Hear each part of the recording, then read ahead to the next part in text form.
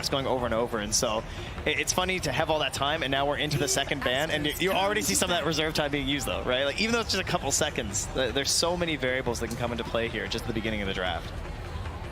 Yeah, you kind of see if someone bans something you weren't expecting the ban, you don't know what to do. I think the bans are fairly standard. Marcy's in the pool and Dying's in the pool. And they give it to him. I think this is the thing, right? We saw the series today, earlier. I think Marcy went untouched throughout a lot of it. So they take the Marcy now, and then Aster are going to run back for the Sven Lesh. So we've seen the flexibility of the Sven and the power of getting that shard with Warcry, what the support can do. What are we seeing with the Lashrak pick with it that we like? I think yesterday EG was doing Sven Shadow Fiend in the first phase. I think this is kind of the evolution where Lesh is replacing the Shadow Fiend for this mid safe lane flex value. I think people just believe in the hero more right now just because of what's happening on the stage. Team Liquid still believes in their Shadow Fiend. They have Shadow Fiend Marcy. So in a sense as well, Liquid's happy due to the mid lane matchup, Shadow Fiend Lesh. Yeah, I think that's probably what I would take away from this first phase, that both teams probably have something that they're very comfortable building off of. They're very stable blocks that they've experienced a lot of during the group stage, whether it's through their own games or even just seeing it around from all the other teams. Definitely no surprises right now. A disappointment as the Pudge does get banned, unfortunately. They both have supports which can go both lanes. The Sven and the Marcy both go 4 and 5, and they both have cores that can go in the mid of the safe lane. Even the Lesh can go in the off lane. So it's just an open draft. People just pick heroes that they're confident that they don't have to worry about the next 3 heroes. The hardest in drafting is when you get to the later picks. You're forced to pick a certain type of hero, a certain type of strategy, and when you're able to just have good heroes and just keep picking good heroes, you just feel very good the whole time. And it's Liquid who have that hot seat for this one as well, since they are going to be with the they get that double pick in the middle, but the final pick is going over to Aster, so they have to be a little bit more cognizant of those lane matchups that are potentially coming out. So a couple other interesting things to watch, taking away some of that cheese, the Broodmother that has been so prevalent all over the place.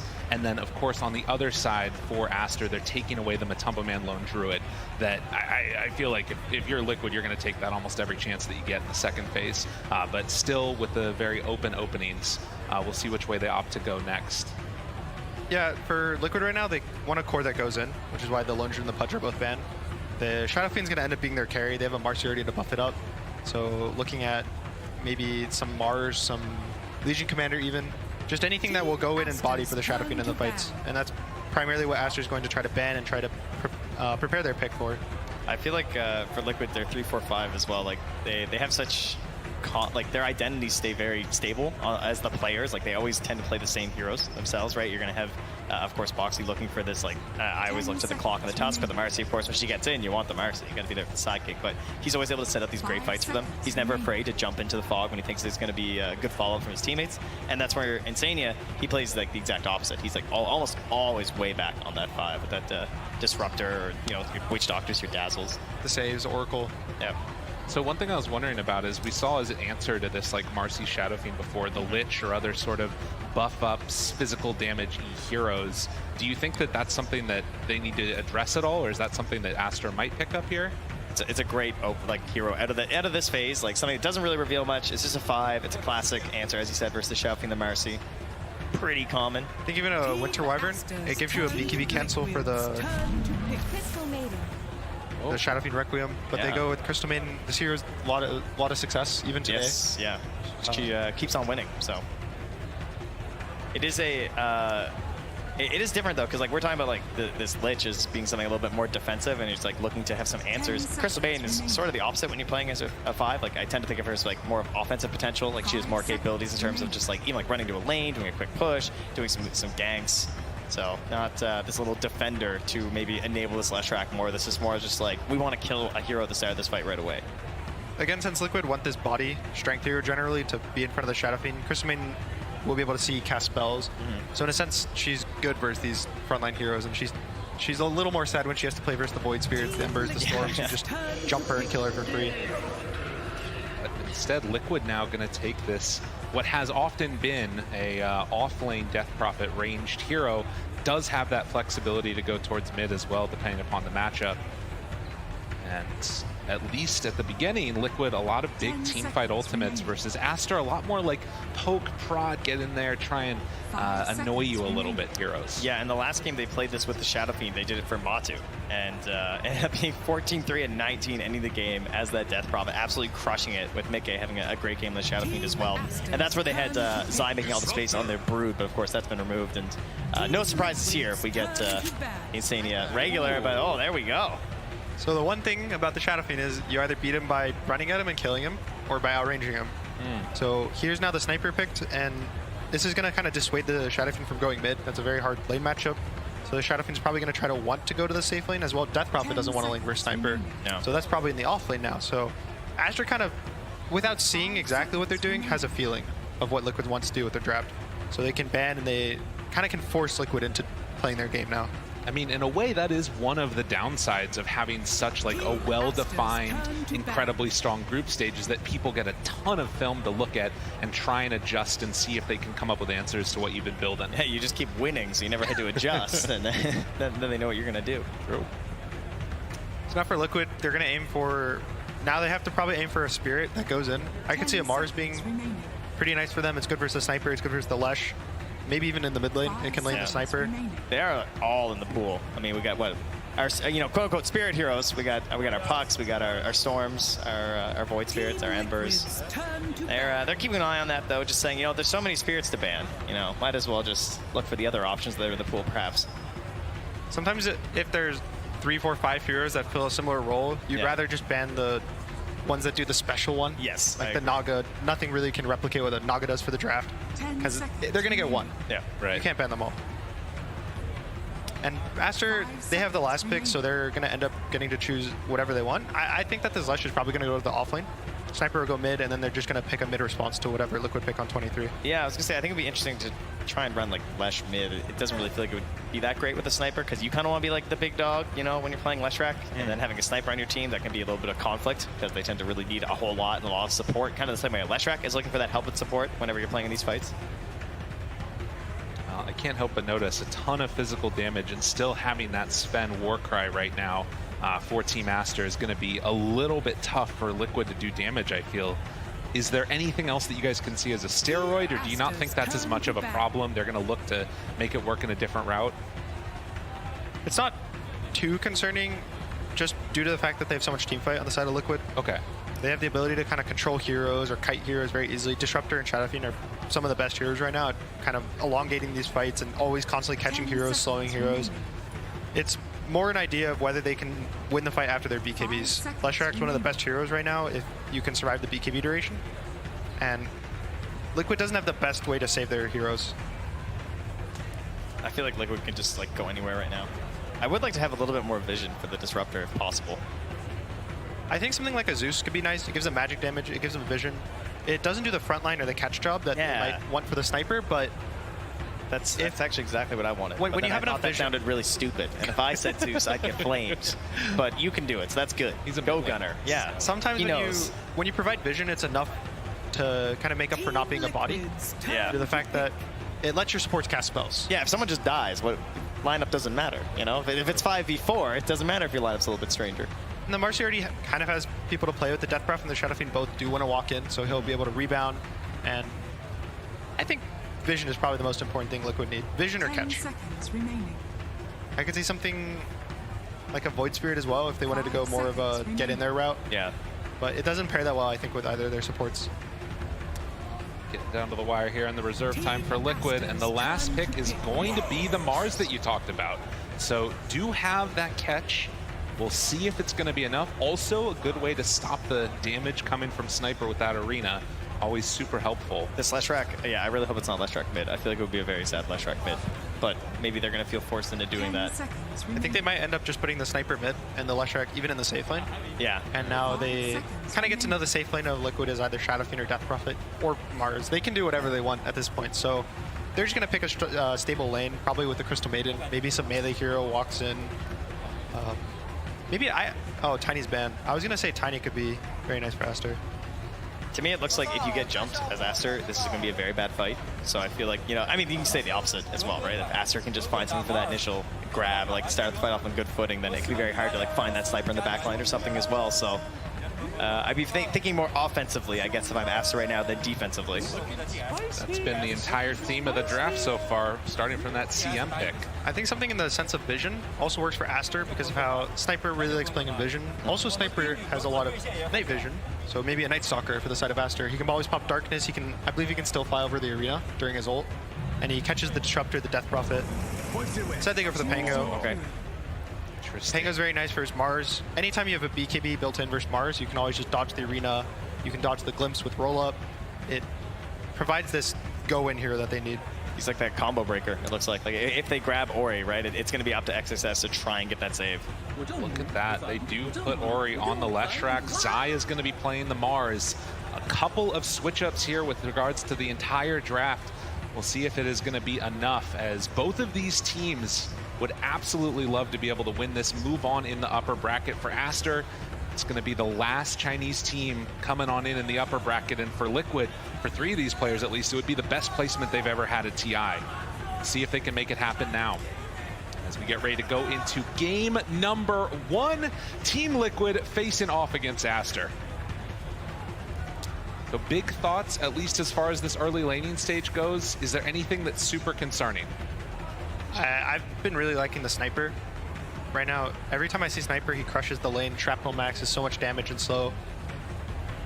But I think the Liquid level 6 timings are really strong. Disruptor, even without level 6, just playing with the Death Prophet, kind of forcing you, and you want to half defend your tower versus the Exo, and he glimpses you back in and you die. The Mars Arena, they have a lot of early timings, which I think Aster's really only big timing right now is the Pango. So I think there's going to be a lot on the back of the Pango to constantly defend the towers or has his team walk to him and always start the fights. I'm looking forward to see how Boxy performs as well in terms of like heading towards this mid lane. Like all these concerns about the Leshrac and what that life's going to be like for this hero in this game. Marcy, obviously someone that can punish some of these more vulnerable heroes in that mid lane, so it's going to be interesting to see just how maybe greedy he kind of gets playing in the lane itself. Well, we're heading out across the map. It's dancing out. They're ready for that one for sure. Just smoke prepped as well, so they might just look to smoke in the dire jungle. And Liquid's already smoked. It looks like they're probably going to walk to mid and try to have some lines being drawn. All right, got ourselves a little pause to start this game, but surely we got underway in just a second. Rotating booths and the settings still need to be fixed, guys. Unbelievable. We got it. No, it's going to be an interesting thing to watch, I think, because you've got every single one of these Aster heroes have like a little weird, pokey, team fighty spell, which I like. You know, whether it's the Sven stun, you're throwing out some Pango stuff, it's all really nice there.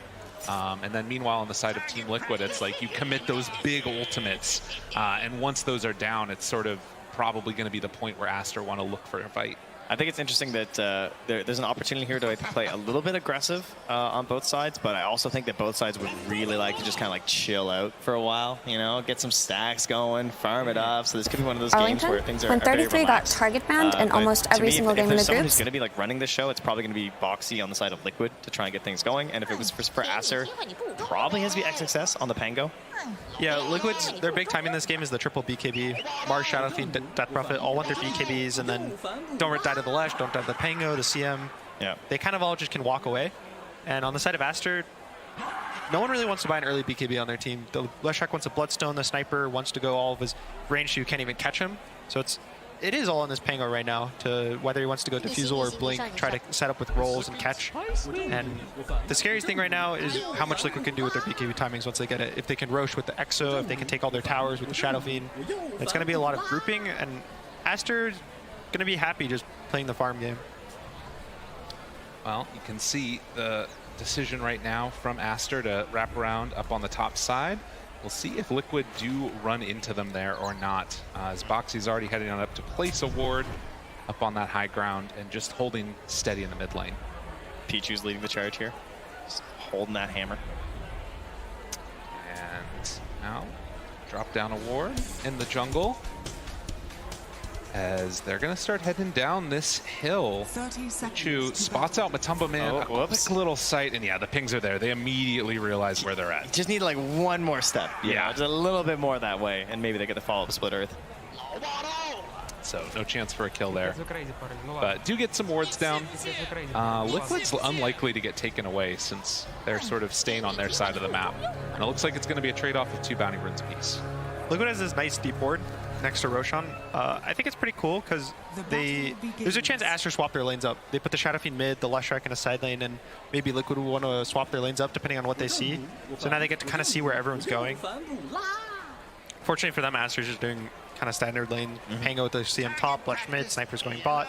So nothing out of the ordinary right now. Besides the Death Prophet safe lane is a little interesting right now this patch. It is something Liquid likes running. Yeah, they if they were looking, they're like, yeah, okay, they've just done this like very recently, so it shouldn't be too much of a surprise to Aster. And it's actually interesting. We've seen some teams less willing, I think, to swap the heroes and the players in a sense. Like, there's a lot of teams who would maybe put their 5 on this Marcy just because it's in that safe lane, which Liquid is, they're much more comfortable just doing something like this in this setup because they know that, like, for the vast majority of the game, Boxy has this identity on the Marcy that they really want to achieve. The 4, quote. Yeah. Right, exactly. Which fits in how they want it to play for him. As you can take a look here mid, Shadow Fiend versus Lesh. Gonna get a couple of raise hits off on there, just get one denied out. So Ori, I think it's worth noting that this guy, I feel like last year at TI had one of the best performances that we've seen from him in the entire history of his play. And well, to be fair, Puck was really broken. I mean, yes.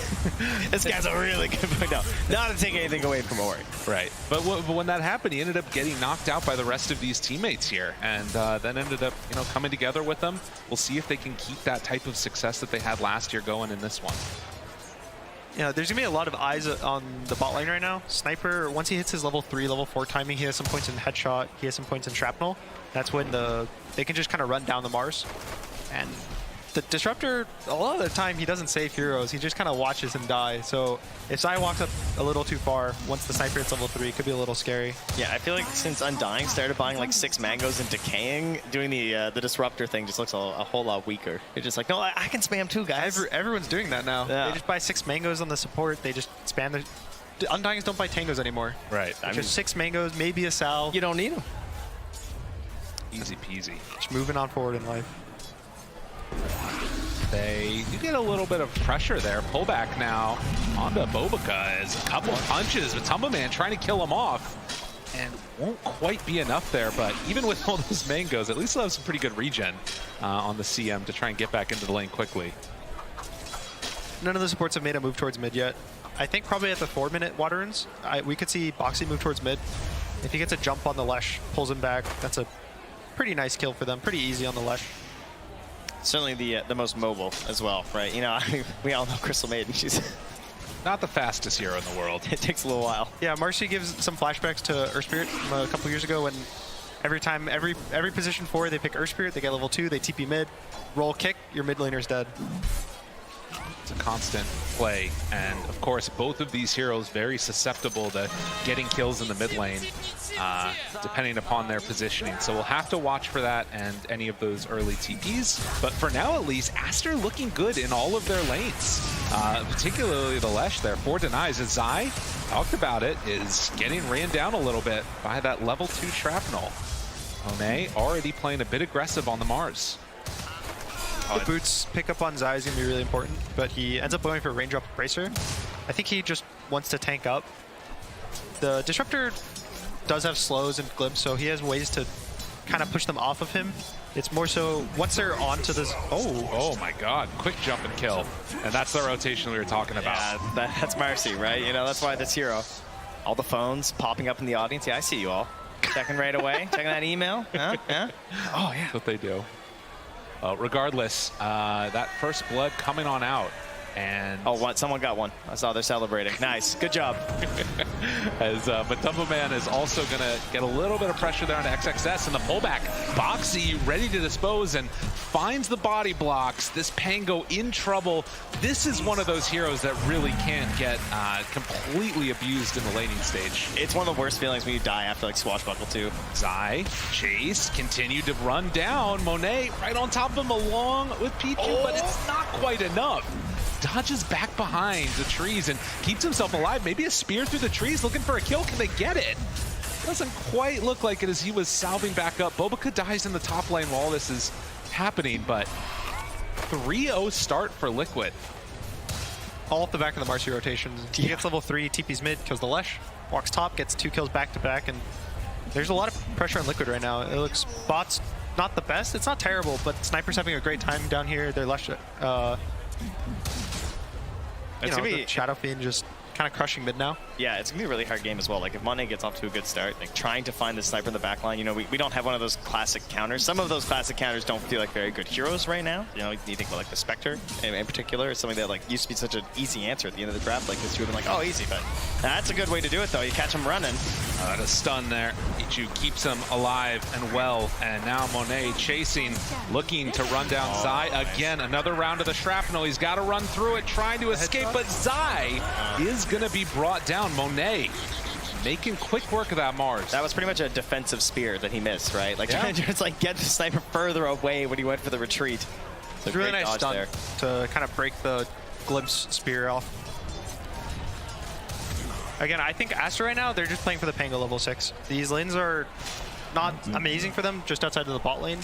And they need the Pango 6 to be able to rotate to the side lanes. The Leshrac has some play on mid, but anytime the Shadow Fiend is just having a stable, strong lane, you don't really want to bring heroes to the lane and give them opportunities to get more kills.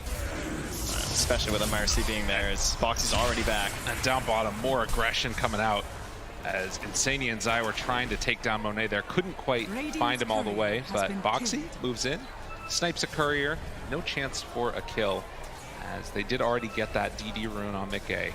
And Boxy, like, he did run right through Boca as well, so they're going to know there's a ward here somewhere. Maybe he'll miss on the sentry because it can be a bit tough to find it, but I'm going to keep an eye, try and keep an eye at least on these stacks that Boca's getting ready here for one of his allies. Try and queue those ones up for sure, as, well, he'll take a creep along the way too. That's what the CMs do. Exorcism popped up top. Matumba Man trying to get some good pressure onto this tier 1 tower, as XXS is just going to have to deal with this and should be fine. It's about down to half HP. I really like this Exorcism. So I feel like it ends up waiting to like level 7 or level 8 to get popped anyway when people tend to get it like at this part, because like someone has to rotate, you're waiting for other allies to be ready to use it. Oh, that's good. Oh, and in fact, if they can get this kill, this would be huge. XXS able to dodge the raise, but has another one in a second. No. Couple more punches, XXS going to die. They still have Glimpse here too. And so down bottom. Can't even TP in, right? They're still chasing onto Zai, but it doesn't look like they're going to be able to find him there. But Bobica glimpse back in, a couple more hits, and Mickey finds another finish. So 5-1, and in fact, after they make that move, they're going to TP bottom. Matumba Man goes in and finds another kill. Liquid are just cooking here. Yeah, Mickey TP's back mid right away too to catch this wave. So this is so much gold going to Liquid after these kills. This is a really nice movement. All the sieges got defended. Zai kills the siege bot, Mickey kills the siege mid. They kind of alleviate all this 5-minute pressure that generally can happen when you play around the Leshracs. And then they just break the lanes apart instantly. Shadow Fiend goes top, Death Prophet TP's bot. They keep grouping their cores. Every play now is probably going to involve 2 cores in a lane. Whether it's the Shadow Fiend, the Mars Death Prophet, they're always going to want them to play together because they're the strongest heroes on the map. And this is a big one. Requiem out, couple raises, gets the kill. Dude, Liquid are looking on fire this morning. I feel like it's to play. Yeah, now Matu, though, at least is in trouble. Headshot procs are there. Yeah. Very unlikely to survive here unless Zai can quickly get 6. Well, another couple rounds. The Spirit Siphon trying to make it happen. Is it going to be enough? Matumba Man living somehow, some way. Are you kidding me? Matumba Man walks away, does finally get brought down, but they got the kill onto the sniper. They do lose Zai. Have they gotten a little bit too big for their britches? Aster brought numbers back and forth in just a valley of death. Boxy 2 will fall, so it looked tight for a moment, but the penalty was big. Okay, this is where Zai just needed to not get 6, because, you know, the arena gave them hope. Hope is the most dangerous thing, Trent. At the same time, Disruptor's getting some beauty time in the top lane, almost level 6. Static Storm, anytime you catch the Pango roll is the fight right now. Every time the Pango shows up, the fight's going to be somewhat in Aster's favor. So if you catch him with a Static Storm, you catch him with a Silence from Death Prophet or a Mars Arena, that's how you kind of are aiming to play these fights. And you can see that Aster's still keeping an eye on everything that happened top, because Bobica's running back there now with sentries. Like, he has not forgotten. He's like, we lost that fight there. Still have some stacks. They've actually blocked off that same camper there as well. So Bobica, though, unfortunately, not going to find an obs this time. So the scary thing right now for Aster is a lot of their heroes want a lane. Pango wants us in a lane, Sniper wants us in a lane. Leshrak's somewhat comfortable going to the jungle just because of how fast he farms, but on the side of Liquid, they're giving lanes to Disruptor for free. They don't really need.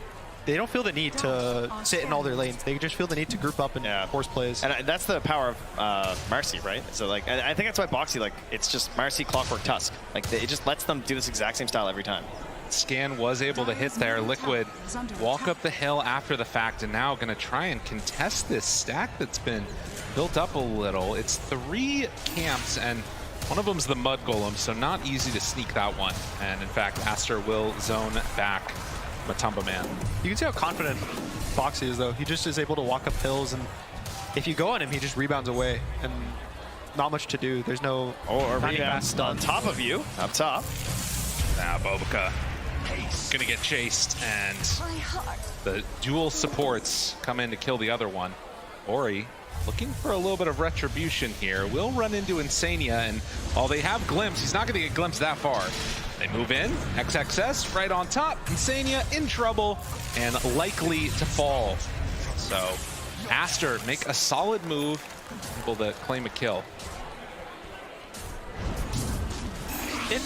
It's good. This is what Aster needs to do. They need to group around. Probably the Lush and the Pango need to play together, try to force towers, force objectives with the roll. And anytime Liquid sees where the Pango is on the map, they can just go to the opposite side, force towers, force objectives. And Aster's either going to have to TP in 5 heroes and even still lose the fight, the tower, or they just commit to a trade. Yeah, now they're going to bring 3 heroes to the mid lane as well here, so perhaps some quick action. They do have smoke if they want to, but they're seeing that there's no real rotations down bottom. They don't necessarily need to join up, so gonna wait till they push this out a little bit here before they start playing a little bit more aggressive. I'm sure they want link up though with Zai since he does have that arena. Smoke indeed as Liquid head down. Will run into Pichu here. Zai playing dumb. Well, actually find him as they're looking for the other kill onto Boca. So get the glimpse back, pull him in, stun, keeping him away, and actually just dropping Ori. Ori just keeping the middle. In some trouble. Ori likely to fall now in the middle of all of them. So they get 1 kill on the Marcy, but then lose their big bad Lesh. XXS shows up. This could be the fight winner. And with that, Liquid are going to get a little bit of a disengage. Zai trying to find a snipe with the spear, doesn't manage to get it. And he too is going to get punished. But Aster, a little bit bold with the Lesh. They still get a couple kills in return. It's a very bold TP. Yes. There was I think a slight miscommunication with XSS because he sees the Pango there and he head roll and he's like, oh okay, like we're gonna have a fight together right I think here, he also sees everyone's going on the Crystal Maiden who's ulting. Like, they're distracted. Yeah. They're on the CM. They're gonna have to use all their stuns there, and I'll have free reign of the fight. I think right now Aster, they need the Blink Dagger on the Pango, and the minute 15 shard for Sven is gonna be really impactful versus the Shadow Fiend armor and the Death Prophet. Can see right here as well that they did immediately change up and left. They're like, all right, Boxy, you got that one right. As the rest of the team. Yeah, there was a recent change now that the outpost TPs I think are default 7 seconds to start.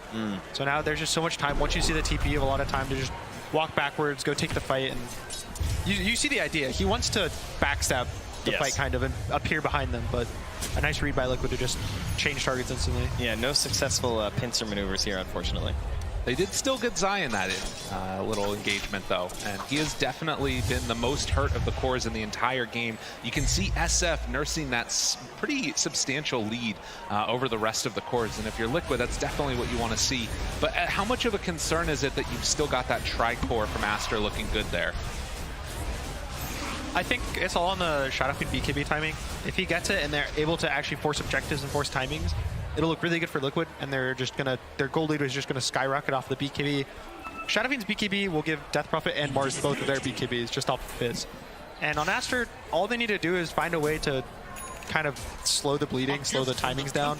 Because once they hit their timings, they hit the Bloodstone, maybe in another item on the Lesh. The sniper hits his Dragonlance Maelstrom is generally what people are going, or a BKB, then he starts pumping out damage, the Sven gets shard, Pango's gonna get this. It looks like he's actually gonna go for a Wraith Pact instead of the Blink. That's a pretty cool idea to try and, like, because he is just building into that concept. Like, that, he knows what his idea is, right? Like, I need to initiate, and I need to try and, like some additional tank ability for my Leshrac specifically. Yeah, he needs to somewhat carry the game in a sense of the amount of impact he's gonna have in terms of the team fight, but his carry is just being in there, tanking and stunning. He doesn't have to damage heroes, he doesn't have to do much, he just has to exist there and create chaos. The thing I've learned this TI is a Wraith Pack is a good item. It's a very good item. It's my #1 takeaway, and XXS queuing that one up. So right now, Liquid do not have a Wraith Pack queued up. The Wraith Pack advantage will be in Aster's hands. Yeah, this is a pretty hard game to figure one out for Liquid, I would say. Yeah, the cores have very important items they need to buy. Mars, you would think that the Vlad's is very good on the hero, which it is, but the Blink and the BKB are just too powerful for what he needs to do as a hero in the fights. Oh, Boxy. Courier actually miss uphill there. Chasing, side, they throw out the stun, does a little sneak to the side for Pichu, and that keeps him alive. So still a very even game as we wait for these timings to come online. And Liquid hoping to control this side of the map with all the tier 1s now pretty much claimed. Yeah, I mean, that BKB is on the way here very soon for Mickey, right? And then they probably go up the triangle, get some wards down, start prepping towards a Roche. Liquid's, I would say Liquid's stronger in a sense of teamfight / like holding areas. Anytime Liquid wants to walk to an area, take in, say like, this is ours, you fight us, Aster's going to walk away. They're not going to want to take these fights. They're going to walk away, keep farming, hitting their timings. But Aster, you know, if Liquid walks too far forward, the sniper gets a nice shrapnel, gets a bunch of hits off. That's where Liquid just has to be careful of their amount of aggression. They have to control it. They have to keep just taking the small advantages, keep building, and then at some point, that's when they hit the Roche, hit the throne. Ovic has been given a lot of space in this mid lane. Already has drums completed, going in for the Aether Lens next, which is going to give even more of that power to just sort of poke and prod. As Liquid go for the wraparound back behind the tier 1 tower, won't run into anybody there, as you can see Aster only leaving that one support mid and just keeping the lave shoved out whenever possible. It's a dangerous place right now, this mid lane. You know, some smoked up enemies on the other side there. The BKB is finished on Shadow Fiend, and they want this tier 1 mid. It opens up the map a lot. You can go into both jungles through the mid lane. You can actually push your creeps past the tower. He skipped the blink. Yeah. Finished the full Wraith Pact. All right, Pango gets it done now. Liquid right now, I think he noticed the Death Prophet went for Yules first. The Mars is also not having an amazing game. He went Falcon Blade. So his game's not terrible, but it's not going to be a fast BKB. So he's not really going to have issues catching heroes with the roll or being forced to start the fights purely with roll. He just kind of has to be able to, you know, when arena drops, you roll in and save your team. Yeah. Or when they start kind of walking in up your hill, you start the fight with roll. I think it's just interesting because now I feel like they don't have much initiative. I think it's very hard for, like, let's say they do want to, you know, take a fight. They have a good opportunity. It feels like it's going to be very difficult for Aster. This round, again, you've got the Blink Dagger done on Zai as the stun finds him just out of nowhere. Quick and easy with the smoke kill. Mickey was not prepped for that one. Yeah, Can they find any more? You just have a great ward. That's a great ward to have. That's just free fight. Oh, pulls him out. Oh, and pulled him out of the arena. Tries to get out of there. Ori now finds one. Zai in trouble. This fight has gone terribly for Liquid as Monet is going to run down this Mars. Matumba Man still surviving through it, though. Can he do the damage the rest of his team couldn't? I don't think so. Matumba Man also starting to fall. Only the Pango has died. And on the other side, Aster take down everybody but the supports. That was a nice, just chaining the plays. Yeah, it was so fast. In the same roll. He keeps rolling down behind the tower. He forces this play, and he does his roll. He goes and he dies. He takes a bunch of spells. He forces Liquid to want to continue fighting, and the arena, the sniper, and the Lesh, but they have no damage now because everything's being used on the Pango.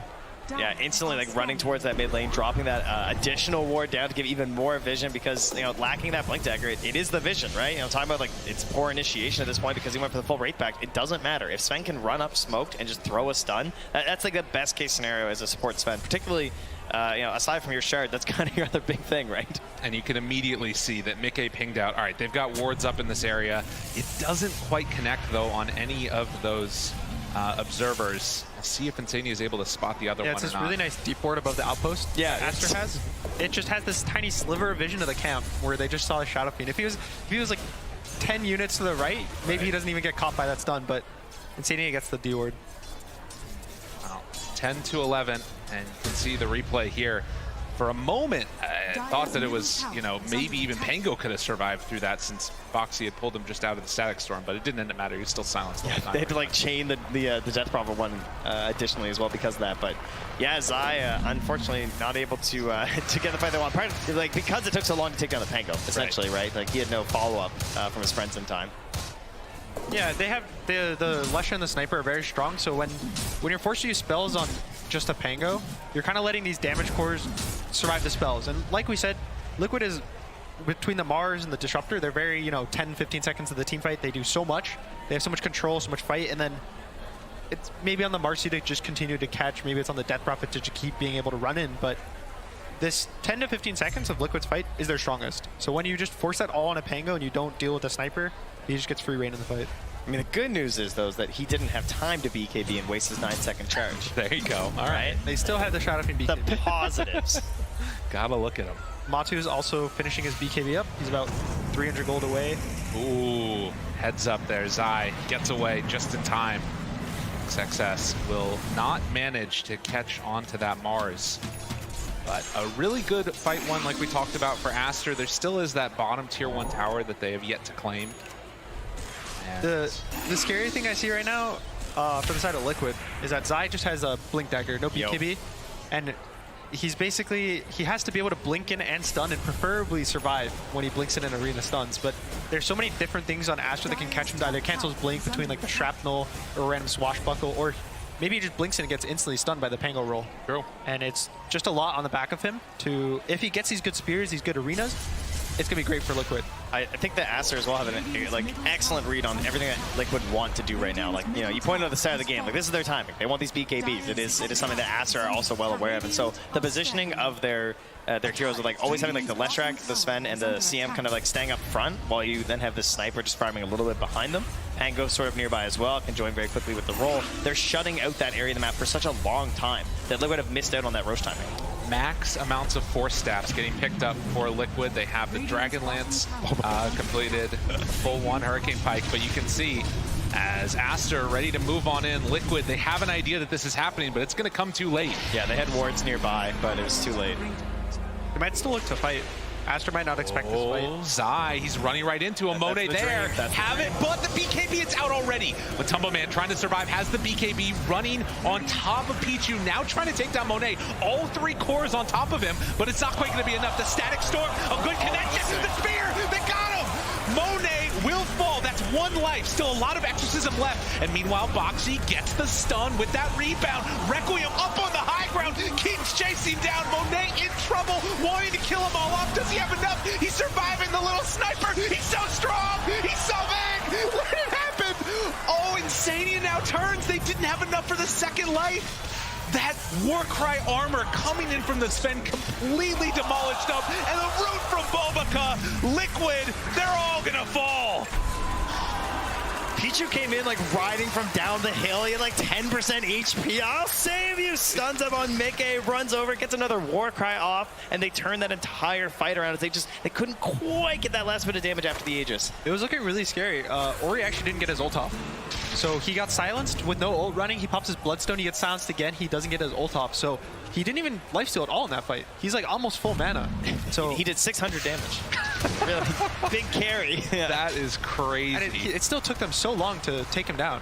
Especially the way it starts, right? Like they find Monet, he's forced to very early BKB. All he does is hit Zai the entire time. Zai's gonna back away. Yeah, into the bulwark. He's the back away, wave of the step. Great force staff play there as well, but then Zai eventually gets the blink in.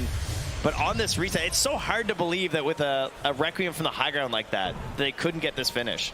Yeah, absolutely insane. And Pichu, he just comes like running in from the right now. He's like, there guys, he is. I'm here, don't worry. Just barely, and it's enough. Yeah. What a huge play from Aster as they are able to survive that fight. And again, very even in the live game right now. But things could start spinning pretty quickly out of control if Liquid aren't careful. Yeah, a lot of that fight I think actually was on the Pango, even though it didn't look like he had much impact. He rolls and it forces the Death Prophet BKB and the Shadowfiend BKB. Yeah. And they hit him, you know, Shadowfiend takes him down maybe 75% health, but he's fine trading roll for your BKB. He knows that if he uses his roll, he can still push race back, he can still be tanky, but once you pressure BKB, you can't really fight the CM, you can't fight all the stuns on the side of Aster. Yeah, and now after that Wraith Pact, he's already picked up the shard, and he's just about to get his Blink Dagger there as well. So, gonna have a whole other level coming from XSS soon. Well, Tier 1 tower taken bottom, and Aster, they are continuing this onslaught here. 4K gold lead. They're gonna see Zai in behind now, catching that next wave. Yeah. So there is a glyph here as well from Liquid. They are gonna pop it just to kill the wave, so we'll see how dedicated they are.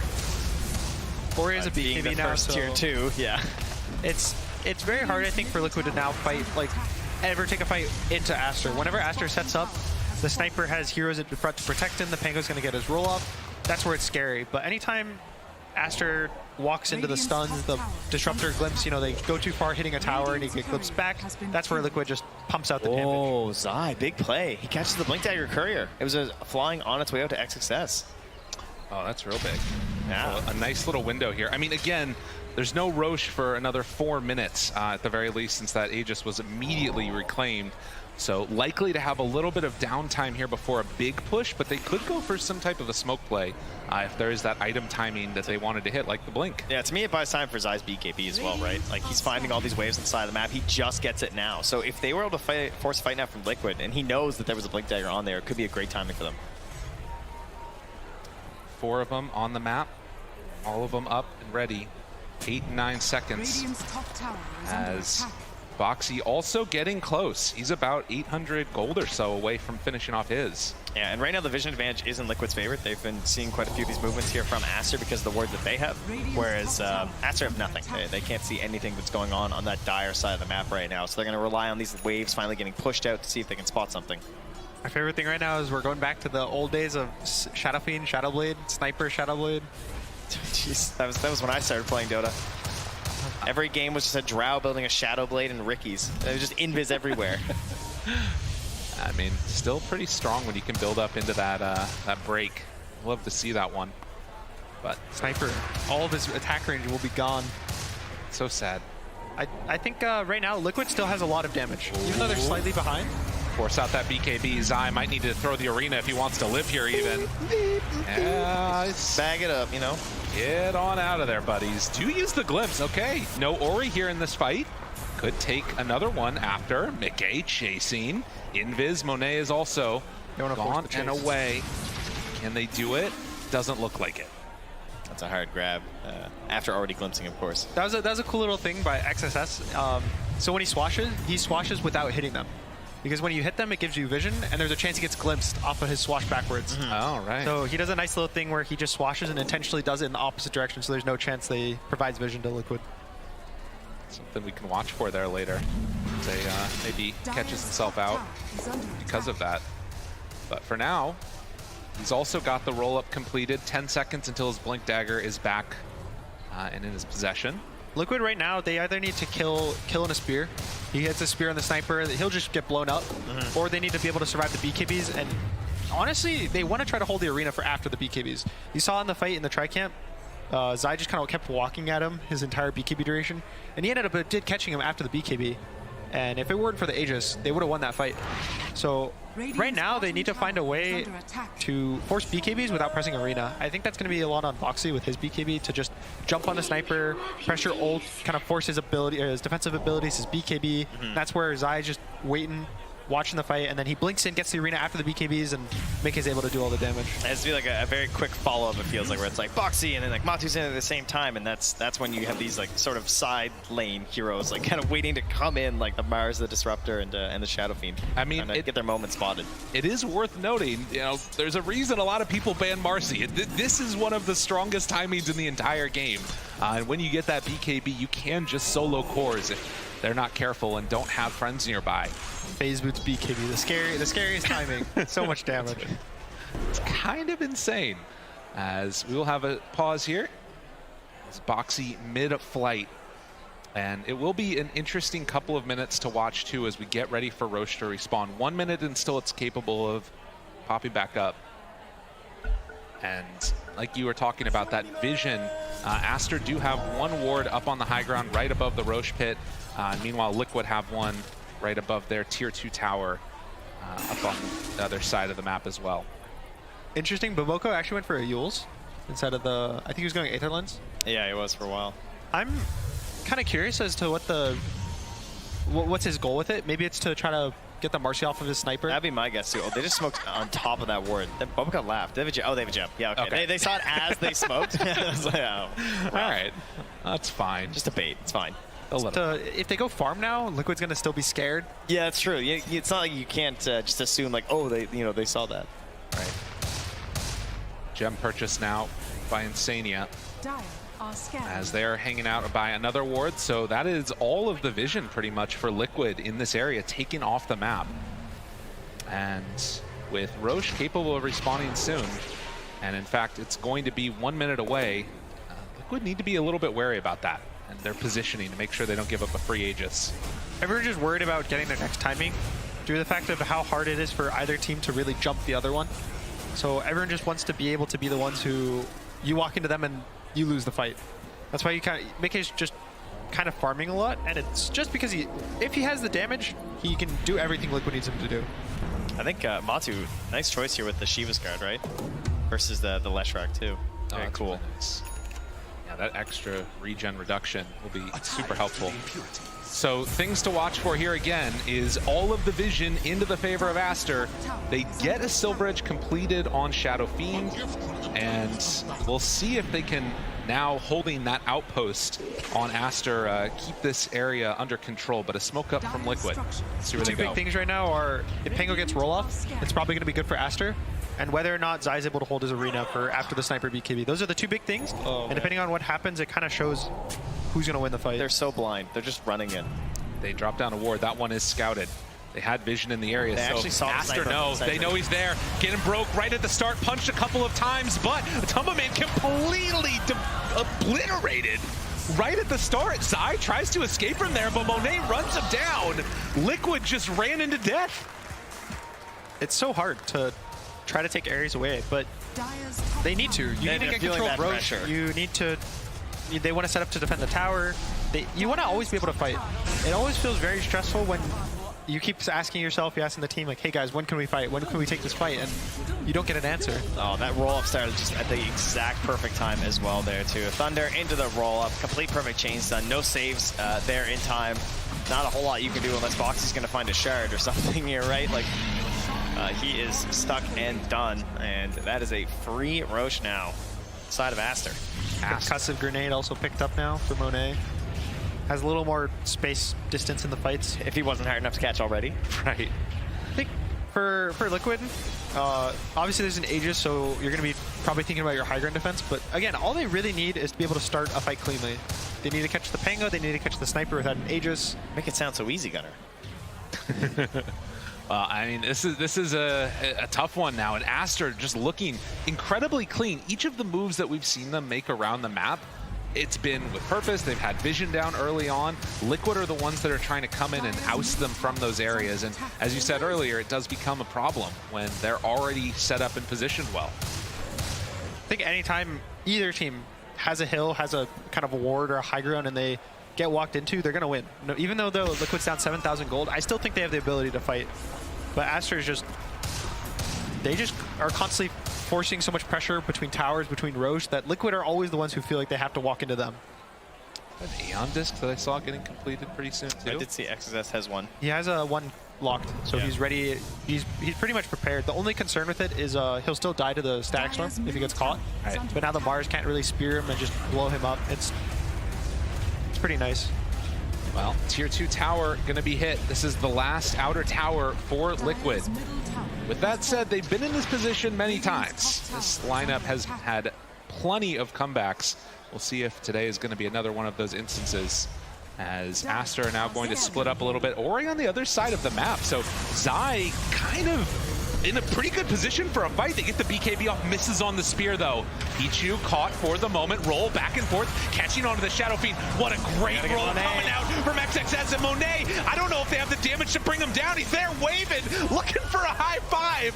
And even without Ori, they take this fight perfectly. Chased down another. Matumba Man in some trouble, trying to get a little bit of separation, but they'll kill Insania to boot.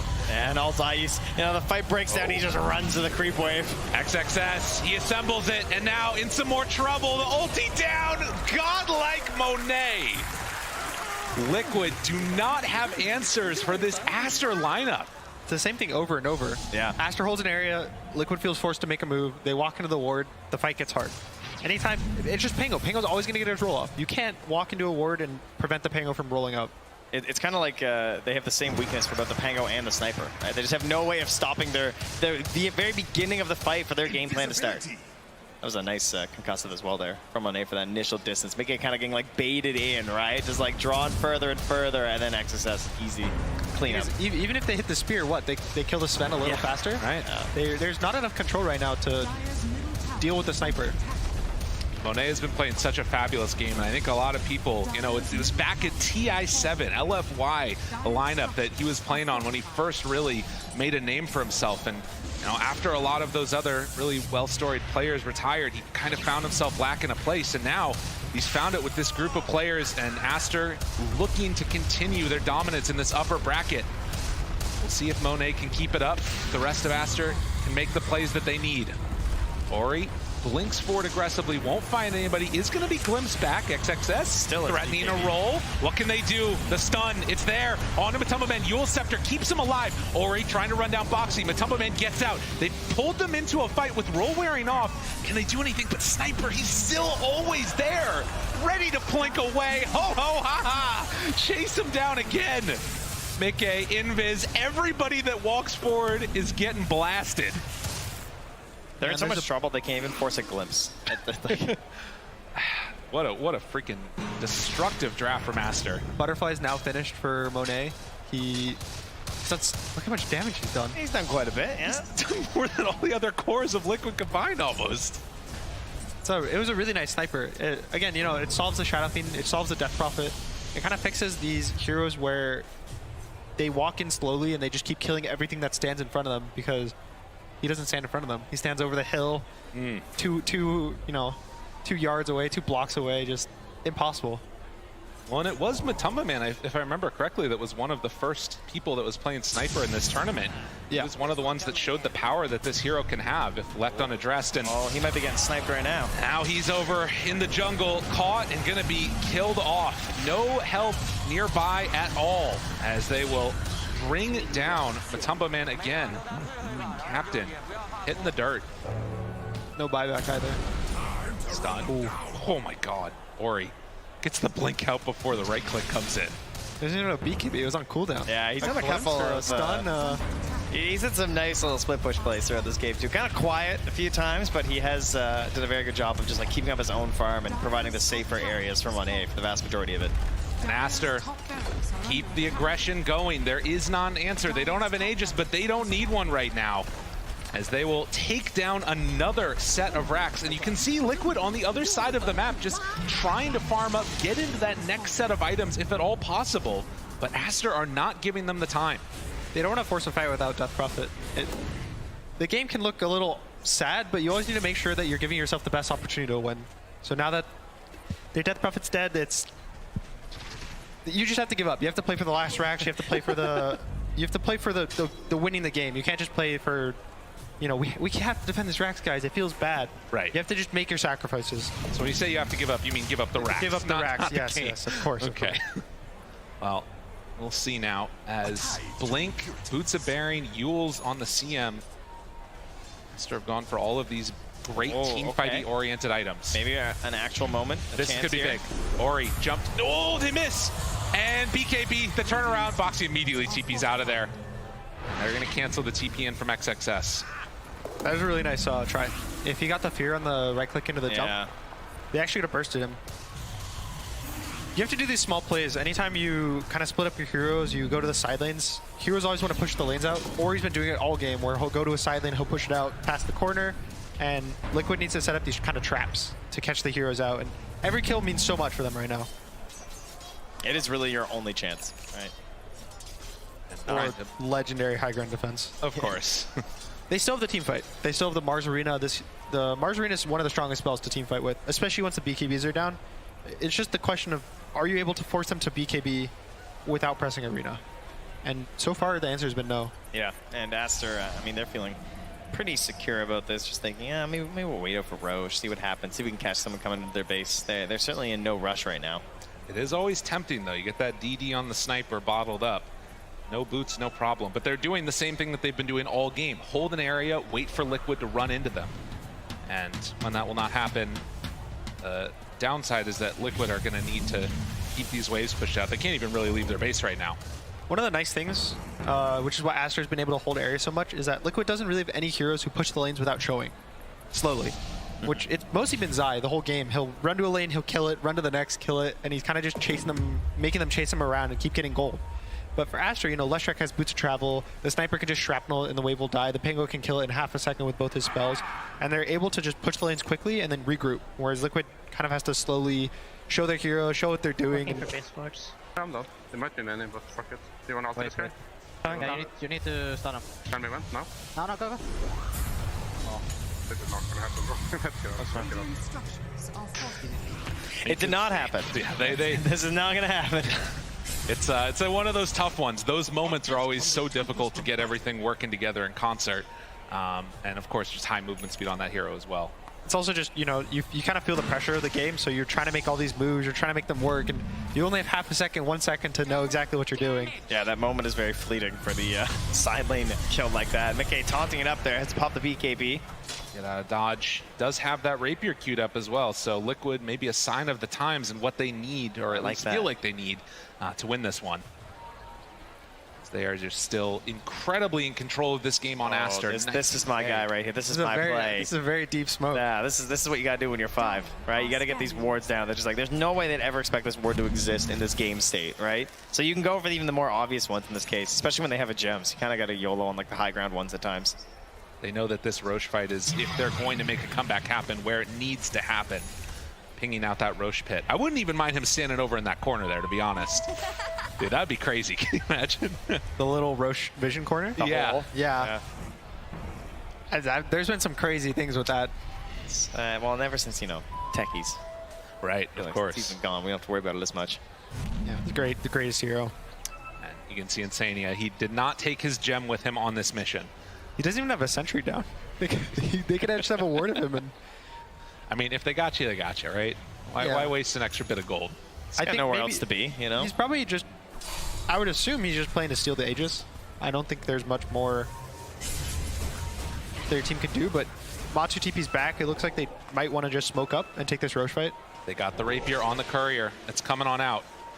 We'll see if this is going to be enough now, as Aster have not left this entire side of the map with the exception of XXS, but they will head on in. Ori in position. The greatest bait of all time. Ready to go. They find them all. BKB's out. The rapier's there. Is it going to be enough damage, though? They turn onto him. BKB beats away. Now the damage onto Ori. Yule trying to survive through a Requiem of Souls. A couple more punches. They did it. They got enough. XXS now still rolling back and forth on top of them. They buy back on the spend, try and get into the fight. Monet's coming. McKay, he's got to be careful. Sniper, he's planking. He's running forward. No the break detection? to run, but they don't have it. So they keep alive the Shadow Fiend, but lose everybody else except Insania. Another big win. Live, of all people. I don't know. Comes in, he throws a static storm down as well on top of the sniper. Now, that was a great job delaying it, right? He like kept the sniper out of the fight for a very long time so that the rapier could actually do a little bit of work and they could take down Ori, but still not enough to get an edge here for Liquid. And now Monet feels so strong as they walk up high ground. A break, a punch, a kill. Oh no, the Yules! Oh, Bobica, he's so strong. He gets the blink out after. They do it in style. Aster, keep the pressure going. They're going to win this game here as Divine Rapier is dropped. He denies his items, heads on in for the base. GG is called. It was a nice rapier. The fight looked really close. They almost killed the Leshrac instantly, but he had Stormcrafter, I think, kind of delays it, presses Yules as well. It's like 3.5 seconds, he's just in the air. They can't do damage. It was a tale of maybe the execution in terms of just like what was easy for each team. You know, for Aster, they kind of just got to lean back, farm it up a little bit. Didn't feel like this pressure was on them to make these moves across the map. Whereas Liquid, they felt that pressure and they were unable to make those moves. And sort of the classic tale of Mars in a sense. Like we still see him picked because he does have this opportunity for the spear in the arena, and when you hit it, it feels really good. When you can't make those plays and connect those efforts for your team, you can see yourself struggle quite a bit. I thought the biggest thing was the lanes were really nice, but the team fight was just. Aster was so good.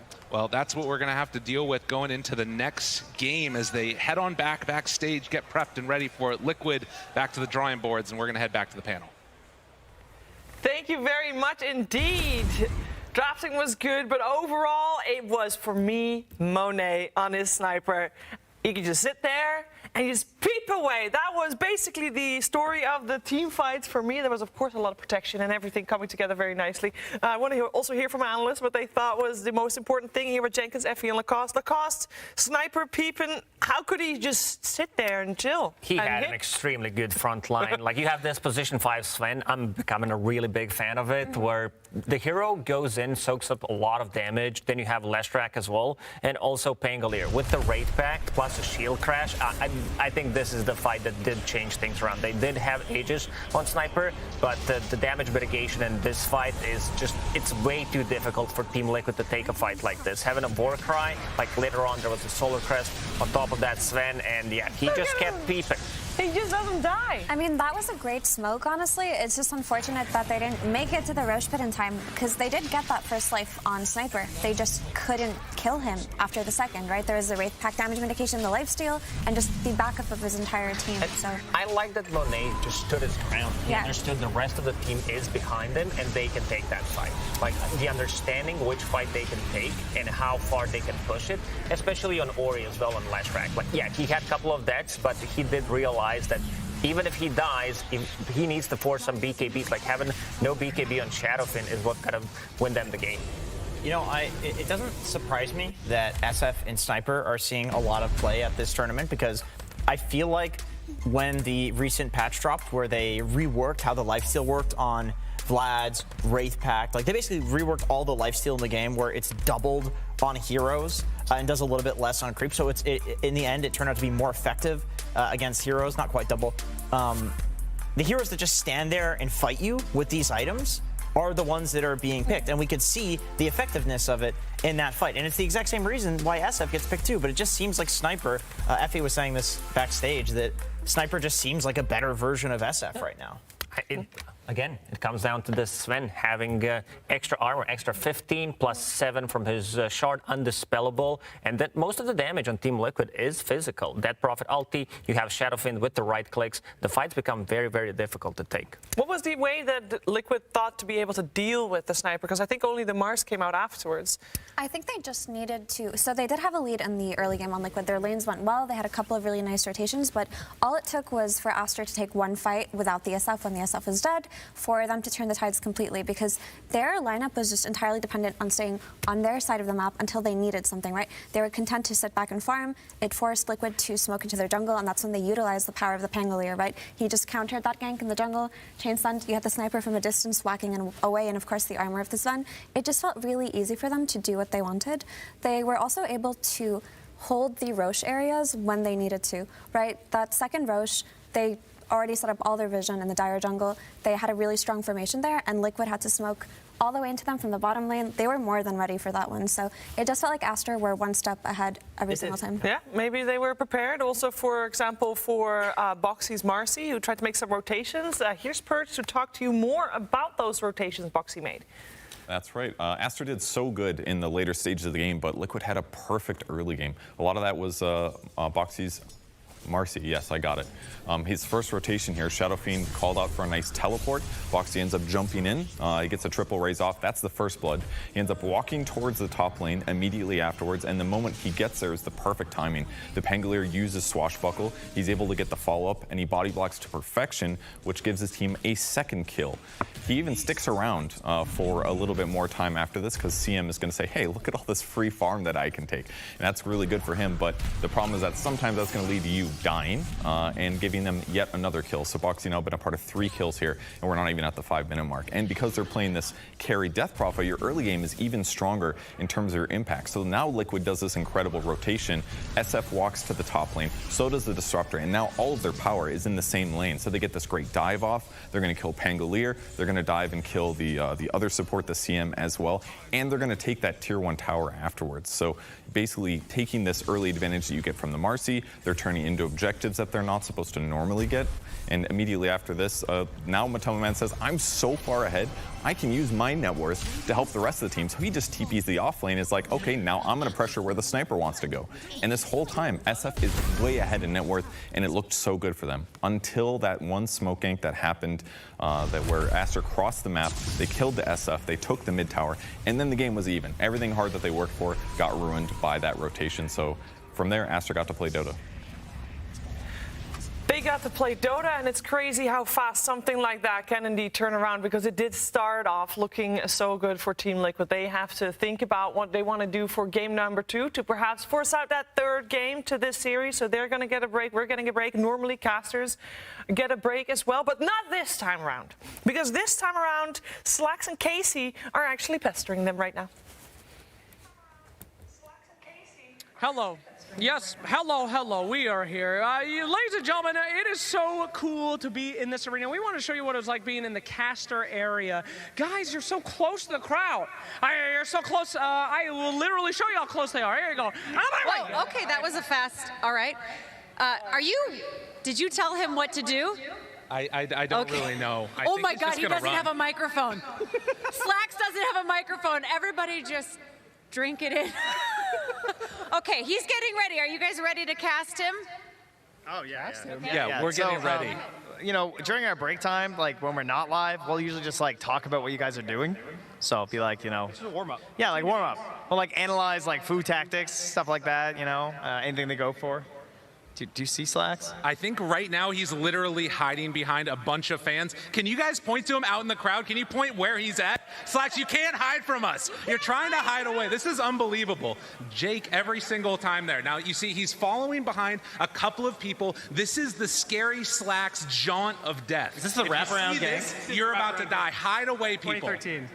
Unbelievable. Now you can see right there, he's lifting up the crowd. He's waving away. Hello, how are you doing, sir? Unbelievable. Real the big jump, right the big there. move. Now, Trent, can you break down a little bit for me what he's doing at this point? This is a mating ritual that he's going with another participant right now in the arena. As you can see, kind of like those birds that do the big dances. That is also how Slax goes for it. You know, Slax is losing, though, unfortunately. He had to walk away, and a shame. and next up right now, he's just literally stolen somebody's coffee away from them. That costs a lot of money, sir. Now, I think that Casey is about to go and get this guy back because he at this point, he's starting to take him vengeful away. spirit Oh, swap. God. They're looking. Now she's running in. She's trying to chase him down. Casey hoping, trying to kill him off. She's got him up in the air. Oh, my God. Unbelievable. With absolute no regard for human life. Slax takes down Casey. Unbelievable as they run it back through. We witness murder. Ladies and gentlemen, all you people here at Singapore, what a fabulous performance. We're going to head back to the panel now. That was some top-tier play-by-play of indeed a human tackle happening in the Suntech Arena.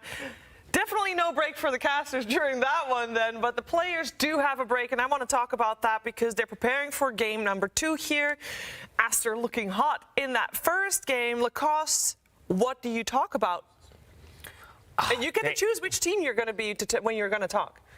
Yeah, I think it's easier for Team Aster. Yeah. They do have the buff on LAN. They do have a coach that is called LAN M, so things are much easier for them, you know, talking, especially after winning game number 1, you know, just do what you did in game number 1. We got to pick a couple of different Just do heroes the here same. and there. He's so good that he gave the between-game speech pre-game, which led to them winning the first one. Back to you, Schieber. I thought you had some great stats on Lanham, actually. I do have great stats on Lanham. He's been to 9 TIs as a player, and this is actually his first as a coach. So this is, you know, there's a few coaches that are, they've coached a lot of TIs, but this is like, this guy's been through the grinder every year, you know. He knows what it's like to lose and to win, and like, hey guys, yes, we won. This is a good team we're up against. Don't get too confident. We need to go into game 2 with the same attitude of game 1. Yeah, and then on the flip side of that, Effie, we got 3 coaches on the side of Team Liquid. Yeah, I mean, we've talked time and time again how powerful and how, like, Majestic? family... Okay. Majestic.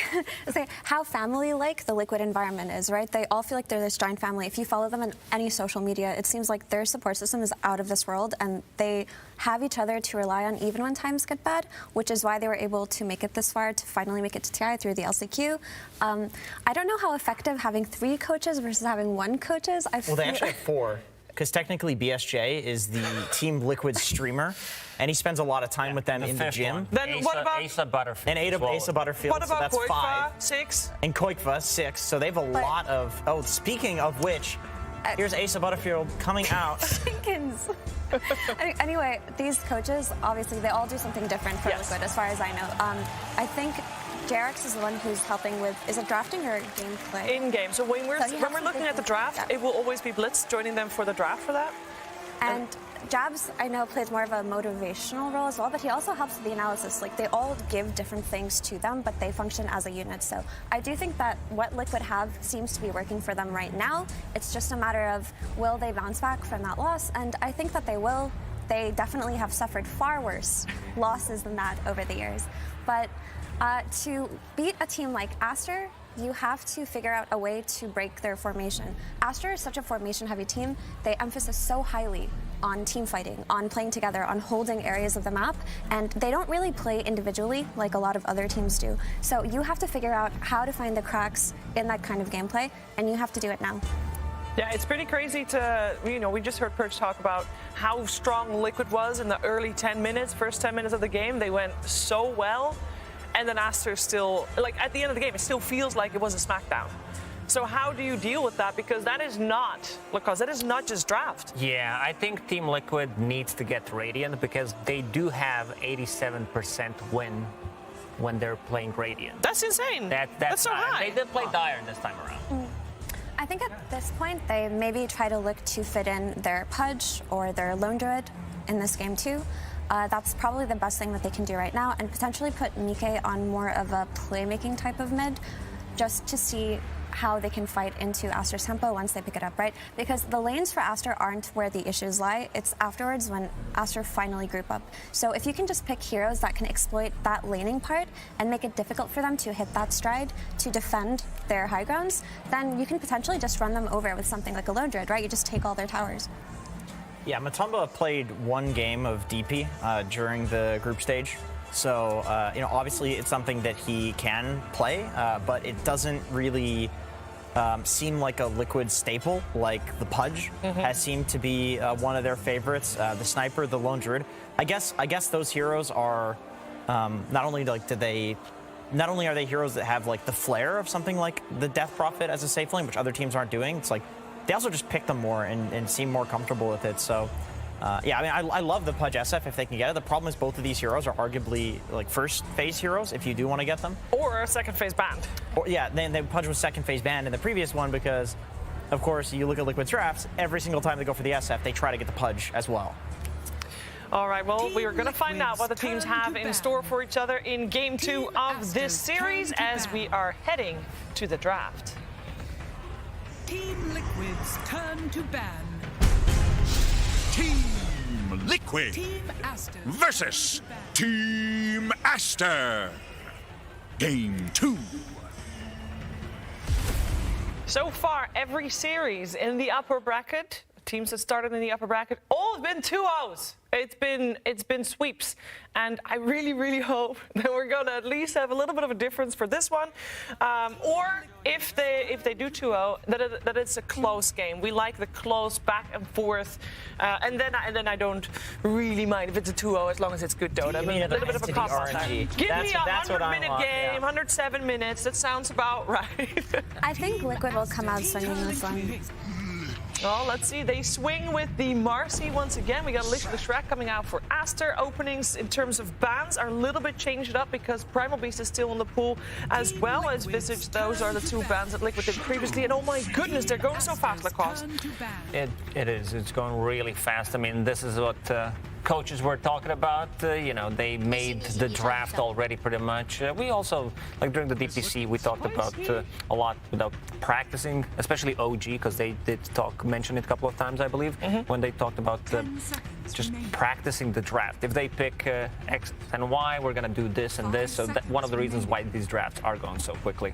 And Insanio was talking about it during ESL 1 Malaysia when he was on panel briefly. He said that these teams, before they go into a game, their coaches spend so many hours just running through 50 potential openings of them. So they are prepared for almost everything that comes out. And when you see a team taking their time, it just is a discussion internally. Not that they're not prepared for it, but they want to go between some of the options that they are debating about between each other. Yeah, and I think there's an element too of not wanting to overthink something that you've already like broken down and analyzed. I mean, in True Sight, you can see a battle between the things that they had discussed before and new ideas that were happening in the series. So it is, of course, a balance, but especially I think it's true for the first phase picks because there are just much less permutations that can happen there.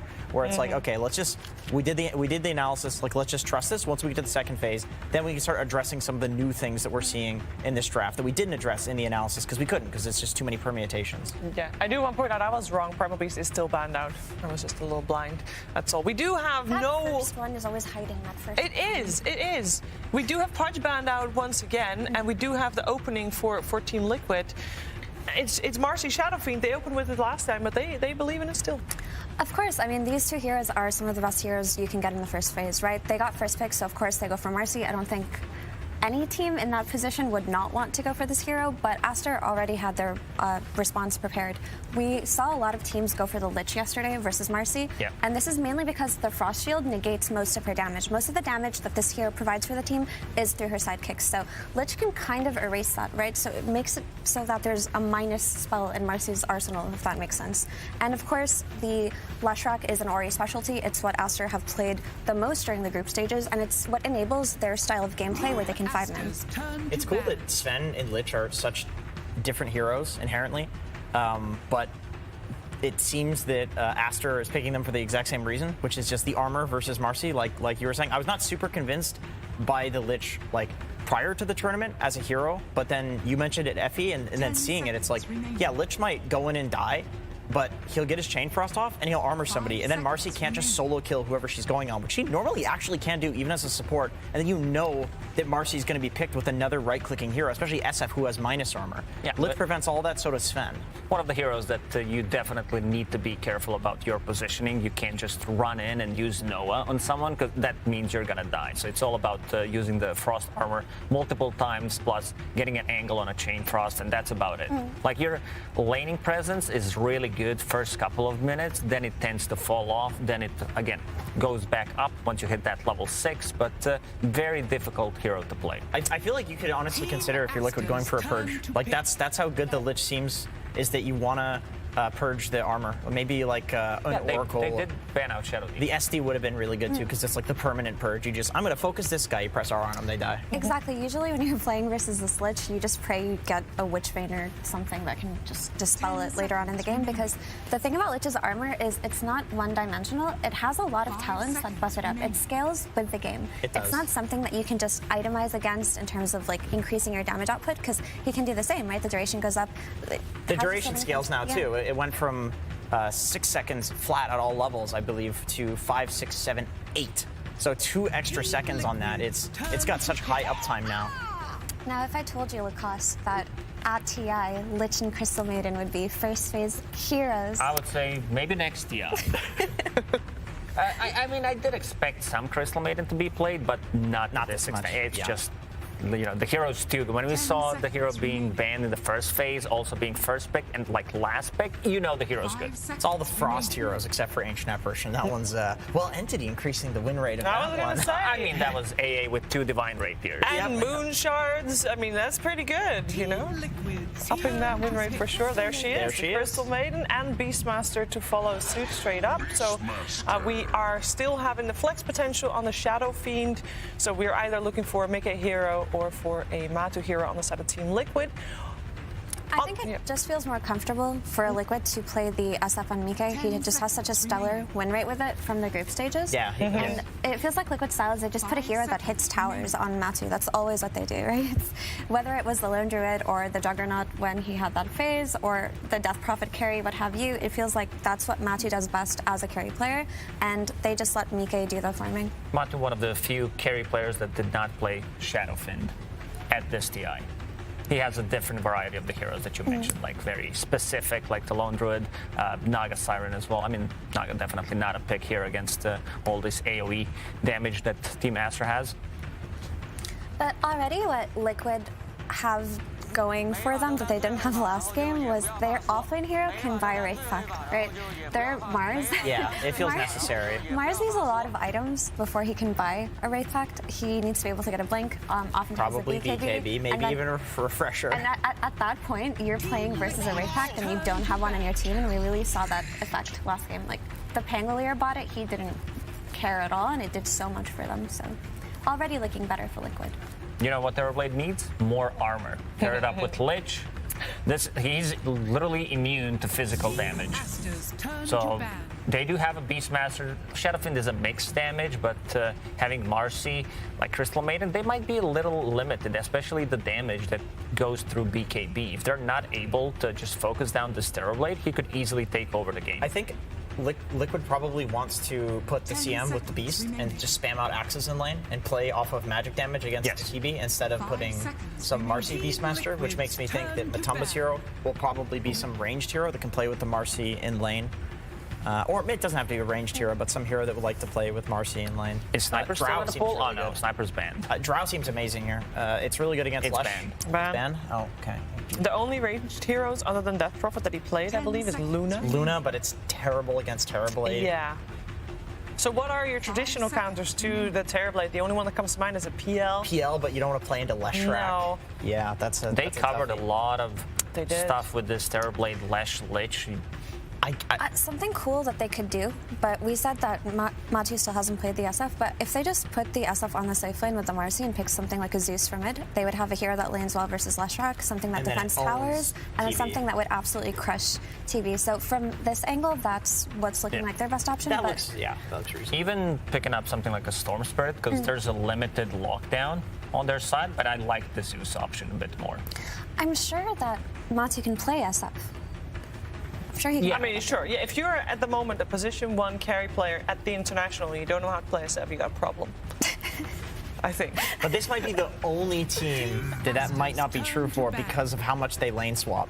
That's the thing. Sure, they do run a Shadow Fiend safe lane sometimes, but then it's still Mickey playing it. Yeah. You could just have Mickey played on the safe lane with the Marcy and then just give the TV counter from the mid lane to Matu. Yeah. Sure. There was one interview stuck in my head during DPC when they picked the hero for Matu, and he was like, yeah, I did not play that hero for like 3 years. It was Alchemist.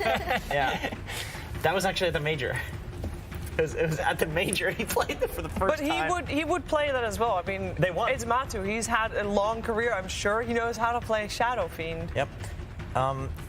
Another approach that Liquid could take is to just try to play really fast with like Lone Druid is banned, but they could go Death Prophet again if they're still feeling confident in that, and just try to end the game relatively early.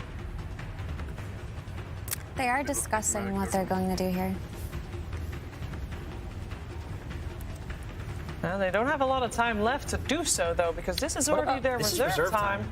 What about some quap, like safe lane quap or, heavy physical on their side? But this also opens up the Roche for them quite a lot, having Beastmaster, Shadowfiend plus Ursa. Yeah, objective central. Like this is nuts. If they win a fight, they can get towers, they can take Roche. Also, Ursa's a great hero. One of the only heroes who can comfortably out-damage the Frost Shield, even though it's mostly physical damage, right? Because his scaling damage with the Fury Swipes is a little bit too much to handle.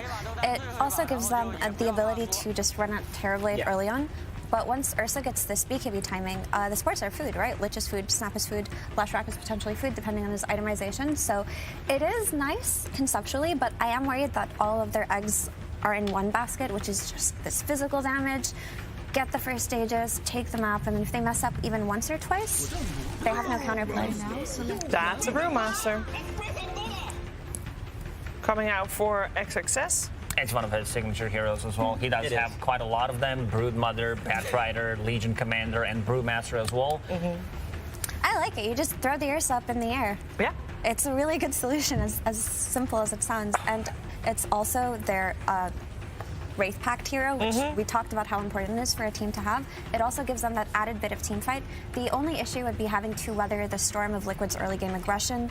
There is a Beastmaster, but I think that Aster honestly has something really solid going for them.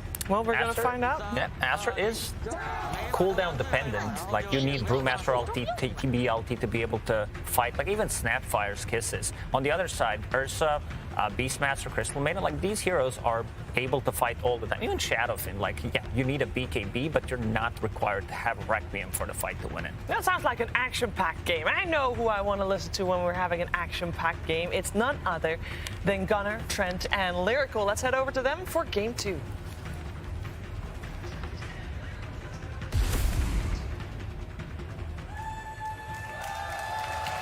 And welcome back again. We're here taking a look at game number 2. You wonderful people out there, what are you giggling at? We didn't have the hand of God, the voice of God, so we just had the nice stare of us. It's good. That's perfect. Yeah. We do have a freaking awesome game, though. We've got the Ursa as the last pick. I was not expecting that one. I was thinking some crazy, like, Tinker or magic damage hero. And they're just like, no, we're going to go and run at Roches and take down buildings. They're going to make it work. What do you guys think of the draft? I like Liquid's way more faster paced. I think they're actually able to group up and fight. They have Beastmaster for the vision now. They have the Ursa to force Roche and take objectives. They didn't get Aegis last game, I think.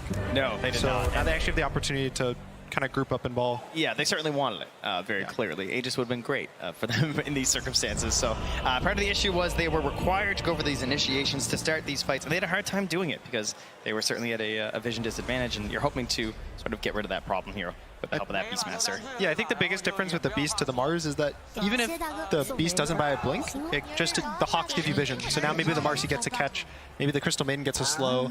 It's sometimes a vision is a stun enough. A stun enough. I like that. It's a good way to describe it there. And on the other side, for Aster, you've got a very different, in some ways, looking draft, and some things that are similar. So still running with that Lesh, and then a support that mitigates the physical damage. Last time it was that Sven with the Shard. This time, it's going to be that Frost Shield. And then the other big last pick that I think is really interesting hero nowadays, and what we've been seeing from it, is this Brewmaster with the Aghanim Scepter build. Really cool stuff. We've been seeing it pop up. There's kind of two different styles of the hero I've seen. One is that they just rush Wraith Pact, and they pretty much just play to drop Wraith Pact, drop splits, just no one takes damage in the fights, you just exist and you can't fight them. And the other is where they rush that Ags, and they play more of a... It just gives them a lot of plays. Either you can have the Fire Panda to farm, you have the Earth Spirit Panda to kind of just give you vision, give you a stun, or you have the Wind Panda, which catches, it dispels. Very nice for a lot of the Liquid heroes. Kills all the summons from Beastmaster, purges the Ursa, can lift the Ursa. The Storm Panda itself was actually probably the best thing about Brewmaster in this game. Yeah, and that's very interesting too, because that's been a long talking point in terms of the Wind Panda and like this idea of like, oh, you can get rid of the summons and the dispels, but of course you were always limited to it being during the ultimate, and then in that downtime you didn't have those options. But now with the addition of the Aghanim Scepter build, it's actually something that can be far more reliable on the hero, and at this point it's actually brought him into being one of the more reliable heroes with a dispel. Right. Yeah, which again, the Ags is where you can choose one Panda to always have, even if you're not in the ult. So you can just kind of run around the whole game with the Panda, and it's leash to you similar to a Lone Druid Bear, where if it goes too far, it gets silenced. But look at that wall of text there. It is a very complicated hero, if we're going to be real about it. Okay, here's my big advice to Dota players. If you think a hero's too complicated to play it, just play it. Yeah. Okay, you'll get better. Everyone has to start somewhere. So don't be scared of the complicated heroes, because they're really fun. I think I just teared up a little bit when you said that, Trent. What a brilliant thought to end the day off. Just don't be on my team. Okay, all right, got it. Though you had to ruin it, didn't you? As we take a look at this mid lane, a couple denies there coming out from Mickey. A similar story to what we saw before. And then the big mix-up again is that Terrorblade that got taken by Aster at that 4th pick for them. And I'm kind of a little bit concerned if this game goes later, what tools they have to deal with this. Is this a game where Terrorblade can just carry if it goes late enough? It can. He's the type of hero, especially for Shadow Fiend. He can steal the aura, which is actually very, under talked about, where you just steal this minus armor aura from Shadow Fiend, and that's one of the big things. He does so much damage because of that, and now you have it. And he does do the same thing where he outranges these Shadow Fiend type of heroes, and he can kite the Ursa, but Team Liquid just does a lot of heroes that will latch on him and can just kill him either through Sunder or even after the Sunder happens. Yeah. Like the Ursa, the Beast, he gets roared, he gets attacked by the Ursa. Ursa presses BKB, and he's just kind of sitting there without much save. It's not a safe-looking Sunder this game. If it gets off, I feel like there's still a lot of concern that can be there for you. Still have the stacks of Fury Swipes even after that Sunder, so. The biggest reason, one of the big reasons they pick it in this game is Beastmaster is one of these Zoo heroes. He has summons, he pushes lanes, he gives a lot of vision. And when you're constantly pushing lanes, the creeps just themselves give you so much vision. People are farming them if they're not. And so now that the fact that he, by himself, is able to summon illusions and kind of counteract that and even push into the Beastmaster without being there, it kind of evens up the vision game for Aster. Yeah, it makes it so that you're not caught off guard as much by the Beastmaster, because they want to take you off even footing by just trying to upset your lane, so someone has to rotate and go deal with that. And so if you can do it with the illusions, you're gonna be a lot happier. And it's another case of potentially even getting an aura taken from a Beastmaster. The biggest question is pretty much going to be the tempo and speed of Liquid. They have Beast and Ursa and Shadow Fiend. They're all heroes that hit these very early 10-minute, 15-minute timings where once they get that, they're able to fight for the rest of the game. Just keep fighting, keep fighting, keep fighting, keep fighting. And Aster, again, this Leshrac, they always want to go Bloodstone. They always want to hit this like nice mid-game timing where they're just constantly getting stronger and stronger. And whether or not he gets the Bloodstone in time is going to be the big question. We'll have to watch for that. How his laning stage plays out right now, a little bit behind the SF. 17-5 versus the 12-2. Nothing to super write home about as they're doing some more of the lane pull shenanigans up top there. And the other big thing to watch for is, are we going to get some stacks? Because both of these heroes deal with it really well. As XXS just getting beat down by Boxy. Marcy's still an incredibly strong hero, and you can see he doesn't even feel like he can connect that fully through. So a bit of a tough one. Will get the Cinder Brew ignited and follow up with the cookie, but you can see XXS just wants to keep farming. While Boxy is going to head off to the other side and maybe make that rotation towards mid to secure Yeah, we see this nice move by Boxy. He does this a lot where he kind of pressures behind the tier 1 tower, either like trying to aggress on the pulls or just bully the offlaner. And because of that, he ends up in the tri-camp. And now he's just behind the mid tower.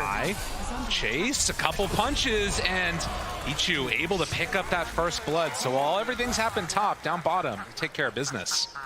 And you can see even Boxy, he just secures the water runes now. So that Mickey's they're gonna try to fight in the bot water runes. Oh, good stun. Steals it away. Bobica, but they pull him back. Ori, he's in some trouble. A couple more hits is all they need. Looking for the long range one. Can they bring him down? It is there. Mickey hits on 3. And Boxy maybe even gonna look for more from Bobica. We'll see how it goes. But that's gonna be at least one of the water runes picked up for the SF. Some flashbacks in the last game. True. Mickey had a really nice game. He was 4-0 in the early game. Yeah. He also killed the Lesh with this Boxy rotation. Boxy was all over the map again as well, securing kills everywhere. This is the Marcy factor. Yeah. Anytime, every game, especially with Marcy SF, that's why we keep seeing this combo so much. Even past the sidekick mid-game of the Shadow Fiend timing, it's just the mid lane. I think it's funny too, because they also had these same wards, like through the river last game as well, spotting these rotations from Boxy, but Marcy's just so mobile that sometimes it doesn't even matter. It's so fast. Even you can just TP and always be there. They've actually watched Boxy walk his entire way up here, and he still might die. This would not be good. Oh good kill as they bring him down. They watched him walk there. That's what needed to happen. It's a really strong combination, and playing together with that Ursa is pretty devastating. Now, this has come a little bit at the cost of Zai not having a perfectly great lane, but likewise, you know, the other two aren't doing too well either. So, Terrorblade, good start. The rest of the heroes kind of suffering. Yeah, Zai got 16-17 is one of the harder. He gets instantly counterpicked by the Terrorblade. He doesn't really get to ban. He's kind of thrown there. He's like, have a great game, Zai. You know, just go, try to go even in your lane. See you at 15 minutes. Yeah, that's good enough. Just maybe press a Hawk, give us some vision at some point. So all in all, his goal is mostly just get the Helm of the Dominator, and at some point, probably kick the Terrorblade out of the lane with a rotation. We'll watch for that one for sure. And Latu took a lot of damage up there trying to go toe-to-toe with XXS. And they canceled the TP too. So I'm not sure if anybody scouted that one or saw that, but Matuppa going to be a little bit under pressure here if he's not careful. Yeah, Boxy was worried that he was going to be dove, so he might have to show up, and instead he just wants to lurk around mid because the 6-minute runes were coming up, but the positioning for Liquid just was favorable for them. He does get the jump in there, though, at the round two. Raze connects. Another one is there. Mickey, when he comes out, this is going to be easy peasy. Walking right up close and personal. Mickey finds the kill, and yeah, Boxy's been the story. He's been doing everything. This is also his first year playing 4, right? He just switches roles, and he's crushing every game against Marcy. He just body blocks people. He always gets the rotations. Last game, he had 3 kills within 5 minutes. Similar story here, 3 kills in 6 minutes. Yeah, constantly moving around the map. 4 is for the offlaners that they don't have the ego. You know, they don't need the farm. They don't have to hit the creeps. There you go. They actually just want to kill people. Chase, look for another. Have the pullback, dispose, couple more leaps, jumping around all over the place with this matchup. And XXS doing a good job of keeping his Snapfire alive. This combination of laners, they've been together for so many years and have each other's backs. A lot of body blocks so far. True. Yeah, just constantly, everyone's just, you just see it, the evolution of Dota. People just get so much better at these little small moves. Dude, they went in again. Up top. I think they thought Boxy was, or Bobica was gone. Chase, so, yeah, looking for the kill, get one. That's gonna be a hit. But Boxy did go down for that one. Man. Yeah, they just keep running at each other. Full health, full mana. He's probably gonna TP mid, fill the bottle. Mickey, come on, spam it out. I'm coming. Maybe look for another go onto Ori too if the opportunity presents itself. And yeah, immediately refill bottle there. And XXS being a little bit zoned out there by the Tumble Man. Likewise, though, of course, with Bobica going down, we'll do the same thing for Ori. Get the juices flowing and the Arcane Runes complete there. They're going to find Insania. That's a juicy Crystal Maiden. And, well, she's got Wind Lace, but, you know, she has no boots to lace. So she's still really slow. That's true. It's a 3v2. The 50-50, who wins? Oh, Mickey gets it. Regen, too. That would have been huge for Ori. And we'll head right on in and start stealing some of these camps away. They play around the Shadow Fiend really nicely. They're always constantly bringing supports mid, securing his runes, but... Now they're around the Shadow Fiend, though. Mickey in some trouble. Do have the rebound, but I don't think they're going to be able to keep him alive. So they do make a solid move by Aster. Take down Mickey. 9-5. And everything just happening around mid. That was a split, too, if I'm not mistaken. Yeah, it was a split, so... I mean, worth, obviously. Early split to kill a mid player, you'll take. Zai is now level 6. He's holding his point. They don't really want to go to him before the Helmet of the Dominator. So Monet's just going to kind of be very confident in his lane, farming up very nicely. He's top of the net worth and the last hits.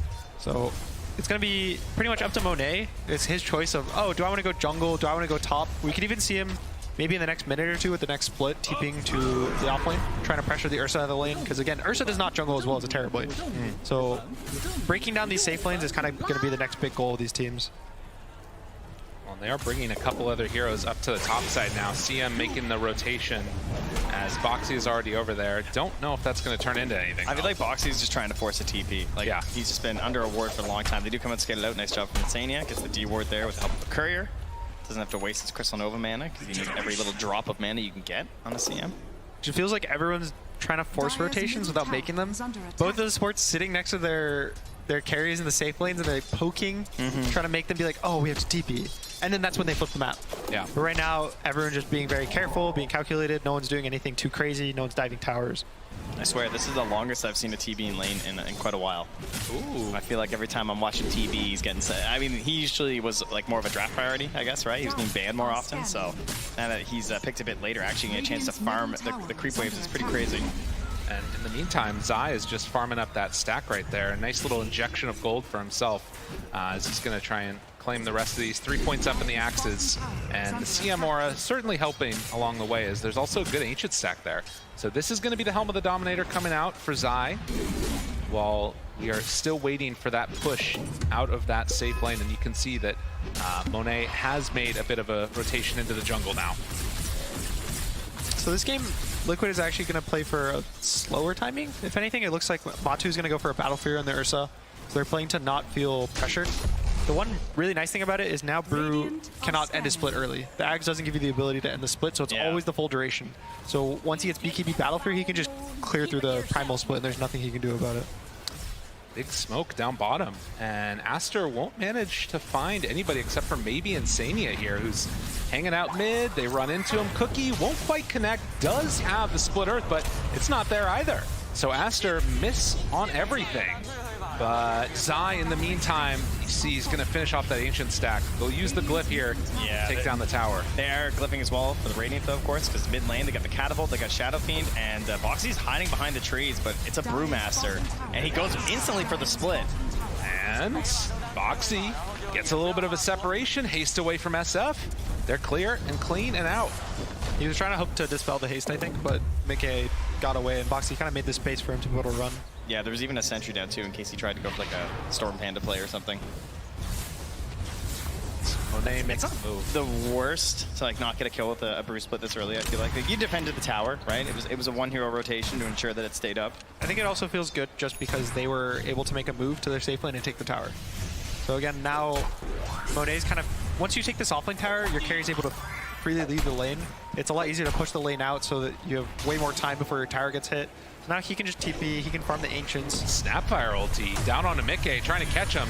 Slowed down for the moment. Boxy under fire will get brought down, and Mickey dropped the Requiem. A quick connection for the kill. As again, supports die, but a bunch of big ultis used on Aster. Okay, it actually feels crazy to me that an Ursa takes the 1.75 mana regen with a Battle Fury and a Crystal Maiden on this team. Yeah. It's really the reset time's that bad? Is that how bad that talent is? It depends on a lot of the matchups in the game, mostly. It's more if you can't really latch onto a hero. I've seen it a lot versus like a Medusa, because when she pops her Stone Gaze, you have to reset. Right. You have the ability to take these really long fights. But I think Liquid's kind of hoping to just be able to roar someone, he gets on them, and that's all that matters. He just will kill them in a roar. He just wants to spam. He just wants to farm it up on this Ursa. So Matu, just all the mana in the world for this bear. And you can see that Zai also going for a little bit of a unorthodox build from what we've seen before on these Beastmasters, going 4-4-0. So not really opting to get that physical damage boost up. They still will get some good pressure onto that bottom tier 1 tower here now. Yeah, a lot of the time where Beastmasters, when they're getting early picked, the idea was that you'd pick an illusion hero because that would be able to kill the boars in the lane and it would kind of, counter them. So the change was that Beastmasters started maxing axes because the illusion heroes have high armor but low health pools. So it's pretty much just a change to deal with the Terrorblade in the lane. That's why he was actually able to last it, and that's why his game is actually not terrible. If anything, it's actually better than the Brewmasters. Yeah. Right. So it was a nice adjustment to the lane in the game. Bounty. So Aster, as they move up towards the north, Boxy runs in a Boba cut. The instant turn. Everybody's afraid. That tells us the tale of this game, huh? Yeah. We're just relaxing here. Vision-wise, it's Liquid have a slight edge in terms of those deep wards. It's kind of been the constant throughout this whole match, but Aster feeling comfortable enough still to make this move to the top tower. Even with the lack of vision, they can always just send out some illusions if they've got some questions. Dire's top tower has fallen. Down bottom, Success queuing up, trying to finish off that Wraith pack again. I think, again, this game, Liquid is going to be the team that's playing for controlling areas of the map. Shadow Fiend doesn't have a jump, Beastmaster doesn't go blink for a while, Ursa has a Battle Fury. They want to hold either their jungle with their Ancients, or they want to hold, probably the Radiant big jungle in the bot lane. And on the side of Aster, they just hit their timings and they want to just keep going. Every time they have split, once they have this Bloodstone, once Monet, every time he has meta, he's able to walk into Roche, he's able to walk to towers. So we're going to see Aster's going to try to do a lot more of the aggressive plays, and Liquid's going to try to keep getting their timings, keep farming up, play a slightly slower game, but they always want to be ready to fight. I feel like these fights are going to get pretty wild once they start happening, though. Like, like, look how this Lich wants to play this fight, right? Yeah. Like this Chain Frost just bouncing around, as well as the Frost Shield, doing so much work in this game. The Lich is a similar replacement to the Sven from last game, where it just kind of enabled his team to walk in and just never die to the physical damage, specifically from the SF.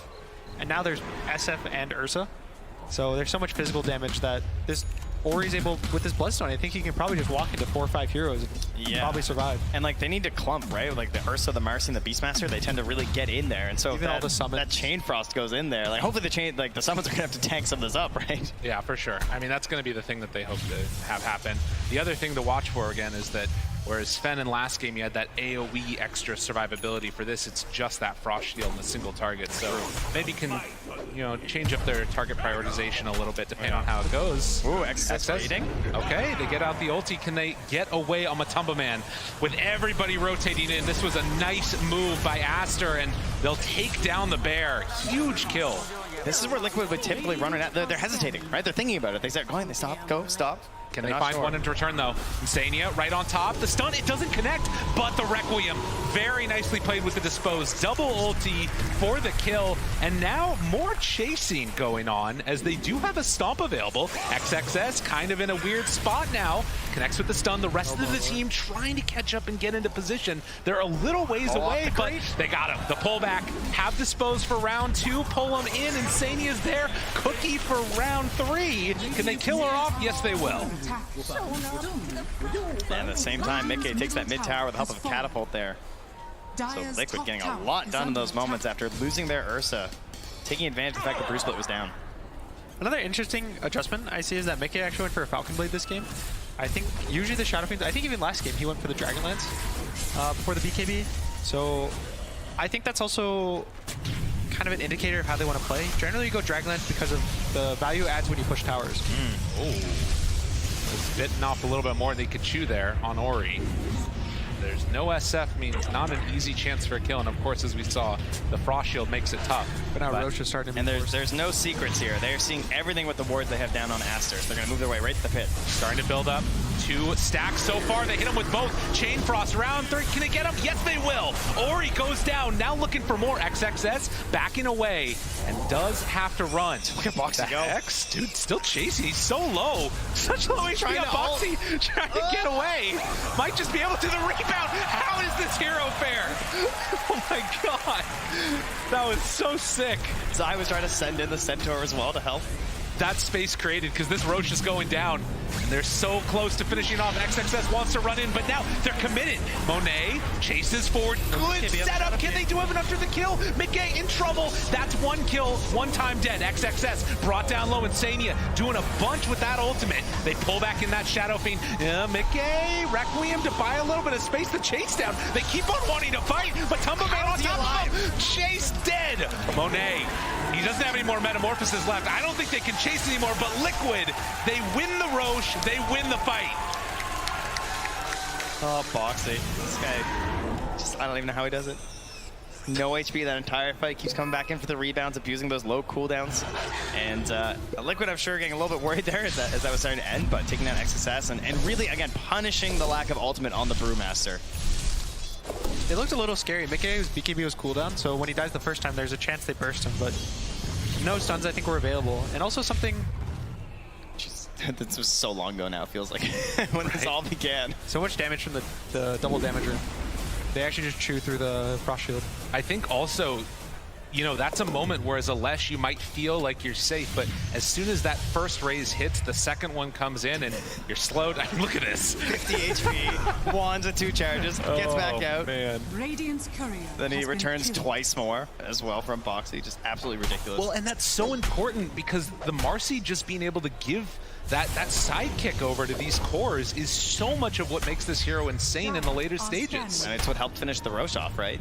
And then this is where things look scary. Insania gets to have a full ulti. Thing just keeps on going, helping to bring down XSS despite having the Frost Shield on top.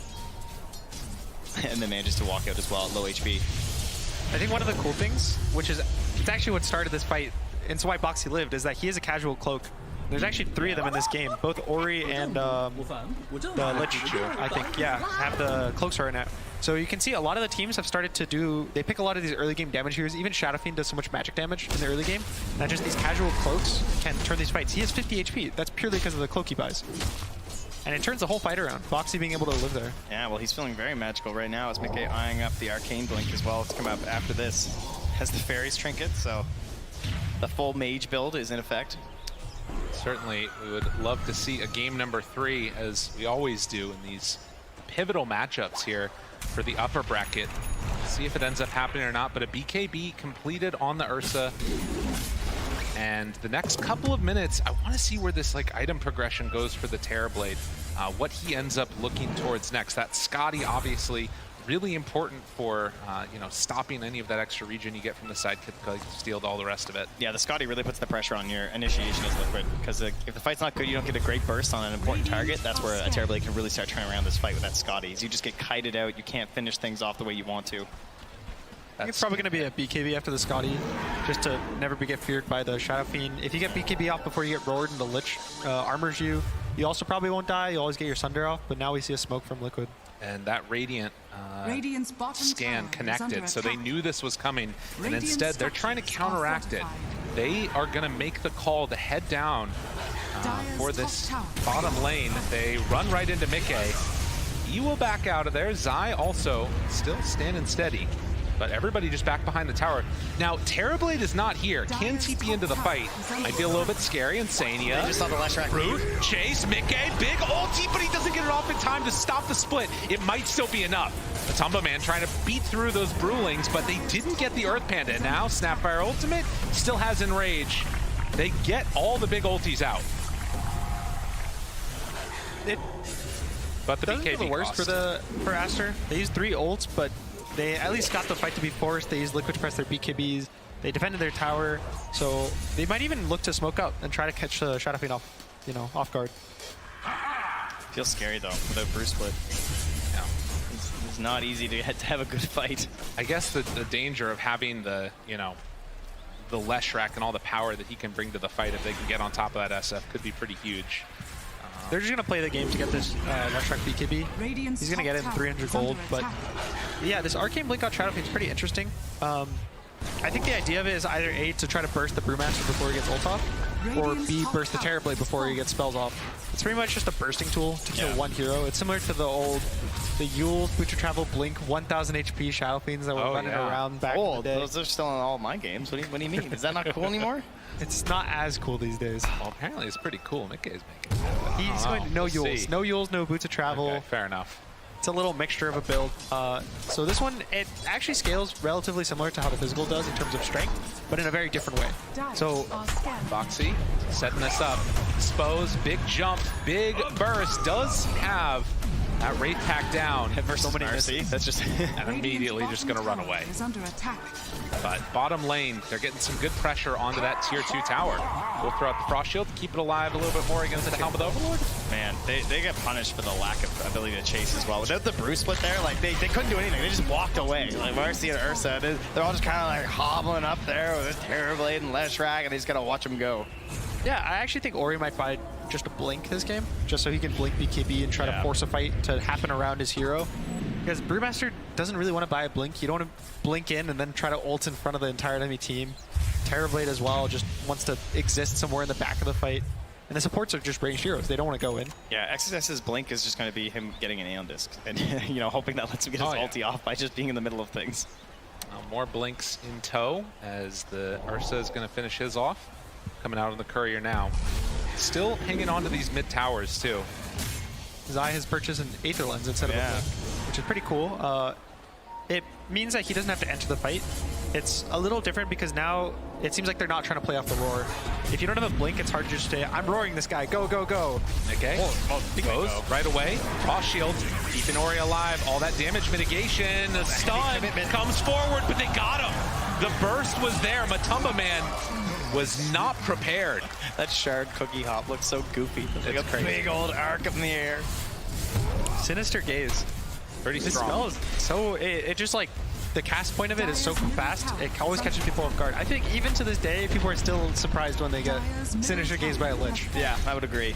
Usually they're like hanging back or they just die right away. You don't really expect him to be a Shadow Shaman. This Arcane Blink is now going to be completed, and with Roche capable of respawning another minute, we'll have to see what the avenue is that they want to go. But Shadowfiend queuing up to Aghanim Scepter afterwards, so max burst potential. A interesting option, and definitely going to need that Terrorblade to get into the BKB now and have reactions. The level 20 timing is also very good when he goes Magic and Ags, because it increases the amount of time you can be feared. I think by like 1.2 seconds or something, max duration. And the fear goes back in. So once you Arcane Blink with an Ags, it's about 4.5 seconds. Ori, they got him. He's dead. Completely destroyed. It happens in an instant. As soon as that stun hit, we knew. It's funny because like Cookie's a save, but like even if the Cookie's there, I don't even think it's gonna impact in time. You know, The travel time of the Cookie's too slow. Yeah. It's 0.8 seconds of cast point for the Shadowfiend ult right now. Just like that, you can see the value of this Arcane Blink. I don't think I've seen an item to get picked up and then used immediately that effectively before in a while. Well, unfortunately for Liquid, it's not the dream scenario where it's an instant Roche or something for them. It's going to be a bit of time, but halfway the minute and a half timer. You can see queuing up already some of the answers to this Arcane Blink. We saw the Aeon Disc coming out now for the Brew. That's going to need to be the answer. Radiant's middle tower. But he's finishing up his BKB. He's just been kind of silent past couple minutes. I think he's just farming. He's pushing out lanes, dealing with the Beastmaster. And there hasn't been really much. Again, Astro doesn't have the greatest jump. Ori has queued up that Blink. He is going to try to be the guy who goes in there and starts the fights for his team. But they're just kind of hoping Liquid walks into them. And they're able to take the fights like that. Yeah, I mean, it worked last game, right? You know, that's true. Even on the bot rune. Batu walks up on the high ground, they get 2 kills, and they just walk away and get more farm. I mean, I think the big benefit and the change that we're seeing this time is, of course... Holding him? Okay, not. Dead. Fucking all dead. Let's run into this hill now. Well And played. All dead. Everybody's dead. That's great. I'm glad we were on a similar page there. I think the big difference this time is, of course, going to be that Beastmaster having those Hawks get sent forward, so they get a little bit better vision before the fights start off. Yeah, the vision from Liquid is really nice. This game compared to the last. On the last game, they just kept blind walking the War. They blind walk into the Pango. He always gets roll off. Aster, the Brewmaster doesn't have the same instantaneous impact of a roll. Yeah. Where it's just constantly stunning. He's a BKB tier you can't kill. Even in this bot fight around the tier 2, the Shadow Fiend ults and almost kills the 2 pandas instantly. Even though he doesn't catch the brew, he almost kills the ult. If the Ursa Panda is the only one alive, it doesn't do anything besides stand there. Especially versus an Ursa. You know, if he spots that panda, the thing's just gone. Oh, for sure. Well, still playing around their vision right now. And Aster, they bring out another Blink Dagger. This time, I believe this is Ori. So mass amounts of blinks, looking for the outplays. And as you mentioned, the casual cloaks here and there might turn those into bigger items eventually. Smoke up as they're going to head up north. As Roche has respawned, we'll have to see if there is going to be that big pivotal fight or not around this ward. See if the evasion can save XSS here. He's got the talent for the +1x brood up for the evasion. Sense in danger, moves right in, finds everybody, 4-stack, gets some separation. We'll get hit with the stun. And that will be the death of the CM, but do they still want to fight? Dispose, pulls back XXS, looking for a chase. They buy back on the CM. TPing in for this fight. Mickey looking for the blink. They still keep them backing away, and XXS in trouble. Aeon Disc summons, thinks about popping the ulti, but doesn't drop it yet. Snapfire ultimate, 4-staff, separating this. Zai in trouble, roar. Immediately, Mickey gets it, the stun on everybody, but it's not going to be enough damage. Ori survived through it. They need to run away now, but Tumba Man TP's out, will manage to secure that one. But so much used by Liquid, and they still ended up losing that fight immediately into the pit from Aster. It wasn't enough damage on Monet. He has the Titan Sliver, so it takes a little less magic, a little less stun from the fear. And they don't want to give this up. This isn't how they want to go out right now. There's great vision here from Aster, though. Obs and Sentry nearby, going to spot those Hawks, see what's going on. They take it down immediately. Still in the pit, looking for their setup here. No Requiem. Tumbo Man, play. Jump forward. Boxy right on top. It's not quick enough, though. They went too early. Now the axe is getting thrown. Mickey in trouble. Right on top of him. Blows up the Shadow Fiend. And Tumbo Man does not have an option. This Frost Shield is impossible to fight in to for that Ursa. And Boxy, Chain Frost bouncing back and forth. Takes him down. Liquid committed everything for this, and they're going to get nothing. Oh, Boxy. A little bit of help there from the neutral. Creeps carrying on that Chain Frost right from Insania to Boxy and the trolls nearby. Into the pit they go, and Aster, after on the back foot for so much of this game, waiting for that perfect moment, they find it. What a great way to bait that entire fight starting at the outpost. Unreal, and a little bit of that early commitment there ends up getting punished. That blink, I mean, you can see the big difference it's making for Ori, right? He's able to get into the most important part of that fight right now and force all that attention next to Mickey. Leaves Monet by himself. He can clean up some of these summons that are nearby, and once they take care of Mickey, even with the buyback, he can't get back in time. I mean, the biggest question now, I think, is the Ags is really important. Mickey needs this Ags. It does two things. It makes the fear come back in after it goes out, and it also reduces the cooldown, which means that you can use it every single fight. You don't have to worry about it. And the biggest thing as well is that they use the Shadow Fiend and they don't get a kill. Yes. Yeah. When his whole build is centered around using the ult and you use a stun and you don't get the kill, you kind of feel bad. This re-engage fight at the Roche pit, he doesn't have BKB, he doesn't have ult, or he just blinks on him and he has no place. He doesn't have the physical damage to deal with him. He doesn't have a pike. He doesn't have a way to kind of disengage from the fight, so he's just stuck there. 1,500 more gold for Mickey, and we'll see if that's going to be enough to get him where he needs to be. Does hit that level 20 now, but still not an easy position to be in. As May runs into the SF, no way to break that TP, obviously. And man, yeah, this Lich, you choose so many of these times, has been the difference maker, it feels like. You talked about that Frost Shield on the Leshrac. There really hasn't been an answer for it. It's just really nice versus all the Dire Heroes, and the adjustment they made with the Arcane Blink is really nice versus it. It gives them the magic damage to kill, but it hasn't really been enough, and it's actually just been enough to deal with this Ursa. Yeah, it kind of reminds me of just like last game where they sort of had a good idea in terms of like how to make it so they're not under so much pressure, but by going for this magic build in order to solve that problem, it actually recreates that pressure issue through the ultimate, since it's so dependent on that to work. And I guess it just comes back to vision again, right? So like make sure you get that perfect setup and everything goes right. Now, speaking of vision, it does the no Lich. No Lich there, and he is dead. Oh, wow.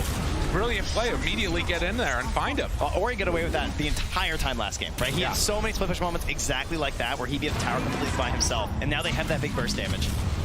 Well, this game still on a knife's edge. They have the Aegis on that Terrorblade, but we've seen the power that you can have with both split push in this game, as well as just one big burst if everybody is not in position.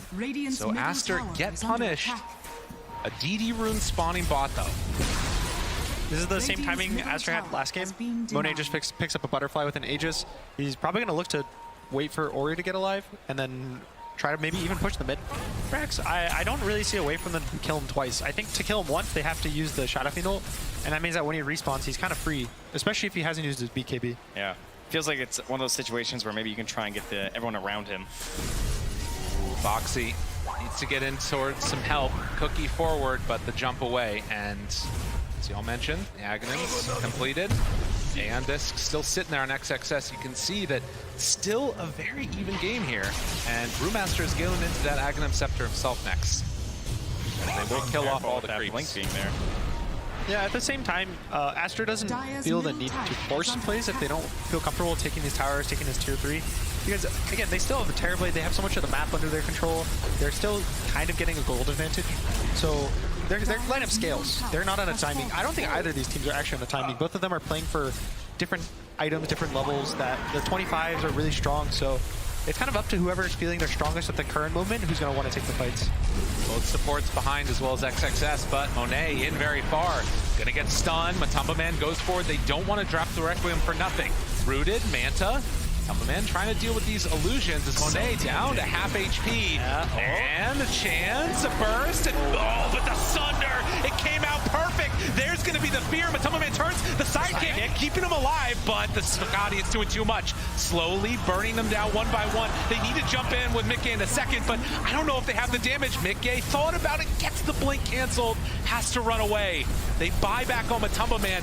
They're coming in for the racks as Aster want to siege this down and take a substantial lead in this game. 8K gold lead already. Monet builds it up. Manta touch to get away.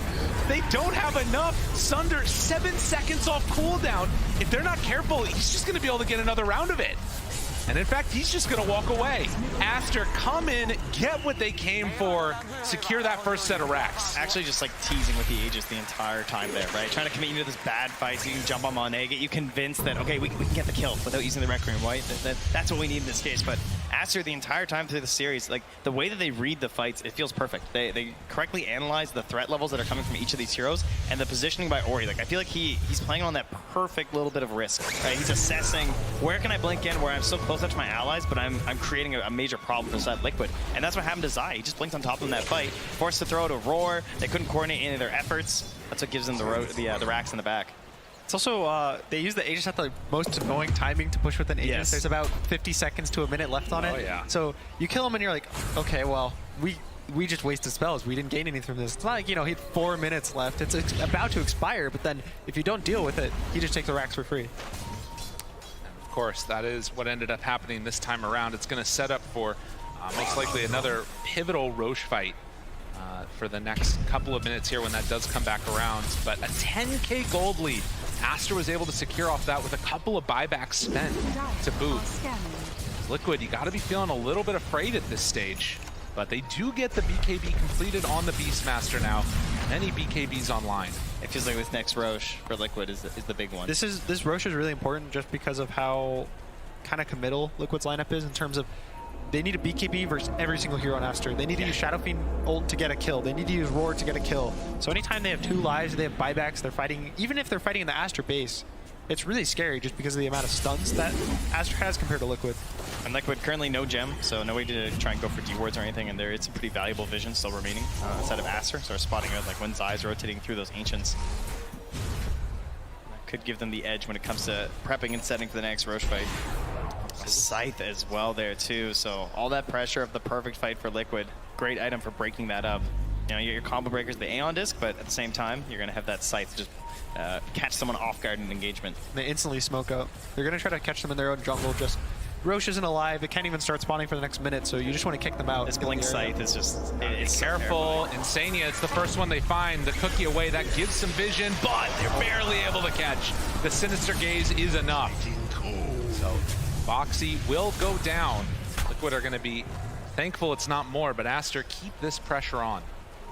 And they know where they are. They saw the couriers moving through their ward right now. That's why they're running up here and catch that ward from Liquid as well. Get the D ward up on the high ground. As Aster continue the bully. And an AC almost completed on XXS. The hardest question right now for Liquid is what is their timings that makes them feel like it changes anything? And are they too far away? So Mickey's going for a sheep, which I think will change a lot. It lets him actually kill these heroes by himself and not have to worry about the stuns. And Matu is going for an MKB, but they're both about 3,000 gold away from their items. And I don't think they'll have the time to wait for these items, so they have to decide whether are they giving up Roche and taking the items, or are they going to try to force a fight and just take a proper positioning fight, which is also another option because, again, Liquid can win a fight based on positioning. Yeah, if they get that big jump. If they get the jump, if they get the burst, the Terrorblade dies, maybe he doesn't have a buyback. He is buying out right now. He's actually buying a full Daedalus, so he won't have buy if they kill him at this Roche fight. Well, it's a similar timing here as well for that Aegis, but halfway through, so see if they can find that positioning, and Daedalus is there delivered. And you can see the Hawk scouting for the Roche respawn time. It is a minute away right now. As Aster going into the pit, they check it. That was spotted by Liquid. And it does look like they'll have at least a little bit more time now to get in towards those items. Not sure if it's going to be enough, as you said. Also, something cool is Monet has a Blink Dagger. So I think his idea is even if you blink on the Shadow Fiend, if he doesn't get the Arcane Blink buff off, his ult is not as strong. He can't use it as fast, and you kind of force it so once Shadow Fiend can never get gone on if they want to win the fight. He can't get clipped by anything that cancels his blink. He can't get hit once by the Shadow Fiend or slowed or anything. He has to be able to be like completely free and get a jump when he wants to get the jump.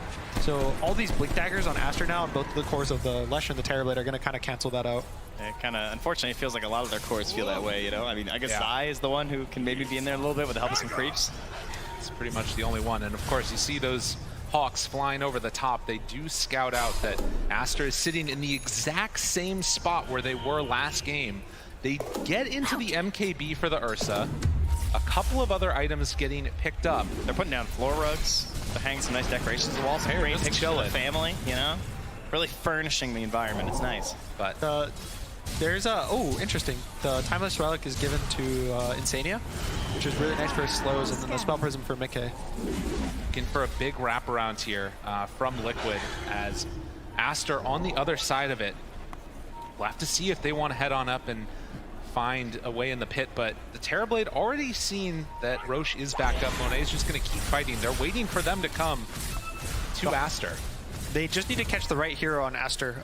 If they catch the Brewmaster, sad, he has a hand disc. If they catch a support and you have to use your ult on him, it's also kind of sad because now you can't use him on the cores. So you have to catch the Terrorblade or you have to catch the Lesh. Aster is just in such a nice position that Terrorblade illusions are breaking everything so they can't sneak Roche. They're playing under their wards, they're playing as 5, so you're going to constantly have to walk into the team. They're even pressuring the base with the illusions.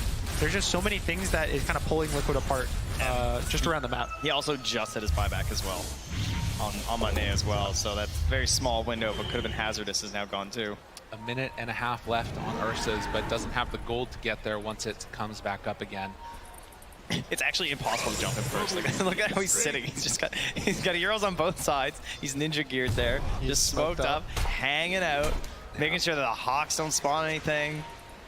He's not the guy you're gonna get. They fully recognize that's the only way they lose this fight. This is the most defensive play that I feel like I've seen from a team in forever. It's because they know, and that's after last game. Exactly, right? The exact same thing. They know that this is the only way it works, and there's creeps hidden in the tier 4 towers. Like, Liquid need to deal with this. They're literally gonna lose their base if they don't make a move. And Liquid, they just can't. They're stuck in a chokehold. Matumba Man heads back, and now they're all alone. The second they see the TPs, they just walk into Roche. Aster, ready to go. Matumba Man and the rest of them are going to need to get back out close and quick, but it's not going to come quickly enough. I believe it's Shadow Fiend himself who says, outplayed. You know? Unreal. That's how this feels. Such clean Dota being played by Aster. Oh, he wants that Agnes Blessing. He's taking it. And now smoke up from Aster. We'll see if they make the move. I'm the Shadow Fiend now. I got the Terror Wave. They find one. It's XXS. That's not who you want at the start. Ori moves on in. BKB already out. Matumba Man runs away. The Terror Wave. Walk forward. The Frost Shield. It's not quite enough from Matumba Man. And now the Hex. The turn. They chase him down. They kill him out. No buyback for 2 minutes. And just like that, Aster take a dominant control over this game. 20k gold lead now with that Aghanim's and toe in the lift up there. They found Mickey. Can he manage to escape? The BKB runs on in, pulls him out. Nicely done. But the chase, on the Marcy. and they're ready to go for the next round. Up to the high ground, Aster. They can feel it now. Eyes in behind, but no roar here. Just has to watch, see if they can find a plan. Mickey just in the fountain. Open for something. The Tumba Man does have buyback and 400 gold, but it's not going to come soon enough. Aster, they're not going to give him the time. The 4 staff keeps Insania alive, but onto the tier 4 towers now. Aster, the last team in the upper bracket from China. Head on in. Mickey goes with the big ulti. Is it going to be enough, though? XXS pops it immediately, turns to fight, looks for some more. Monet, he's actually not hitting the throne right now. Here he comes. But they move on in, and Monet, ready to battle, heads on towards the Ancient. They start beating away at it. Eyes on the prize, the chain frost back and forth between the two of them, and with that weight the fear, they move away. Another round of it, jump forward, but GG is called. Aster, they win the game, they win the series 2-0 over Liquid. Really nice performance from Aster. I think especially the way they play the mid-game, late mid-game, when they are slow in their holding areas in the map, and they force the lanes. Always pushing the lanes out with the Terrorblade, always forcing Liquid to have to TP back, make moves out, and then Aster's always getting the things that they want. Yeah, Monet played a fantastic macro game there on the Terrorblade, right? Like, both this concept of like how important he is in the fights and where his position is in terms of the stack of the priority, the kill that needs to happen there from Liquid, and always being in a safe position, but still keeping those lanes in a state where they're always in an advantage. And again, that patience. I mean, I don't even remember last time I've seen like that early in the game. That was like a 60 or 70 minute play, you know, where you're sitting there for that long. But to do that at this point in the game was very impressive. Well, Aster, they keep up this momentum as the, like we said, last Chinese team in the upper bracket. Liquid will drop down now after a really powerful group stage. Going to have to collect their bearings and get ready for those matches as well. But for now, as the players congratulate each other, we're going to head on back to the panel.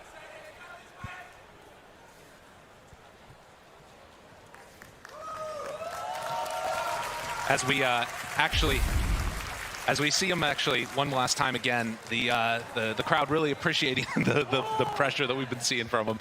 You know, the thing to me that I will just mention real quickly about Aster is this is a team that, again, they were enemies previously. Last TI, you had Monet that ended up, you know, needing to sort of make a really solid change. Ori that was a standout performer. I think that at least now, top 6 guaranteed. It's been an amazing year for them. Yeah, even the last major, I think they got top 3. Yeah. So the group stage, I feel like they're one of the silent teams in the group stage. They were always at the top 1 or 2 of their group. They were always looking really good, but no one really talked about them, I feel. It was always on like EG's destroying, Liquid's looking really good, Tundra, top of the group. That's what we do, you know, Europe, NA. Yeah, so I feel like Aster just coasting by. Maybe that's what you want. You know, you don't want to be the silent team that no one knows what to do about. It's been a classic one. I mean, you talk about like no one knows what to do about it. Like, what is the big thing we always bring up? It's like the positioning of the team fights, which is very kind of like an abstract concept. But if you start to watch for that and like watch the replays, you really do see it. You do see like it feels like the communication is incredibly crisp and clear, which is something that, you know, obviously we have a language barrier there, so we don't necessarily know what's going on. So it's very impressive to see just like how consistent they are in that regard. It'd be really interesting to try and find out if that's something like they've worked on. Well, we might be able to find that out now as we head on back to the studio. Thank you very much, guys. Yeah, so Aster claiming a really important victory there, 2-0 over Liquid. They'll be moving on to play Tundra. I'm here with T-Governor. And of course, that means that, yes, Liquid will be, I believe, moving on to play Entity in the lower bracket. Was that an expected result for most people? Yeah, I think Aster was looking like a very strong team. I think coming into this, I know the panel before mentioned how Aster and Liquid had kind of the same pedigree. In the regions, they were dominating, and then when they get to LAN, it kind of falls flat a little bit more. But Aster, at least in previous time, has, I know they've leveled up a bit, getting third previous, well, 2 majors back, then going to second place. And, you know, in this game specifically as well, I think Liquid, they got, you know, the Roshan around the 17-minute mark. They had a little bit of and maybe like a momentum play to go for, but Aster, they just had their patience. Their Brewmaster itemized really nicely, going for this just Tranks, Wraith Pact into Aeon Disc, super unkillable, being able to just soak up that initiation. And then, of course, I think the hidden gem so far of TI is just this Lich. They mentioned it again in the cast, this sinister gaze, the cast point on it. You get caught off guard so many times. The amount of times that Matu would be blinking into these vulnerable positions, get instantly gazed, and then it's like, wait, how I don't have the damage? They've already 4 stuff away, they've disconnected. And yeah, unfortunately, you see on the kind of the scoreboard here, Matu wasn't really able to get that Ursa game that kind of dominates and gets you through these, you know, game 2s of a best of 3s. And yeah, only 4, 4, and 3, but yeah, very much Aster, Monet, the 8-0-6. 8-0-6, yeah, perfect game. And of course, the Cyclone as well from XSS, another way to control Matu. You know, Matu's been one of these players on the team that really is like, yes, I will trust, I will play what you want me to play. You know, there's a little bit of there was a cheeky kind of, you know, moment in the group stages when he got another Slark. Another one. But, you know, what do you think about this Ursa kind of, you know, and Matu on it? Was it too much for, you know, because he is one of the best carries out there and one of the most versatile. Was it, would you prefer to see him on something else? I feel like in this draft position, they've already got the Shadow Fiend, the Beastmaster. When they're 23 picking an Ursa, it is kind of sending a message to Aster, which is we will take these early Roshans, we'll try and just be in the face of you, right? They have so much damage with a CM Marcy support duo as well. So I think they were just fully subscribing to that idea of we want to just dominate this kind of mid game and then try and just remove you from the game. And we've seen time and time again now that these teams, they fall flat in this just converting the game that quickly because teams are getting so good at just drawing out games. Well, we're going to hear a little bit now from Aster, the victors here, as we're going to go to a winner's interview with Casey. We're here with Picho, formerly known as Siamese Cat. Congratulations. This is your very first TI. You're playing with a bunch of veterans. You're playing with Burning as the owner of your organization. What's the best advice that some of them might have given you for playing as well as you've been playing this entire tournament? 第一球这是首先恭喜你们赢了这场比赛，然后这是你们第一次，这是你的第一届 TI， 然后也跟很多老将一起在那边打，包括也有 B 神作为你们的整个组织的领导，然后就想问你他们有没有给你什么忠告，有没有给你什么意见，让你发挥得如此好？我觉得其实我打线下赛或者打 TI。 我的气场感觉完全凌驾于我的4个队友之上，感觉他们都是我教他们线下赛应该要怎么去打，要怎么不怕，要怎么不怕打线下赛，不惧怕这些场外因素什么的。然后我觉得我的第一次打 TI 这种经验比他们可能还多一点。All right. So even though this is my first TI, I feel like I'm the one who's actually giving all the advice to my teammates. I'm the one telling them, not to be afraid, not to be fearful of the opponent, to go for it, and it doesn't matter win or lose, just go for it. So I feel like I'm the one giving the commands to the team and telling them what to do at this point. Nice. Congratulations, and thank you so much for talking to us. Xie. Back to you guys. Thank you, Casey. Yes, and welcome back to the studio. A huge win for Aster, and really they're the kind of almost torch carriers for China right now, right? PSG in the lower bracket, RNG out. We're going to be quickly getting into the next game. It's going to be Beast Coast versus EG. How hyped are we? Massively. We got to see, is SA going to take EG out of the tournament? Who knows? Sorry, I interrupted. People saw it because they're ready. And why shouldn't they be? This is TI. First team up, it's Beast Coast.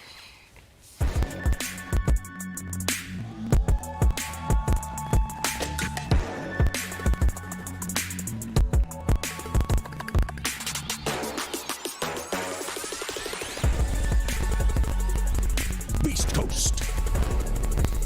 K1, C Smart, Whisper, Schofield, and Stinger have got a match ahead of them that will really solidify their kind of legacy in this TI. We'll see if they can take on their opponents as they get ready to sit down. Their opponents, of course, are evil geniuses.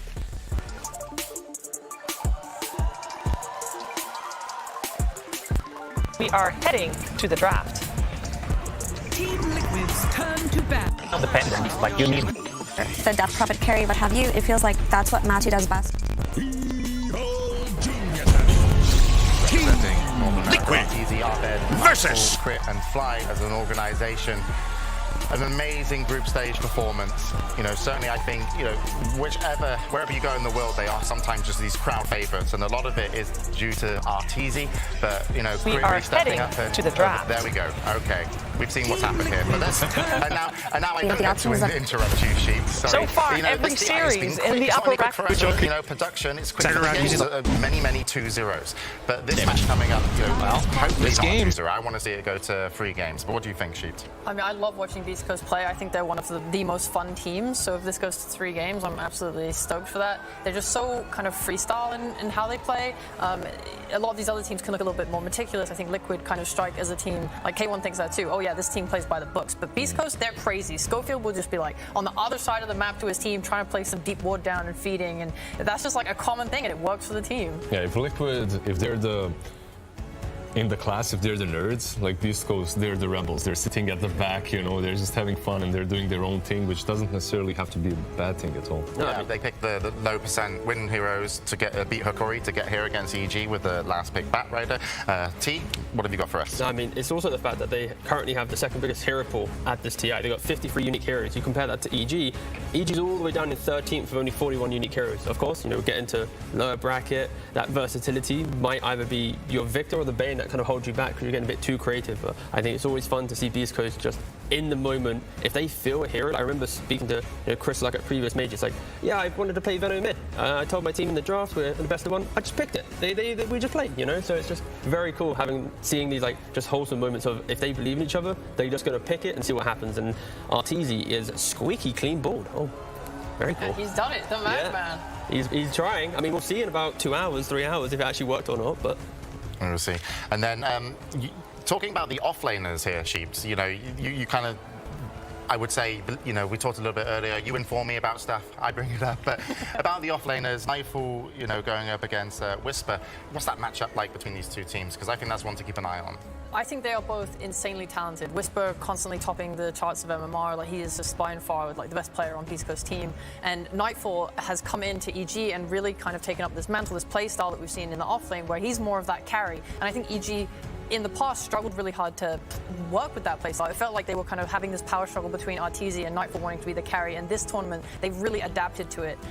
Because he was the carry, right? Like, that's the problem. There's something about EG always picking up these Eastern European offlaners and putting them carries and putting them into that offlane position. Nightfall, last TI, what was he? 5th, 6th with VP. This time around, he comes in with EG, probably looking towards making a little bit of a better run. Yeah, no, certainly. EG certainly have it in them to go all the way, even if it is the lower bracket. What they've shown in the group stages was amazing. But match up to, head-to-head here, Tiga. These teams have played before. They have, and if you look at EG versus South America, they've got like a 65% win rate in the last 2 years against any SA team. Like, EG's got SA's number, but against East Coast, not so much. The last 3 times they've met, only played best of 2s, draws every time. So this is very much an even series, not like, historically EG versus South America. Yeah, and it's not like they played against each other a long time ago. It was at the Arlington Major. They played in the groups. They tied over there as well. And even though I have a feeling that the general consensus is slightly favored towards EG, it's Beast Coast and it's lower bracket. Like, they're the lower bracket kings. Well, we have to see what will happen. Is I do believe that the players are almost in a lobby, and there is Bulba, of course, the coach. How Bulba's been in with a while. I mean, every time I used to go to TIs, if I saw Arteezy, I saw Bulba. You know, they're always together. But how has that kind of dynamic, moved forward? Well, there's a tiny little bit of hate from the community towards their coach, right? Whenever they lose, he is the one that takes all the flack, but it's so far from the truth as well, because he brings way too much to the team. The dynamic between the two of them, like, inseparable. I mean, if anything, I actually want Bulba. I still need to send him an invoice, because at the last major, he spilled food on my shoes at dinner, but I never washed them, so in case they win TI, I now have like a shoe stained by Bulba ready to put on eBay. So I'm really hoping that they can make a lower bracket run, so I can convert that stained shoe into a profit. Have you already put in a bid for Arteezy's hair?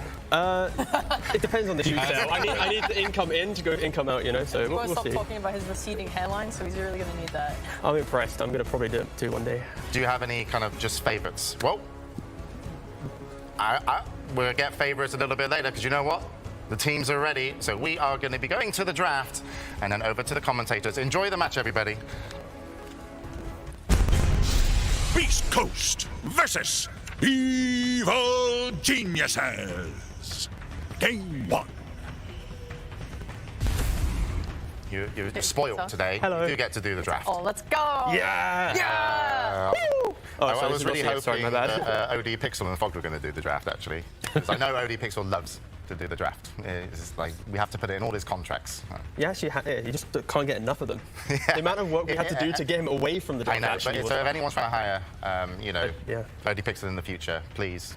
He loves the draft. But we're going to be doing it now. So, okay, the teams are ready. But what we can expect to see from the draft here? Like, what are you looking out for when these teams are matching up? And this, you get game 1, you get to try a little bit something new. And maybe, is that important for EG? Because they're on I believe, a 2-game lose streak. Don't want to say that too loud. I would even say that this lose streak is maybe good for them, because they're a team that really likes to stick to their colors, to the play style that they have, to the drafts that they have.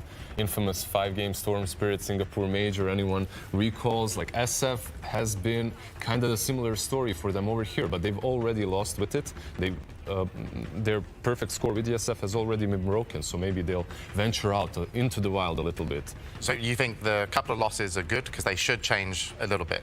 I believe they are a little bit. It doesn't work like that, guys. That's what I'm thinking. It doesn't work like that. Well, I'm just like... What? Okay, you've got Bulba, you've got the draft, like... He's going to stick to the same thing. Yeah, no, because like the reason why they do it is because they believe in it, right? And like with the Storm Spirit days, it was good. There's just other factors in why it was sometimes losing out. I feel like it might be the scenario again where it's like Shadow Fiend is good. They're going to lose again. Yeah, okay. But anyways, they're going to probably give it a go. Well, I agree. I actually completely agree.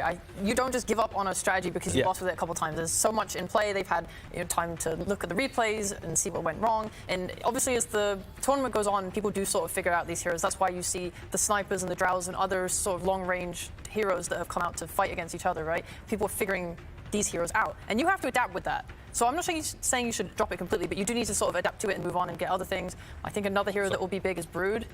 We haven't seen her in a while. She gets banned a lot. So do you guys think that all the teams have adjusted to the SF already? So if they do choose to pick it, do you have to adjust the bans perhaps? Like something like a Sven needs to get out? I think just the way that Thunder Awaken played against it, like Thunder Awaken, they're the only team at this TI to not even play Shadow Fiend once. But they go against the Shadow Fiend and they demolish it 2 games in a row. So I think that's the best replay now, where it's like best SF team versus the best team who hasn't even played it but can just demolish it. If you look at how they play, the pace, the speed, the fact that they're fighting top, TPing bot, they're not giving any room to farm this 20-minute BKB, forcing multiple engagements. So Shadow Fiend's like, guys, I want to be over here, but I'm not there. That type of playstyle. That's what EG needs to adapt to be able to fight into. It looks like Aster also copied a little bit of that, right? Like in the last series, they played against the SF and to some success. TA ganked that SF so much. I really love the movement of like you bring a support mid to either refill bottle or contest a rune, and then you shove out the wave, and then you smoke to the top lane where the SF is and get that kill. Because the move is so fast, and the wave is pushing into your mid. It's hard to know like what are they doing. Oh, are they going to farm a camp? You don't have the vision on them to know. So that's why that kind of fast move with the support is so effective, and I really love that against SF. Well, we'll see hopefully when the first bans and picks come out. But for EG to really play their best, who is like kind of on fire? Because I always see when they're like dominating, Crit just being the most annoying position for. It's the beautiful harmony between Crit and Abed. I think when Abed has a good game, be it like his Embers, his Pups, these kind of playmaking heroes, at minute 10 he's behind tier 1 towers in the jungle, tier 2s, like just doing so much stuff that it allows your double carry side lanes of RTZ and Nightfall to be able to get. I like the way you said carry in air quotation. Yeah, I wish I was on camera to feedback.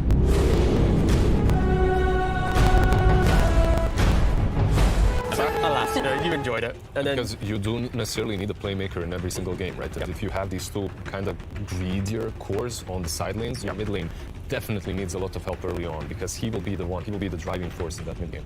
Okay, and then on Beast Coast as well, when they're running on all cylinders sheet, who's really kicking off of that team? Who's the playmaker? Sorry, for Beast Coast, did you say? Beast Coast, yeah. I mean, Whisper, I'll just say his name 100 million times. This guy is way too talented. You can start now. Okay, baby, Whisper, let's go. Whisper. I don't know what, there we go. He's so good. Whisper this guy, honestly. You just said something other than Whisper. I'm a seasoned professional at saying things over and over again. Yeah, that was Bad you're saying. No, I think that he's really strong, and what he gives as well is he lets K1 play his comfort heroes. When we saw PL, we'd think, oh, it's not so good of a PL game, but because Whisper is dominating his lane, it gives that space in him to get the network needed to reach his hero's timing. Because a hero like PL can be on level, we have some in other games. Because Hector is just going to pick whatever he wants. He's going to pick it. He's got his Sven carry, his Wraith can carry. He feels something and he goes for it. The way he describes his play is like, it's like a ranked game, man. You just go on instincts. You just start going, go, kill this shit, and then you run at them, and that's like what his comms are like in game. You'd be surprised at how many players still play like that, just by instinct. Even in the drafts, like when they give input, it's like, I feel that this hero is good, and I feel that it isn't. It's not necessarily that strict, like, okay, he's bad because of this, and this. It's more like a feeling kind of a thing that you get after playing 100,000 games. It's almost like a wise man once said, the beauty about Dota is anything can work. Exactly. No tell, there you go. You are a wise man. And that's definitely not verbatim. Okay, so yeah, looks like we're actually getting some bans in, so they are going to be on their way for game 1. So I will let you guys focus on the heroes and what potentially could happen, and listen very intently. Ban-wise right now, Thunder Awaken probably going to look to the Thunder Awaken, that's my favorite team. Sorry, Beast Coast. Brood, right? Oh my gosh, my teeth. Yeah, Beast Coast, sorry. I was looking at stats of Thunder Awaken, but yeah, Beast Coast, because the Broodmother and the Primal Beast are the main prominent bans against Evil Geniuses, so most likely, oh, okay. Giving it through. Switching it up a little bit. Which is fair. I guess the reason there is EG's second pick, so potentially wanting to second pick a Broodmother is like a strategic opening where Beast Coast, okay, if you do that, we still have pick 8, the final pick of the first phase, to respond to it. It's not as disastrous as EG being first pick and getting to close out the first phase of the Broodmother. Is this Slash, is this Silencer now being banned out by EG? Because these are the ones I see being banned out against Beast Coast most of the time. There's a lot of heroes. Ones you mentioned. I'm always scared of Marcy. Marcy as well, yeah. Yeah. I don't know what they want to give away. They have to obviously think if you are letting something like a Brood through, you need heroes that deal with it. The old counters don't feel like they're as effective anymore because Brood's kit has changed so drastically over the patches with all these different reworks. Ладно, смотрим дальше. So because Beast Coast have the last pick of the phase, I think they are thinking that EG want to take Brood Mother and they want to get rid of a counter that they feel is the most problematic. Evil geniuses turn to pick Crystal Maiden. It feels good to be this good. Evil geniuses turn to pick. Beast Coasts turn to pick. After having the Saga most prominent one. So EG really kind of warning Beast Coast, we're probably going to go Brood. Yeah, and this Crystal Maiden pick I think is really good as an opener because we've seen Crystal Maiden and Jakiro primarily as the cost 5s that help to deal with the Brood Mother on the lane. Because one of the reasons the Brood Mother is so strong right now is because of the heal that she gets from Insatiable Hunger. She's able to trade in the lane and then use these heal afterwards to get back up to full health, as well as take critical hits and last hits. And all of this relies on her being able to hit. So if you have supports in the lane with spells like Crystal Nova and Jewel Breath that reduce attack speed, then that is really good in the lane. And are there any like Evil geniuses turn to bad. Right now, usually you'd want to have, like back in the day, it was the trolls, right? It was anything that makes her miss, anything that makes her unable to get her HP back. Are there some new ones in the meta right now, T? It's pretty much the, I'd say it's the offlane department. You can go for like these axes, 10 you can do for like seconds the mid lane remaining. and stuff. They picked up Mars because you can eventually put in there. Like Brood Mother, like 5 a 2-point seconds assault where remaining. you want to have a really strong lane against her that you can kill her before she hits 6 and gets the spiderlings, and then Beast you want to Coasts transition that hero turn out to the lane, bans. and then you want to put a new hero in there that has the levels from elsewhere that can then defend the tower. Exactly, defend the tower against the spiderlings. And the cool thing as well with the Brood Hoodwink, for example, is once Brood inevitably wins the lane, having a position 4 that can also just be super active on the map. So previous combos for crit have been a Shadow Shaman. Now 10 with seconds these remaining. heroes, if they play within territory that's easily controlled by Brood, they get to pitch such a 5 free game. seconds So they get to remaining. run between the bot lane to the mid and bot and just kill anything under the protection. Also, there's an Evil geniuses turn to You bad. don't actually have to play on the Brood side, right? Like as a Hoodwink, you can play on your own, you can defend the tower forever. Meanwhile, Brood is assaulting your side while a single Hoodwink is defending the tier 1. It feels good to be this good. It feels really good to be this watching good. Brood this tournament as well because she is so versatile in 10 what she can do. seconds I've seen remaining. Broods that haven't even taken the tower yet using their webs to connect to mid and 5 play around there. So if the seconds supports are remaining. playing around mid, it's easy for Brood to connect too. I think the most important thing for Beast Coast right now is to make sure they win this lane against her and kind of shut her down. So Brood, one of the reasons that everyone is picking her right now is because you are able to get a really early Wraith Pact and play around damage reduction. And then you can buy this pipe afterwards, which nullifies most damage from the enemy, and you get this Wraith Pact timing around 13 to 14 minutes, and it's really hard to deal with. And another thing Beast to look at is in the turn group to stage bad. of TI, if Brood got her Wraith Pact pre-16 minutes, the score of her win to loss was 12-1. If she got it after 16 minutes, it suddenly became much more even, around 7-9. So making sure Brood doesn't get this early Wraith Pact timing is huge, insane. It's very telling because Brood does 10 seconds she's really remaining. rolling over the lane and you cannot stop her that easily, right? 5 seconds which is why you remaining. get that Wraith Pact a little bit earlier. Also, it reminds me of Enigma, the way you play the Enigma. But you don't have to rely on that Black Hole. You aren't just the Wraith Pact and the Eidolons. You bring much more to the table. I'm just trying to get on the fact that she enjoyed watching Brood. I mean, that's like saying you enjoy Tinker to me. I enjoy watching Tinker. Evil geniuses turn to I bad. think the way the hero has evolved over the years is really interesting to me because she used to just be, I'm going to dominate the lane and buy carry item. Yeah. And she sort of reminds me a little bit of Nature's Prophet of like Arlington Major patch where everyone was picking him because he was so versatile. He could push, he could connect to fights, he could carry and 10 scale. seconds And it's sort of similar to that. Late game you can go for more carry items or you can go more utility with attacks. 5 That's seconds something that I've remaining. noticed from this TI from how the game's evolved is breaking smoke. Evil geniuses seems to turn be to that's why we saw a lot of nicks. Brood still has a little bit of that in her, right? Like as a hero, or not so much, would you say? I'm okay being wrong, sheep. You can tell me I'm out of it. You're right, Adam. Like, I wouldn't say wrong. It's like she uses her spiders as the main primary source of 10 vision seconds because they changed the way remaining. the control group works, and now you can send out spiders 5 everywhere across the map. seconds So it's more remaining. about knowing where people are or where people aren't, so you know there's smoke. Yeah, exactly. It's always giving vision. And I love being wrong and right. They're beautiful games no matter what. At the same time, like, she brings even more than just the smokes because of the way the Shard and Axe have really worked. Oh, the Axe as well. So with that Axe, it's not only about, you can even catch in with Zero, so it's not only about breaking smoke, you can set up traps. It's Beast basically more Coasts annoying. turn to pick. Yeah, to reference the Axe, it's this like invisible snare that you place inside your web so you don't see it, and then you walk into it, and then you suddenly just get rooted, and then other people get rooted, and you can just spam so many, and if you get into an aggressive position, and you're putting all the high ground entries, you're benching smokes, you 10 seconds remaining. you then walk into the high ground area, and you're instantly rooted, and then it tells you, 5 guys, seconds they're remaining. there. It's so much aggressive vision from indirect spells, basically. Играет, у меня нет слов. You mean Играет, у меня нет слов. would you rather be? Would you rather be? You feel feel like EG is kind of leading the way on the draft, or Beast Coast have got plenty of answers? I think right now EG is just making a statement in their draft because they are picking heroes that are forcing Beast Coast to react. So when you're entering a Beast Coast's turn to pick. Control the heroes that you want to pick always can be a bit more annoying. And in this situation here as well, it's like EG picks up the Sven, so now you can't give K1 his Sven against a Broodmother who could be an aggressive laner with CM. You just take it away. He's okay, they're going to think of another hero to pick. But EG just being really forward thinking with this draft. 10 seconds remaining. Meanwhile, Beast Coast, they snap up. Evil Genius's turn to pick. This guy. Yeah. When I made a plan, everyone just shit on me and called me a wannabe like Passman. He does it. Oh. The delivery, the smooth. Yeah, you're right. That's true with you. Right, so. Oh god, he got silky. He's got more. It's versatile for them, but 10 seconds most remaining. likely it will be the support here, right? Or maybe it can even be played on mid because they have 5 seconds remaining. The Sapphire is very versatile in this region. It was more Thunder Awakened last sort of DPC tour in Arlington when they were playing it on multiple roles. Off lane is usually like where I've seen it, but it strikes me more as a support because you want to pair it with that Mars. I think one of the concerns right now for Beast Coast is turn to bat.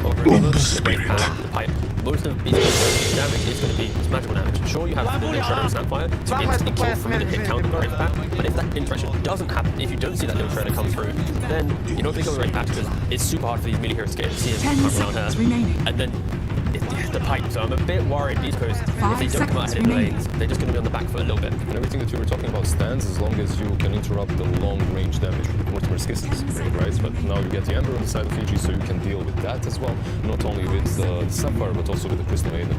This is what I love about EG's draft, though, is how they're covering their bases. We have the Wraith Pack and the Pipe for damage reduction. Sven, his Warcry, it gives armor to the team. EG have ran this strat before. Fly plays it typically on the Pulse 5 Sven, and you're Evil Geniuses turn to bat. Tanky, and you just kind of can't die. And that's what I like about this Brood and this Sven. What are you meant to draft towards in terms of damage? I think we've been praising EG and how they've set up this draft to be super aggressive. The flip side will be if Beast Coast does survive through this very mid-game centric kind of annoying lineup, their heroes with BKB's items and scaling it. They'll always have the team fight. They'll always have the we can just hold this position and fight you if they can get around this Brood of Ags and stuff. But it's still very much leaning more towards EG of the team that should be able to set the pace of the game. Unless their lanes go disastrously, then sure, Beast Coast they have a plethora of damage, but.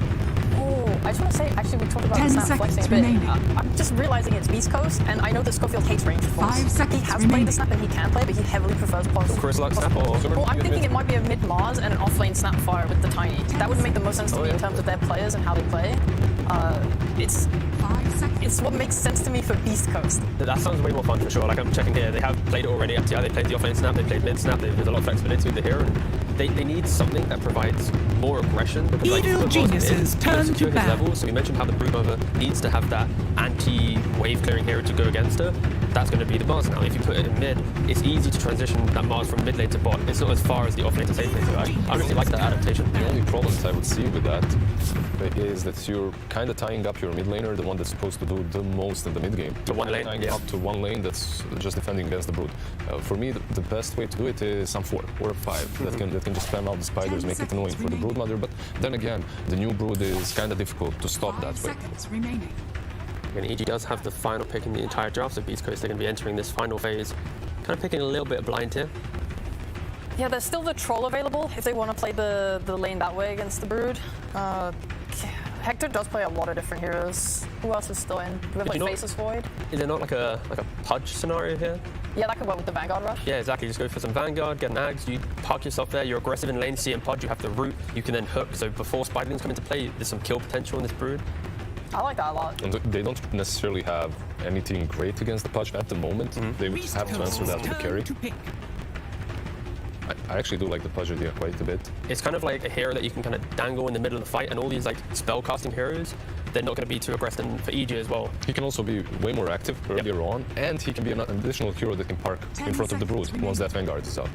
A tanky enough hero to allow like time for the rotations to come in as well. That's another thing. Is if you pick a weaker carry who dies so quickly to a Broodmother when she hits 6 and that pressure. Would you be worried for their burst amount of damage, or is Tiny Snapfire good enough? Yeah, I think that's good enough. I think Beast Coast, they're playing a game where they want to try and be really aggressive in lane, and then sure they will fall victim to not being able to play as quickly as a Brood and Ember, but they'll eventually just get into the game nicely. And they go with the Slark. This is it, right? Like as Sheep mentioned, if he wants to play that Slark, he's going to get his Slark, he's going to play his Slark. And this hero has been picked quite a bit recently. Like in the Chinese region, they've even they switched up the whole kit on the hero. Like, first item radiance, that's been the flavor for at least a couple of months. Not gonna happen here, most likely. Hopefully not, but we mentioned how EG doesn't really have team fights. They're relying on kind of annoying heroes to just win in these mid-game engagements. Slug's the hero that if you survive that style of play, you can dominate. And EG, I feel like TB was the answer almost no matter what. They've done this so many times before. They've done the Brood, they've done the Terrorblade. Yeah. Their play style is get into the enemy side of the map. Terrorblade skips waves, Brood skips waves, so you have no map to get out on. It's a classic thing EG's done a lot of times before. It's a good carry-to-carry matchup. So who do you fancy just based off the draft? I guess the question is... These guys are so good at spellcasting, and their entire lineup is just spellcasting, running around team fighting. So I think it definitely plays to their strengths as a team, but this late game is a little dicey. I'm worried there's not enough map for Beast Coast to play, where they rely surviving for long enough to get items, and a Terrorblade and Brood, they can really choke you out of a game just through shoving waves into you. Yeah, I'm gonna go on a whim here and go with Beast Coast. I have some faith in the lower bracket SA Slark. You don't believe in the boldness? Well, there was one guy that won going bold yesterday as well. So See? Are we overdoing it? No, I'm just quite excited. I know we get to hear a little pre-game interview from Bulba in a moment, so I'm just waiting for that to come through. But well, it is mid Tiny. That is the thing we got wrong. Oh no, he's still with the headset on. I was like, if he's walking over, he might now be able to hear us. Say hi to Bulba.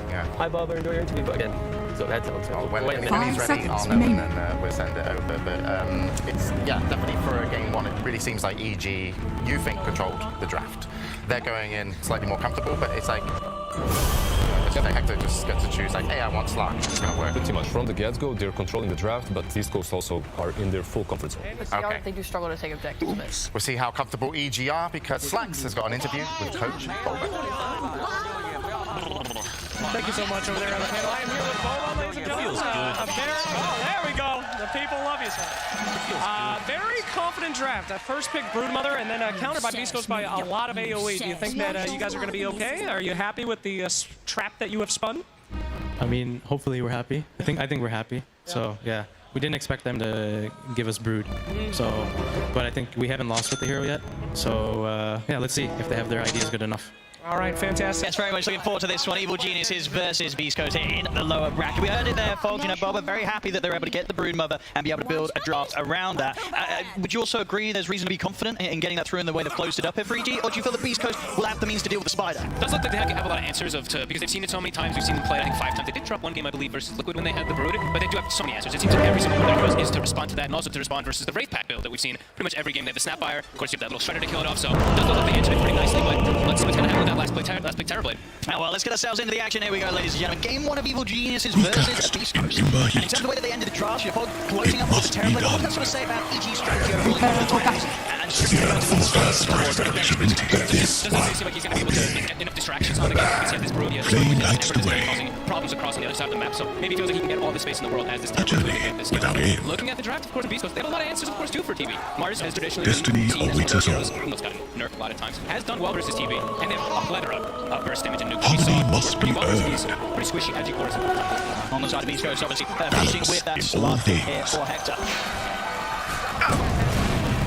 Anything under attack. As long as they have no night vision, you can see so much. They can actually sneak into this enemy jungle nicely. And indeed, was able to pick up the ward there, Gojira. First blood. See the first around the mid, K1. Stand around too much.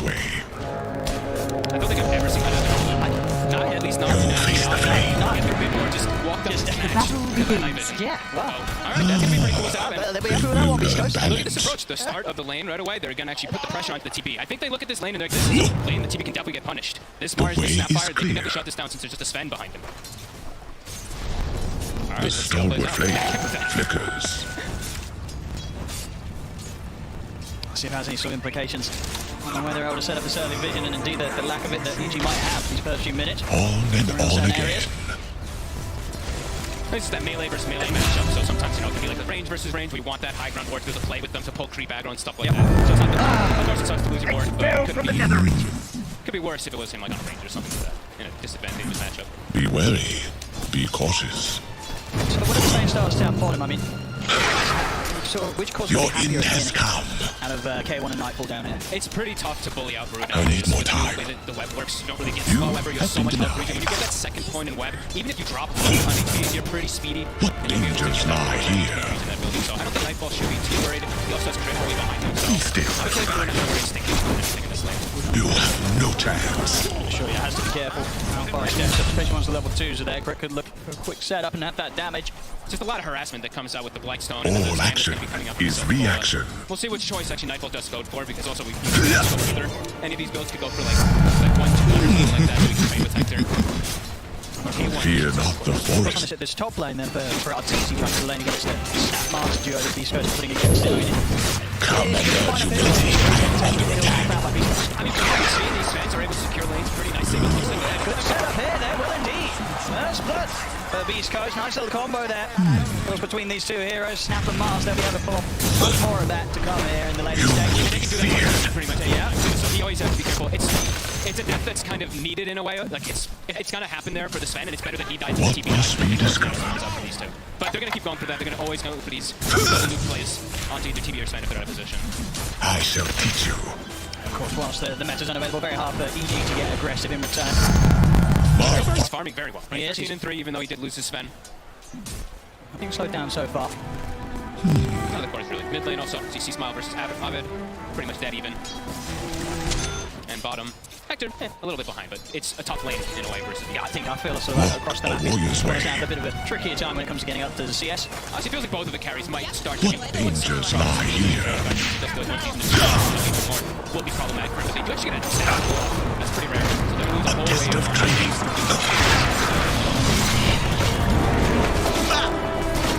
The journey far is over. There's a chance to maybe look for a kill between the two of them here, Whisper and Gajira. The setup on supply, put the mango in this down to make sure the Whisper doesn't get the chance to line up any follow-up. That hurts though. They lost literally the entire lane there to their double pull, and Arteezy's into the free farmer. This heart is welcome. Bottom, yeah, just constantly seeing them spamming these spells back onto each other. All the trees being cut on the side there, you see. Okay, Your top tower is under always gonna be watching those blade plays, of course, also versus the hoodwink. Cut down I shall teach you. Once the meta's up, it's definitely a bit trickier for Beast Coast to try and make that play between these two. They still do have a lot of burst, right? If they can get the chase done, even Arteezy. Absolutely, yeah, they can land sort of at the line up to get that good angle with the spear. Almost certainly death for one of the members on that top lane. This has only begun. Jira and also 9 on Whisper. Fear not the forest. Down bottom, K1 able to rely on Stinger. Be wary. Continue to bring in Be the cautious. He's working his way towards that scene.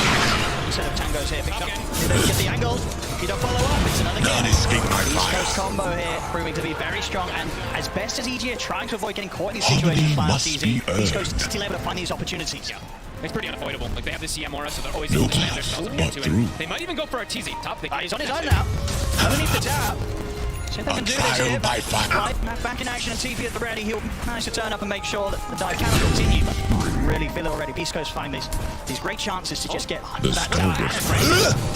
Right, he's well on to Whisper, close the gap. Stick charges, will keep flight fine. Beast Coast will have to reset a little bit. They're starting to pull low on the two of them. The rotation's coming in. Look how low these heroes on our EG are. I mean, yeah, flight arms easy, have to be careful. Prepare for it. Fly. So, be able to catch him with the avalanche he can.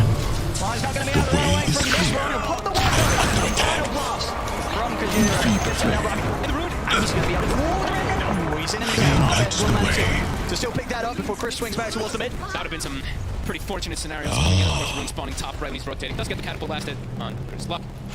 Good start for him. Level 6. Balance in all things. Terribly, but again, finding the early kills 3-0 ready for Beast Coast. And the bottom lane, they actually haven't died. They've weathered everything. As you mentioned, Sharon is a bit behind the counterpart. 400 behind the TV. 800 actually behind the Brew, but they haven't died yet. This was going to be the toughest part of the map for Beast Coast in the stage. No doubt about it. So they're dealing very well with the pressure and the setup at EG. Set up against them. With the Jira, they might find a chance to make it on tonight. And with the pounce to blast, to follow up, and with the cookie, and Jesus, finally gone. Beast Coast. They are doing an excellent read of where they can make plays in this laning stage here. They're not letting a kill miss them at all here. 4-0 now. That's the way that we saw from Thunder. The approach that they took On constant again. aggression. Coming up on him, now K1, soon to be get level 6, so should be able to withstand down bottom on his own. Yeah, really smart moves. And we see a pretty clever ward, of course, too, from Gojira. Actually places it in the river down bottom after must the be rotation. done. So gonna spot any rotations that Crit makes. The way is clear. Dire's structures are fortified. A test of training.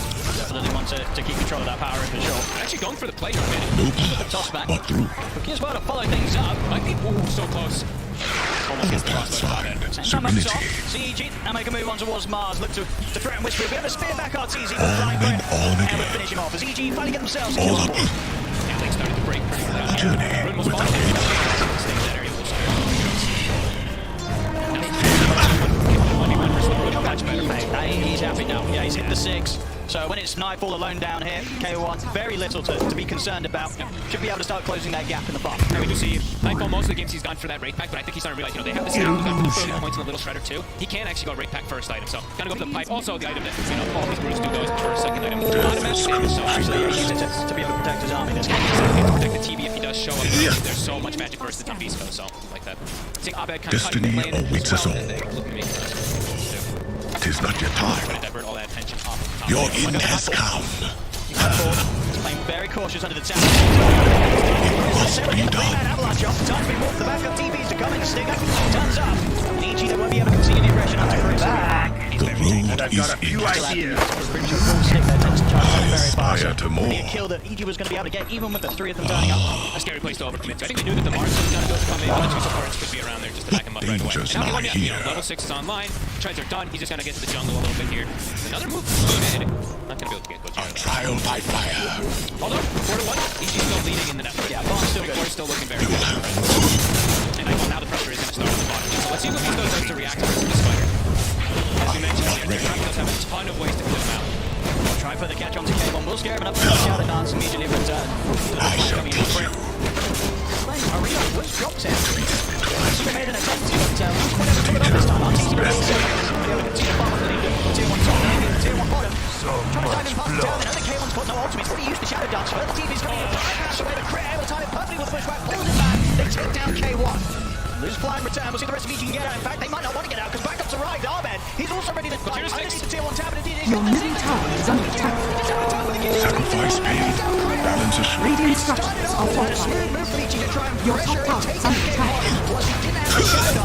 But then they tried to go for more, and that was not the move that they were going to get away with against Beast Coast there. A perfect time to hit the 6. Beast Coast turn it around, and Arbed, he's going to wish he didn't come down here at all. Beautiful latch from Crit here to start it all off, getting him mid-pounce. But yeah, I don't think they expected so many rotations coming. I don't think they expected the snap to be that 6 either. All action is reaction. Turn to peace. This Snapfire really kicking at this early game. Crazy bringing 6 of the 7 kills. Yeah, just excellent setup there as well from Gojira. You have a cookie for Whisper, getting him on top of Arbed, and then with that opening start, easier to find time to follow. So yeah, and he just locked down Arbed, the whole coming in. And the crazy thing is to look at the tower HP in that bottom safe lane. After we see the Ember perhaps getting gone a little bit. We'll see if they can get it. They might. They've got to be able to get the 3 stars here. Arbed a couple of times now, back to back in this area of the map. It's not been a great place for him to be. No, and then we do see the tower. It is 100% HP. It has not been touched. This is a Brood lane. Near 12 minutes. That dive not working out at all. Harmony must be earned. Chris ready to set up all, get the toss back onto Fly, and of course it's there. It always is here from Beast Coast. The 3 of them take it. The RTZ turning up. This is quite an aggressive fight. Knowledge comes skill. What's going on? Dying through. Escape by fire. RTZ suddenly turns up to a very premature fight in the mid. 12-minute City stepping up the mid. He can't do that against Beast Coast. He just popped his mana too. Wanted to try to get it for a quick kill onto a core, but Beast Coast, they're too fast around the map. EG's got to give more respect to these movements. Absolutely. This is devastating. Look at Nightfall even too, maybe. We've just seen it happen. Come and learn humility. We've just seen it happen to Nightfall. EG losing course left, right, center here. It's 12-2. I mean, this is looking just a thunder, really, the way that the aggression is coming out so early. Rough run thing in this early game. Absolutely. K1 even looking to top. Won't be able to do too much on his own. Still magic. But he's got the diffusal blade finished up, so that's also another scare. The fact that Beast Coast can even start involving the slot in every single one of these fights. RTZ can't come back to show up for quite some time. We got a quick pick on to Stinger here. Over on Beast Coast side of the map. Definitely for the sort of start, EG, whilst they were sort of in terms of kills, they were getting the farm. They've got to be careful not to sacrifice the space that they've been able to maintain on their half of the map, but for going for these aggressive plays and losing these huge kills. That's devastating. Trying. K1, perhaps he could try and but he gets in the tree line. Fire shall teach you. That is looking with a very good shot. Of course, it wasn't blink even on the mark, so the distance interesting for TB. Like, usually the way he wants to play in backlines and hiding in jungle pretty much for most of the game, it's going to be a lot harder now because we're having this type of start. Blink at 13 minutes in your off lane. Set up in the mid. Abed, pretty fun. He's got weapons to play with. It's a bit of damage. I think this is Fox. No pass. Super fun Snapfire. Rune in 9 seconds. These guys still want to make sure that Abed doesn't get a hold of that. They have to blink on Chris as well, too. Walk a warrior's way. Abed able to grab it in time. Chris is out of mana. What dangerous not here? Yeah, further TPs are coming in. He'll match on with the searing change, but Abed knows that he's got to be careful. Abed might still be in trouble. I mean, he is indeed. The Randall slip, but it was laid down in a bit of an awkward spot. The stalwart flame is Rasputin feather. And, I mean, they did not have the damage at all to try to go. I mean, the Sand and the Ember, no Flame Guard. That was... Harmony must be earned. Beast Coast, they find fly out alone. It's 15-3 here, 14 minutes in. Beast Coast, there's just no slowing them down here. And they're oppressive on every single one of the lanes. Anytime somebody shows on EG, they get cleared out. Although, some spiders as well, too. Whisper says, thank you. Level 11. Anytime anyone shows it, feels like they do not fight the beast. Double blinks that are set up from these over-level supports, they're always going to be able to get a catch on EG. Fine stuff there from Beast Coast so far. How does EG really get things together now? Right? Who do they really want to rally behind? It feels like it's going to have to be like when the fight comes out for Nightfall, which he does have now. So let's see what they're going to try and get something out here on the back of the smoke. Feels difficult still. The Chris here around the mid. TPs are going to come in. Take down the Tiny. Steer on the side, able to lay down the old EG there. Attempting to reach it to take down Chris, but Chris is out. He's alive. He's going to be fine. Your middle tower is under attack. The enemy's top tower is falling. All action is weakness. Radiant structures are fortified. He's going to be fine. For now turns towards K1. Pass back at the ready. Chris, he's in with the jump now. Trial by fire. Takes him down. He's going to try and keep him going. Chris, chains down the further end, but the Avalanche is back up. Chris will still die. You get a kill on Sandy G. More for them to continue to fight as well. 4 versus 1. Want to keep the action going. The Stinger stun into the angle of Crit Soul. EG find another. Ooh. I mean, they're pretty durable. You're definitely seeing that play coming into play. This 30 HP region. No further ability to send them back under the tower quite yet. So EG, they may lose RTZ in the fight, but they do take down 2. Yeah. It started, I mean, it looked almost kind of disastrous at the start, but I think the Sleight of Fist actually canceled Whisper's Blink Dagger, and then he had like a little bit of an awkward jump with his ult to missing. So he's still going to keep going for these plays too. EG, they're trying to play with the momentum that Your they're able middle to tower is under get attack. going a little bit around that mid fight. You'll end up losing Crit Bottom. It does feel EG's actually more Your top tower is under attack. It does feel like EG has to be pretty careful if they want to, because if they're active bombers, they'll only do these type of pushes, and keep that available. So I feel like it's slow. So EG versus Beast Coast is not going to play slow at all. They're just constantly with the hunt. It's going to continue to accelerate too, because K1 has got a couple components finished already of that action. Your top tower is under attack. That's going to make it even easier for him to just stick onto that back. Radiant structures are fortified. Absolutely, and to be able to kite him out. Things get dangerous when the meta's up.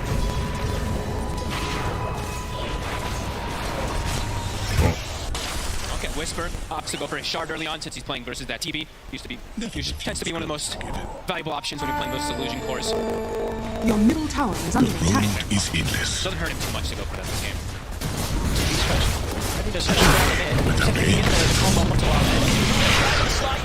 Immediate reaction, they still find the Avalanche top combo, but that quickly locked down because it quite be there from Beast Coast. Not able to find him. Just go with the kiss.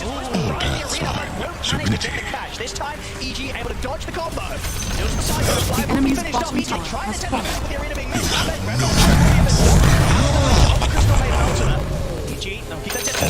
On again. An opportunity to step back in on this, but Beast Coast, they're able to retreat. They pop the smoke and keep their distance. That's a fresh meta. He just popped it. This could be dangerous position here still for RTZ. He could still just get popped. He has the pipe aura around him. He's going to need that near him. But all this time, that is just taking down. In all things. Not getting any farm, not getting any pressure either. His tier 1's still standing. All tier 1s on the side of Beast Coast standing. The way is clear. Quick move there from Chris and Whisper down. Clean up his bottom lane. It is Abed. Fire shook on the wind. Max Frostbite on this ready. Your bottom tower is under attack. Keeps it going. Here we have it. Chris is in. The large toss. Spear back. TPs are coming in, but it's not going to be soon enough to save him. Abed taken out by the combo once again for Beast Coast. It looked like he kind of maybe saw them, maybe thought he was going to be taking up, but no, way too much damage. Can't just continue the base. shall teach you. Ignite the flame. Your bottom tower Yeah, the is axe is under going to be done attack. now for K1 for It Hector. must be done. And they continue to shut down Your bottom tower is under So attack. the defense EG can put together around these tier 1 towers.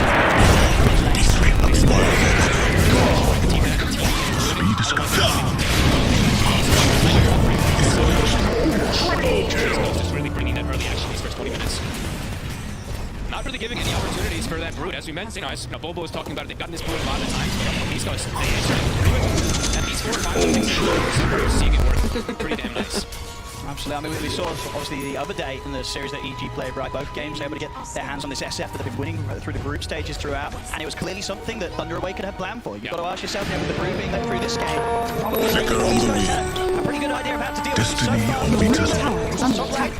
Whisper and Chris continuing to just pick up these kills wherever they go. I mean, as long as these guys pretty much have a combination of any two Your of these middle heroes, tower yeah, is under they've got attack. excellent kill potential. Damage and control. More You than that. face the flame. Continues having this crazy game. Top network still somehow on this off-lane bar at 8-1 and 7. I think it's something we've gotten used to, of course, with Whisper and stuff. Where he just totally pops off, but this is ridiculous. EG finally able to get some pressure onto the tier 1 themselves. Be wary. This tier 1 should Be be gone. cautious. No interest here for Beast Coast set.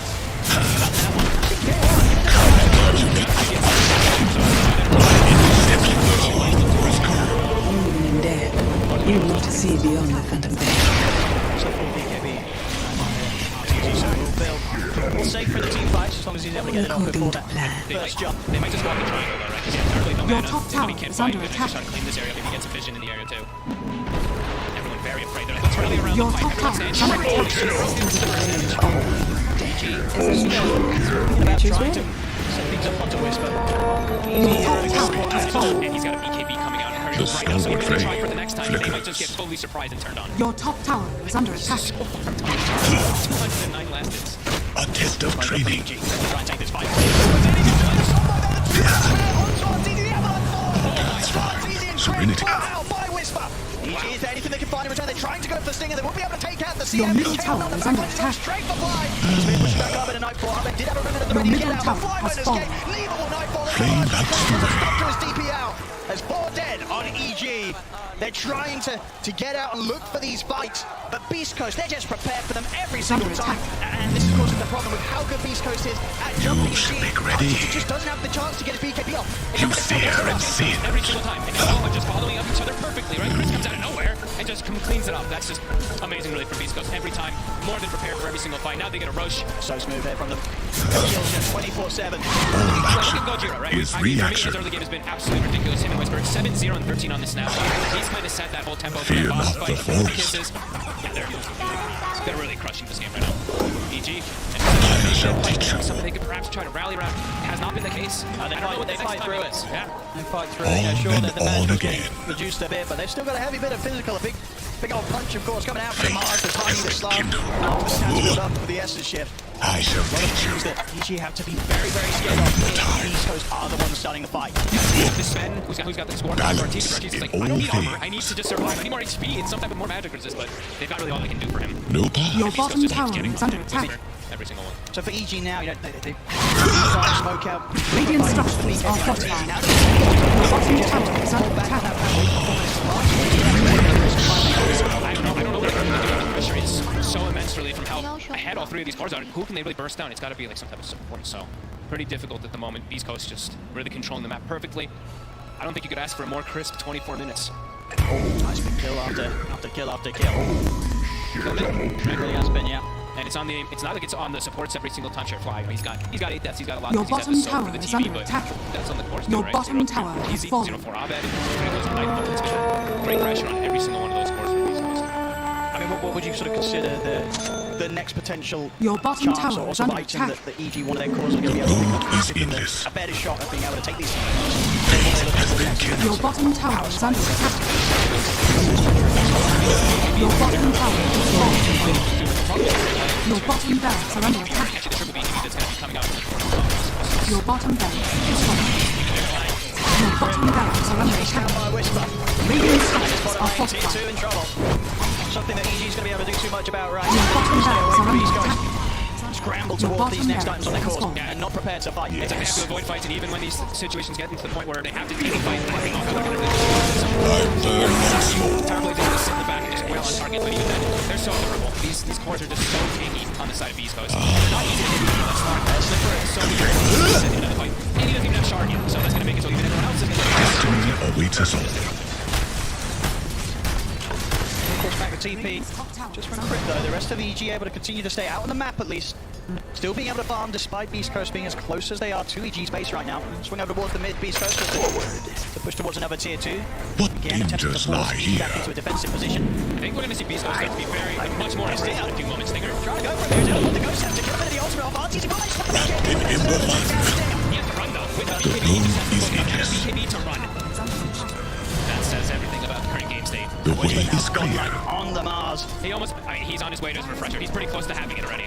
Flame lights the way. I mean, that's definitely the most farm Mars I think I've ever seen. He came out with a 26 minutes of success. Level 18 as well. Immediately kill the courier too. Nightfall. All is on again. ED in the bottom, ready for the next one. Any form of pain. No chance. Maybe RT's just about through it. In favor of so long.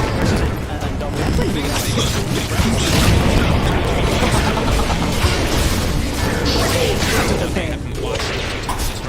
Tries to farm some farm, but BKB on cooldown, meta on cooldown, the whole map of East Coast. Your top tower is under attack. Now with his axe, and of course with a minute left on the Aegis, he can start to tease around with EG right Your top tower is Look under how smooth attack. they are. He forces the Wraith back. Like, that's how scared Nightfall is, even though he's at his tier 3. Your top tower We has mentioned earlier, of fallen. course, that Wraith back is going to get cleared every fight from the Little Shredder. Set up by Chris, good ball stuff there to get Chris out of the combo, away from the sharpshooter. Early kiss is being thrown. Bit of a whiff. Chris is falling a little low, he's holding on to the BKB. There's peace here. And Ahmed, he's thinking about committing. The silver flame Jump forward, flickers. in fact, his Your K1 top is going tower to is under attack. keep him locked down. He didn't jump. Approach He immediately. played inside the house, waited, didn't want to jump away. Your middle barracks are under attack. So close to the BKB on the Your middle barracks is falling.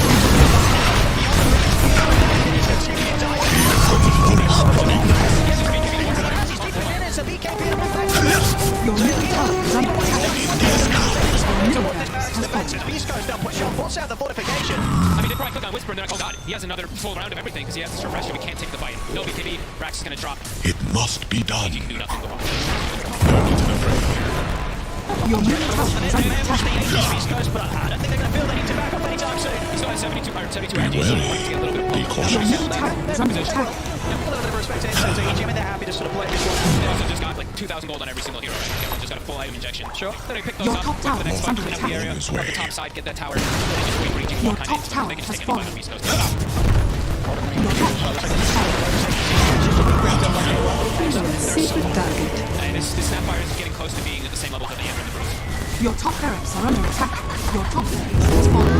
Enemy now has megatroops. Tons of different ways to protect his teammates. Great spells to either dispel. Anybody can go in. Yeah, amazing things to reflect, protect versus Sunder. I mean, this is a godly flow. I mean, that's the thing about the Beast Coast, as we've seen so far this game, they're the kind of team that will go in without these eyes. You know, so now that they've got them, stepping it up to the max in terms of how Your middle tower is under attack. sort of, you know, they'll look to move in and die where they want to go. Look at this hero damage. Like we're mentioning, those heroes this damage. You see why we put that up. Your middle tower is under attack. I mean, he's 8-0-14 here, and hasn't died this game.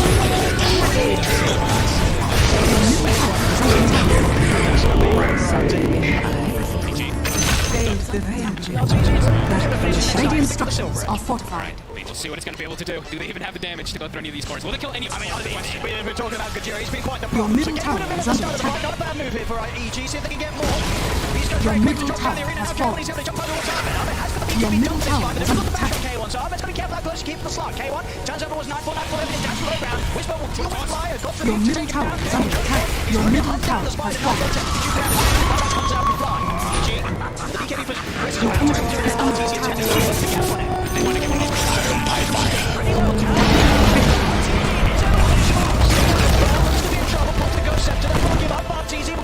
Alright, seems like the plan is get on top of the Snapfire, remove Gojira from Not a the bad fight. plan. Not a bad plan at all, as we saw there. They only had to commit one buyback there, EG. Fly getting back in on the action. I mean, it's the first time EG's gotten anything going their way. Absolutely. So they need any type of momentum. It's still a long ways, and still needs, I mean, quite a lot more of those, but at least they finally do get a kill onto that core. As you say, a different approach to the fight, one that we haven't seen from them, or at least be able to do so far this game. Getting Gojira, killing him for the first time this game. and did end up giving that bit of an opening that, I mean, as we saw in the damage numbers, once you sort of removed the highest DPS hero from the team, things are probably going to go a little bit better for you in these team fights. Yeah, they were able to get a good wrap around and just good connection to the Mars ult also didn't connect perfectly. So Slark, a bit low mana, they all just were a bit awkward about going for a full commitment on the fight on Beast Coast. EG still needs quite a lot more of those. Even though you see TB, he's getting close to the Mars net worth. He's actually ahead of the Slark now. As we said, there's still a lot of things that get on him. Still a tough game for him to carry. Let's have a look. Let's see sort of how Beast Coast come back out onto the map after suffering that last bit of a rough team fight, the roughest they've had. You know, pretty much the only rough one they have had this game. Of course, they're straight back over onto EG's half of the map. They know that they still have this lead 13k advantage, 30-11. DD rune bottom, and Roche is about to spawn 2 seconds. The spider is constantly being sent across the map to kind of scout it out. Sure. See if Beast Coast goes and checks it themselves. Chris is hunting though. He's still smoked up with that DD, and he has that small crit. Could burst most heroes. They're probably going to go back and check that Roche in a few seconds since they have all these wards set up. They have all the lanes in good position. Chris still kind of looking for something, but he's just going to catch the next wave. And now it's scouted. EG, they have hit the timing here with the smoke themselves. They'll try and get over See what towards they can this do. area, knowing that potential is there for Roshan to be back up. So many eyes early on RTZ. If he can actually just stay alive in the fights, he does a fair bit of damage. He's crit with the jump. I mean, it's not a bad jump again. They found Gajira to start the fight. They're in onto the snapfire and taking him down. K1 turns over towards Crit. Crit trying to get away with the pounces in. Whisper goes in with the arena, but the BKBs are out from EG. We see Abed look to chase down Stinger. Stinger will die before the TP is successful. The BKBs from both sides about to come to an end. He's able to continue on further. I mean, without the BKBs, I mean, it looks to be they're EG. going in themselves now. See, having the meta still going, they feel they're stronger around the pit. They were able to eliminate the 2 supports. Whisper still has another round of ult. It's gonna refresh. He does get seen. The illusion's on him. Chris is in with the jump. 3-man avalanche. There's the arena. Will be able to lock down Arbet with the spear. They've taken out the Ember. Arbet does have a buyback available if he wants to commit towards this Roshan fight. And Nightfall trying to escape the arena, but he's trapped in. Takedown by the God's Rebuke. Whisper dies in return. He'll immediately buy back to get over towards the Roshan once again. But Roshan is falling fast into EG. Chris is in with the jump. RTZ is pretty low. The torch goes there. The line of the spear. RTZ goes down. As EG, they attempted to finish off the Roshan, but they didn't respect the buyback there from Whisper and the ability for Beast Coast to jump into the pit once more. So many ways, as we mentioned from earlier, it's just tons of ways for them to jump in and out of these fights as K1. What a pounce, gets the catch. They're able to reset, right? Even though they lost Gojira, didn't have the buyback, Beast Coast is able to reset in and out of the fights a few times, and they do get that catch. They get it onto Abed, and then Chris gets the perfect toss-up onto RTZ. And the excellent calls here continue from Beast Coast in terms of the moves that they made. You saw no hesitation from Whisper with that buyback. Yeah. A pretty admirable fight, though, for being 14,000 gold behind from EG. Finding a pretty decent chunk of kills, but now they're going to lose some pretty massive objective damage, maybe even losing all of the racks here. I mean, it's going to go down pretty fast here to the right clicks. Yeah. Oh, Chris on the tiny. And K1, he still has some stacks, too, so top. They've got one more glyph. He's respawning, but no matter when he's up 30 seconds. And man, they have one more fight as well, EG. They're going to have to pull everything together here for this last stand against Beast Coast. It's Beast Coast. They'll give their respect. They'll back it up. Further big items being picked up. AC is complete here for Chris. Yeah, they're like, we don't need to really fully rush it here. Pick up these items. Still have Aegis for a few minutes. Almost a Hex finished up also on Whisper, so. EG looking to maybe take advantage of the fact that Beast Coast might be kind of chilling back here. Maybe they can catch something big. The moves they do make at this point, they seem risky, but they have to take these risks, EG. They're sending the only way they get back into the game. Yeah, they're sending the spiders to scout all over. We're seeing them from Nightfall up top lane, so they're trying to find somebody bottom side. And look who it is again. It's Gojira. He's able to get the 4-staff off in time to break away from the bushwhack, but still RTZ chases him out. A further force and a jump with the cookie will dodge the sharpshooter, so Gojira this time will live. And now EG's got to run. And they certainly have. If the Snapfire's alive, things are probably going to go rather bad for EG. As Fly goes down, RTZ holding onto his BKB for now. They know where he is, though. Whisper, he gets the spear. Oh, BKB is there from RTZ, and immediate response is the bashes are there from K1, though RTZ needs help, but he needs it now. The bash is there. The silence as well. RTZ goes down. No buyback Coast, they're ready to go for more. Abed able to BKB TP out. But EG, they've got to try and hold here with just the 3 of them against the full 5-man push from Beast Coast. No Arteezy for nearly a minute. That's mega creeps for sure. Arteezy stepped up, got speared. It was despite that they tried to get a catch onto the snap and they were fully surrounded. The 2 times they've managed to come out top was when they've been able to catch Gojira. Outside that they couldn't, and indeed they'll tap out. There's no coming back from this position. GG is called. Beast Coast here in game 1, looking as hot as ever really here against EG. Couple outside of the 2 rough fights, it was pretty much perfection from really Beast Coast from start to end. Yeah, I mean, I have to give so much credit really to this top lane, right? Yep. The Mars and the Snapfire, they really set the tempo for this game. I mean, Chris Luck too, of course all of them had their parts in it, but that top lane for me, they were doing everything. They were making moves around the map, they're setting up the kills. Whisper somehow top net worth majority of the game. That was quite a performance really from Beast Coast. They just constantly shut them down, and it was all 3 cores, right? Like we mentioned, it wasn't like they're getting all these kills on the supports, they're getting the kills on the big targets. It really was, and it's something that we've seen in the past from Beast Coast. When they get themselves onto the main stage here at any sort of LAN, they just pop off to another level. The way they're in sync with each other, it just doesn't get any better. And EG, they're going to have to step it up coming into game 2, because this game 1, Beast Coast, they're going to be on a bit of a different level here as they'll get the first victory in this best of 3. Back to you guys in the studio. Thank you, OD Pixel and Fog. Yeah, Beast Coast coming out of the gates super strong here in game 1, defending their towers, dominating their lanes, making all the rotations, all while simultaneously keeping their hair. What a victory. Guys, do you want to break down a little bit?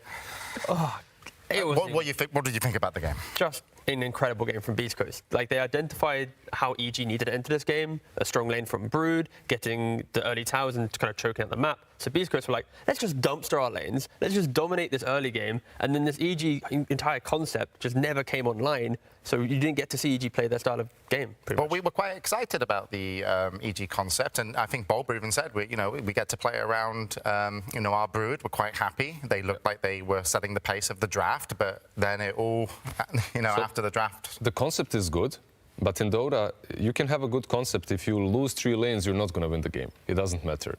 And they did get dominated quite a bit everywhere. Later on in that first rotation towards the bottom lane, it needed to work. If that doesn't work, they all just crumble. And exactly that happened because Whisper and Gojira, they had such a good start, they had levels on time, they could rotate, and this is exactly what we're talking about right here. Yeah, and this is the where they overstayed their welcome, I think you were mentioning. And Sheep, whisper, whisper, whisper. Whisper, whisper, whisper. Whisper to me. Let's go. He's way too good.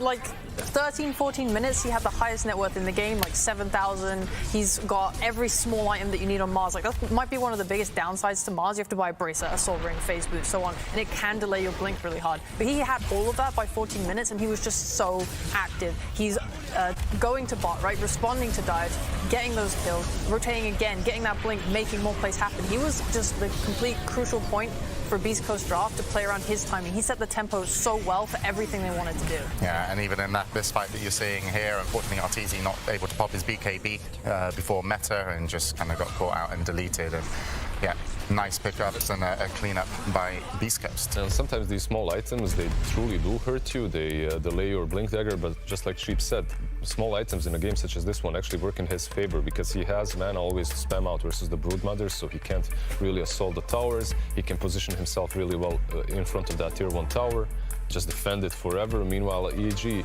I feel like they got caught in this, okay, we're losing, but they forced the tier 1 tower a little bit too hard too many times. That's why you just saw Arteezy. He gets picked off before the BKB is popped. Why? Because they have all the vision they need. They know exactly where EG is all the time. Yeah, and then again, congratulations to Beast Coast, really selling pace. And I know you guys have a lot of questions. You want all the answers here at the panel, and one of the most important questions, hairlines. This man can answer for you. I have a terrible hairline, and I reciprocate with all the players who have gone bald, and I one day will be bald myself. But the Yatara effect. This is the most critical thing we have right now. We have multiple players at TI11 who are going bold. Don't forget Yataro, at the previous TI, he had never beaten VP during the DPC. He shaves his head, bam, 2-1, beats VP, all right? We have Skem, draws with Team Spirit. Can't beat them at the Arlington Major. He then goes bald, bam, beats them. We then have Panda. he plays against EG in the Ana Major on no ping. He loses to them 2-1. Guess what? He goes bald. He then wins 2-0 against EG. So finally, RTZ, Bald TZ, hasn't beaten Beast Coast yet. Draws with them 1-1. Yet to find out if he can beat them. He lost game 1. The bald effect dictates he has to, in theory, statistically, that this time they aren't lying, Naz, he should win. But if he doesn't beat them, it's over. The Yatara effect has crumbled. So this is one of the biggest storylines here at TI. It really is. And so we need to go to an expert. I think we got Slacks and Casey. Hello. Hello, hello, hello. He has decided to join us, and we will bring our energy together like a bold spirit bomb. Ladies and gentlemen, Bold Boys for Arteezy. Bold Boys for Arteezy. Bold Boys for Arteezy. Bold Boys for Arteezy! Taking our tour! Woo! Can I play? Yes! Bold people for Arteezy. Bold people for Arteezy. Bold people for Arteezy. Bold people for Arteezy! Woman down, girl, let's go! And also go everybody. That's it. That's the bit. Back to you. Thank you very much. Some insight. That was some insight. Pressing. Bro, That's an exclusive. You've never heard it before. This is a TI exclusive. Yep. And does that change your opinion on, what? No, I think Beast Coast probably going to win the series. They played game 1 incredibly, but no, a lot of bounce back from EG required because, Beast Coast was a step above. Yeah, and now they've got a little bit of momentum, and of course this is lower bracket. EG can go home. Beast Coast, only need one match to finish this one out. Lizard, I interrupted you again, as I am the silent. I'm very happy you did, because that bold energy is way too strong. I forgot my thoughts anyway, so it's all good. All right, and Sheeps, you've been bigging up that team. Game 2, though, looking at EG, where are you thinking for EG? Ooh, it's hard, right? Because everything comes down to the lanes and the start of the lanes and making sure that those go well. Because it's hard, no matter what your draft looks like. Like you said earlier, if you lose the lanes, it's just too hard to play the rest of the game. So focusing on making sure that goes well is just the first stepping stone for playing against Beast Coast. Because Beast Coast are just a team that likes to win lanes, group up, fight, push you, fight. So you have to be able to fight back. Yeah, but of course, we mentioned a little bit earlier that you put up some stats. It was EG have, dominated, so to speak, a little bit more over Beast Coast, or at least the SA region. So is this a new position for them? So I think the EG's always just drawn out with Beast Coast. I think, EG's normally, statistically against Beast Coast, they always win game 1, then they lose game 2. Okay. So it's the first time in the last 3 matchups where EG's actually lost game 1. So maybe it's all changed now. Maybe just Beast Coast is leveled up. But EG normally has SA's number, but right now it doesn't look that way. I want a little bit more about this. I want more history. And to bring us some history, it's Tsunami. They've had SA's number for a very long time. In fact, I want to take you real far back. EG in South America, this is a storied rivalry, all the way back to, let's say, 2015. Let's say Evil Genius's PPD. Does that ring a bell to you? And them always going head-to-head in South America. Back then, it was the Brazilians. It was Pain Gaming. Can't really say that SA was too respected of a region back then. PPD, he didn't want to play on those servers. Old Universe, though, he was trying to come to the defense of South America. It took a little bit of time, though. It took the Dota Pro circuit to really foster the region. It took all the way to, let's say, the Ana Major, when things started to finally turn around. Poor Beast Coast was on the cusp of being able to qualify to TI. It was all up to Evil Geniuses. EG had to take out 2 of the teams, TNC and Enigma Galaxy, to let Beast Coast in to TI-10. Te quiero mucho, Arturito. But it goes both ways. Beast Coast, they'll repay their debt. 1 year later, come to TI-11, the Arlington Major. All of a sudden, EG's in trouble. They're in just the border of being able to directly qualify. Fnatic and Outsiders, if they place high, say sayonara to Evil Geniuses. But Beast Coast repays their debt. They save Private Arteezy, and they bring EG all the way to this TI. Now, will Beast Coast give it and take it away? Will they do it in a 2-0 fashion? We'll have to find out with this next game. Thank you very much, Tsunami. Yeah, you know, there's a history, and it's. I want to say hi, by the way, Tsunami. How are you doing? I hope they're going to turn your mic back on in a moment. I'll hang out. I'm doing great. How are you? Yeah, we've seen you over in the corner, kind of preparing these segments. You've been playing a lot with your new toys. I have been. It's been a delight to augmented reality enhance the experience. I thought that you were a hologram for the first day. Yeah. I also got told, though, you did say you asked to make all the Dota heroes smaller. Could you tell us? Listen, the scale is just inherently off. They're mere pixels on my screen. I'm glad that you're all sitting, because then I would also feel somewhat underscaled. But we're fine right now. No, please stop. Wait. I'm not a fan of this. Don't break the panel. Anyway, this is why they only let a certain amount of people over here, because too many Dota commentators in one room and panelists, it just goes haywire. But to get your opinion on Game 2, what are you thinking between EG and Beast Coast? I know Bulba was particularly thrilled about getting the Broodmother as a first pick. I remain reluctant. Nightfall's been doing great on the hero. In fact, I think this was only his second loss on the Broodmother. But time and time again, I see stubbornness be the downfall for Evil Genius drafts. I think Broodmother might be one of those things that they might need to go back to the lab, and same thing with the Sun. I know Fly's been doing great on Sun as well, but it's becoming a bit telegraphed. You can get away with it in group stage, but come bracket play, come against South America, you gotta wrap it up. All right, I know their teams are on their way out. Thank you very much, Tsunami. And we look forward to getting more AR and more Tsunami, and hopefully Purge in the future as well, as the teams enter for Game 2. This is potentially the elimination game for Evil Geniuses. Tsunami mentioned, yes, maybe stubborn, but they've, a seasoned team. They've got a lot that they can show here on stage. They've got a lot that they can draft. I'm really looking forward to see if they can, kind of get RTZ more involved and more comfortable. It did feel like those lanes really kind of didn't allow him to play his game. But on the side of Beast Coast, what a great storyline. If they can come through this lower bracket, beating out EG would be huge. And, so many South American fans, this has really been a great year for SA. Yeah, 100%. And you mentioning about how great that previous game was, I think in the pre-show we mentioned how EG, they rely on like Arbed, Crit, they kind of unlock everyone else to play.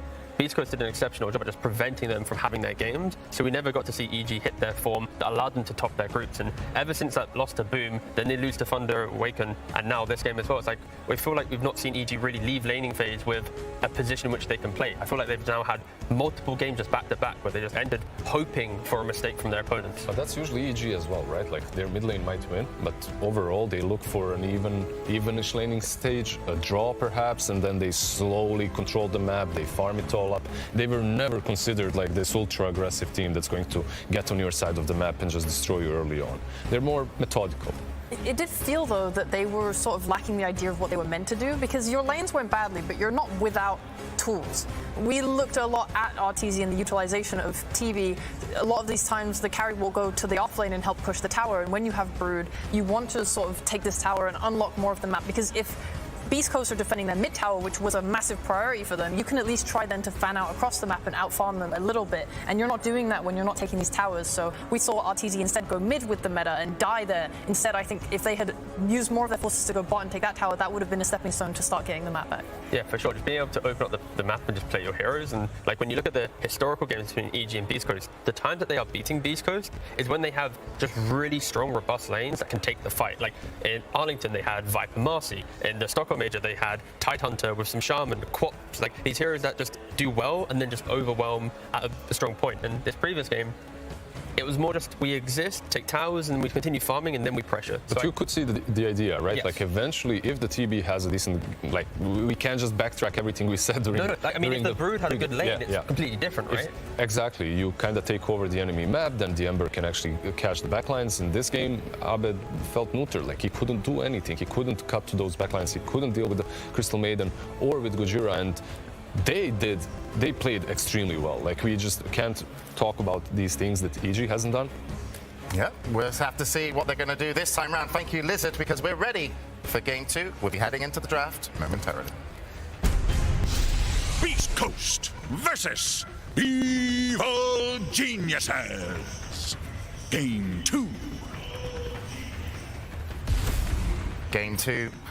getting ready to start. The draft is, as they said, moments away, as they will soon be getting their first bans. And this could be EG out of the international, but of course, not necessarily. But if you were to, winning this, and you know how the games work, but what would you say if you were kind of back with EG? Like, where would the talk be? Because it's not that they've just lost their first game. It's that actually this is a continuation of a bit of a lost streak. So if you're a captain, if you're a coach, are you kind of now getting a little bit worried? No, I don't think you should have fear at all at this point. I know it's hard, but... Well, he's a panelist now, so you wouldn't be able to get him. No, I wouldn't. That's true. Anyways, I'm going to try my best. My mum might be proud. But yeah, I think it's more about identifying what's gone wrong. And I think I mentioned it before. They've had like 4 or 5 games in a row now where they've not left laning phase with any wins to a lane, pretty much, it feels like. So they need to go in and go, let's respect Beast Coast aggression. Let's try and match some fight, at least in lanes. We don't need to be super aggressive playstyle and change EG, but we just need to be able to enter the lane and go, we're going to kill this hero, we're going to dominate a lane. And that's probably it. Just a little pep talk. Kill him. Perhaps something like different position 5 can help with that. Because if you identify their losses as well, you had a very passive 5. You have a Sven. Later on, of course, he's strong. He brings utility. He brings the war cry. In the laning stage itself, it doesn't set up kills. It doesn't set up kills, and it's not a Marcy. Exactly, and it won't really dominate the lanes. You have to respect that Beast Coast are coming out all guns blazing. Like, if you lose the laning stage that hard, they won't let you recover. Yeah, and maybe that's a little bit of confidence from EG with like, hey, lanes, we can win and lose a couple, but don't worry, we're going to fall back on this mid-timing. But unfortunately, last match, they lost all 3 lanes. Sheep, still on the bit of the EG train. Do you agree? Just like, focus on the... No, we're on the EG train right now. I want to get off. I want to get on the Beast Coast train. You want to get off the EG train, because it could be going over a cliff. Okay? I gotta get out of here. Yeah, you've got first-class tickets to Beast Coast. you're sat up front. Yeah. So Beast Coast, what are they thinking if they come into game 2? Because they've got room to play, but of course you don't really want to play in the lower bracket, even though you're 1-0 up. Oh no, they love playing on the lower bracket, I'm sure. I think for both teams, obviously Beast Coast can just keep playing the way they're playing. It's working for them. They have a comfort. They are in their style now. They this is one of the good things about group stages. You sort of just like figure out the kinks and problems that your team has if you're losing there and take to the bracket. But for EG, yeah, hopefully they're able to assess, like Bulb was able to help them assess like where the main problem was. I think they just didn't have a proper vision of their win condition for the game and weren't able to really put pressure on that. So if they go into this game too with more of like an idea, maybe, like we said, easier lanes, maybe an actual way to take towers more easily, right? Like a strat, I think it was like whatever. 20 minutes until the first tower went down yeah. on the East Coast. Like, that is a very efficient way for them to get a foot in the game and give themselves the breathing space to be able to execute their strategy. I just love the fact that we enter this draft and it's instantly 3 bans, like one after the other. And then it's like the final ban is let's think about it. And this time the adaptation is simply EG is going to be first pick. So Beast Coast, they now need to pick 2 heroes, respecting the fact that if EG wants to continue the Brood train, they're not going to be able to counter pick after seeing Brood. They're going to have 3 bans will occur, and then they get to go for it. So Brood's in the mind of Beast Coast once again. And there's so many heroes as well, right, that have to be in your mind. It's the Brood Mother, it's the Marcy, there's also the Lash, there's Enigma as well that's in the pool, that's unpicked. They go with the Nyx. Is this a possible Lash then follow up by Beast Coast? Yeah, they played Lash on the second pick before. They've done Nyx and Enigma before, but Lash doesn't sound too bad, just to give you some at least covering. Not the best hero for laning, but once you have items, it's decent. And they go. Lash, yeah. I feel like Nyx is a giveaway, right? If you're picking it that early on, you're setting up for the Lash. Meanwhile, the Crystal Maiden alone might not prevent you from going Enigma, but Crystal Maiden plus Dawnbreaker or anything that's left in the pool, that's decently good against Enigma, and you can't really lane there. We've seen PSG LGD even, like Fade Beyond, he picks that Enigma. If he gets countered by 1 hero, it doesn't feel that impactful. Yep, a refreshing change. EG, they have the opportunity to go for the Brood, but no, they just go for a Beastmaster. They're seeing what Beast Coast is picking up, sorry. You pick up this Beastmaster, you play around him. We see the value of Nyx Vendetta. If teams are grouped up, it's kind of weak, so now it's forcing Beast Coast to think about it a little bit differently and emphasis on countering Beastmaster on the lane. By the way, did you guys expect Crystal Maiden to have as sick of a win rate as she is having at the moment? Like, what's happening here? Before she's TI? got Arcana coming.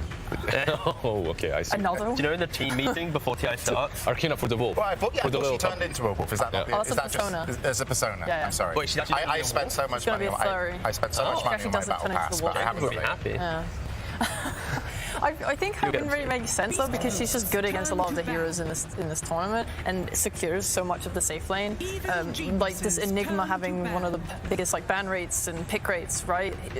CM's just nice against him in the lane, and the same with this Brood. Like all this attack slow that she provides and the kill threat in lane, it seems to be really nice. We've totally seen a shift in Pos 5s, going from these old Warlocks and Dazzles and stuff that just secures the lane to we're just going to try and kill the offlaner, and CM's great at that.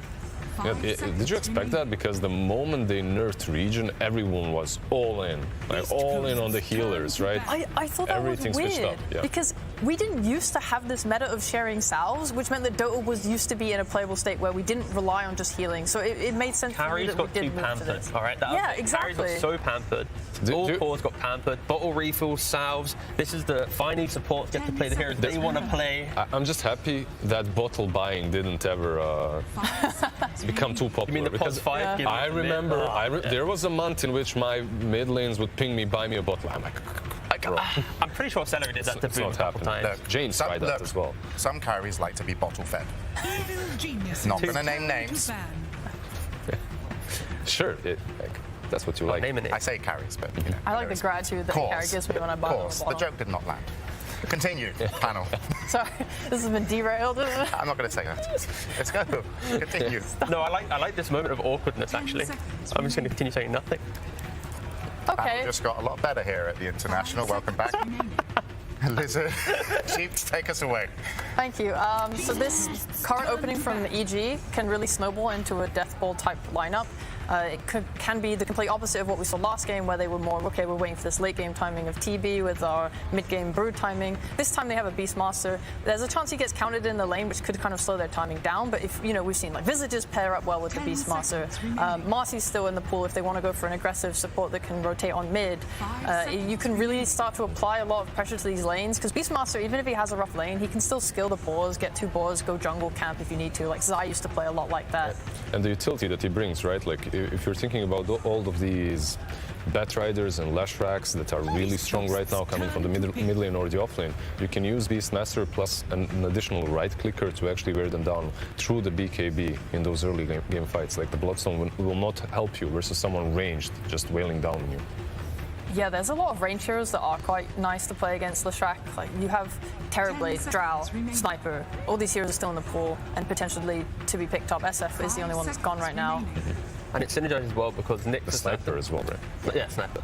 Because like Nyx doesn't really apply pressure in lane. It's like a lane secure. That's why you see it often paired with ranged heroes. Because Nyx secures lane, ranged hero that would get pressured now gets to farm. And then when you have this like CM plus any aggressive style carry, it just makes it a lot easier. And in regards to the bans, EG, they banned out like the Enchantress trying to cover the Beastmaster lane. They block picked the CM, and now Beast goes to go for like one of the only options left really. Right, it's one of the best ones versus Beast, but it's not like in the old days. We have this Beastmaster, you pick Enchantress or Chen, he can't lane. You just go Axes, right? Like you still do the same thing. You can go for Raid Pact and just lane against that.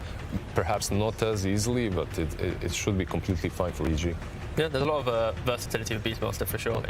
But offlanes aren't as stubborn as the old days, at least. Then again, Chen brings much more to the table than just being strong against the Beastmaster, right? Yeah, the fact that there's a lot of tankiness with Beast Coast. Lashrak going for a Bloodstone, you got the heal from Chen and Mech. Nyx Assassin is naturally being strong with the Carapace. If EG, if they commit to a fight and they're not getting that kill in that moment, the secondary fight, the prolonged fight, that's where they might struggle. And that's why they go for these more skirmishing heroes. Are we hyped for Crit Mirana? 10 seconds. I am, yeah. That doesn't sound pretty hyped. No. The first thing I'm thinking is how easy is it for them to use a lot of like arrow setups? Because stuff like OD, Conquer, all this stuff, like any actual stun is really good versus Mirana, right? But they don't have an actual stun outside of Primal. Not Primal Beast, the Roar from Beastmaster. They have 2 roots, so when Beast Coast start to buy like Lotus Orbs and Dispels, it's a lot harder to get these guaranteed arrow setups. I feel like if Beast Coast pick Conquer themselves, like right now, that is all the damage mitigation required to be strong enough that you can brush off EG's aggression. Like, so you would lane Nyx / offlane and Conquer mid? Yeah, like, is that the idea? Exactly, yeah. Like that type of idea, and you just... I'm a bit worried for EG's damage. If it's the same as last game, right? If they don't come out ahead in lanes, having the CM Mirana who can't find kills, the Beastmaster who can't pressure towers, Embers, it could be the same story if Beast Coast come out ahead in lanes. One thing that James did talk about earlier is Crit and how if he's on fire, EG is on fire. And this is a game that's a perfect setup for him. Like on the offlane, you're playing with the Beast, but also versus Chen, you can deal with him. Plus, you can rotate towards mid because it doesn't look that great. Like you have Ember, but that's more than enough setup for a Mirana, for a crit Mirana. Chains into arrow, this Leshrac can really suffer on the mid lane. But it could be offlane because if it's Beast Coast. Yeah, of course it could be offlane. Whisper is one of the guys that made Lesh offlane like really good. He took the idea from Brax, made it his own, and he's played it in Arlington. He can play it again here if he feels like it.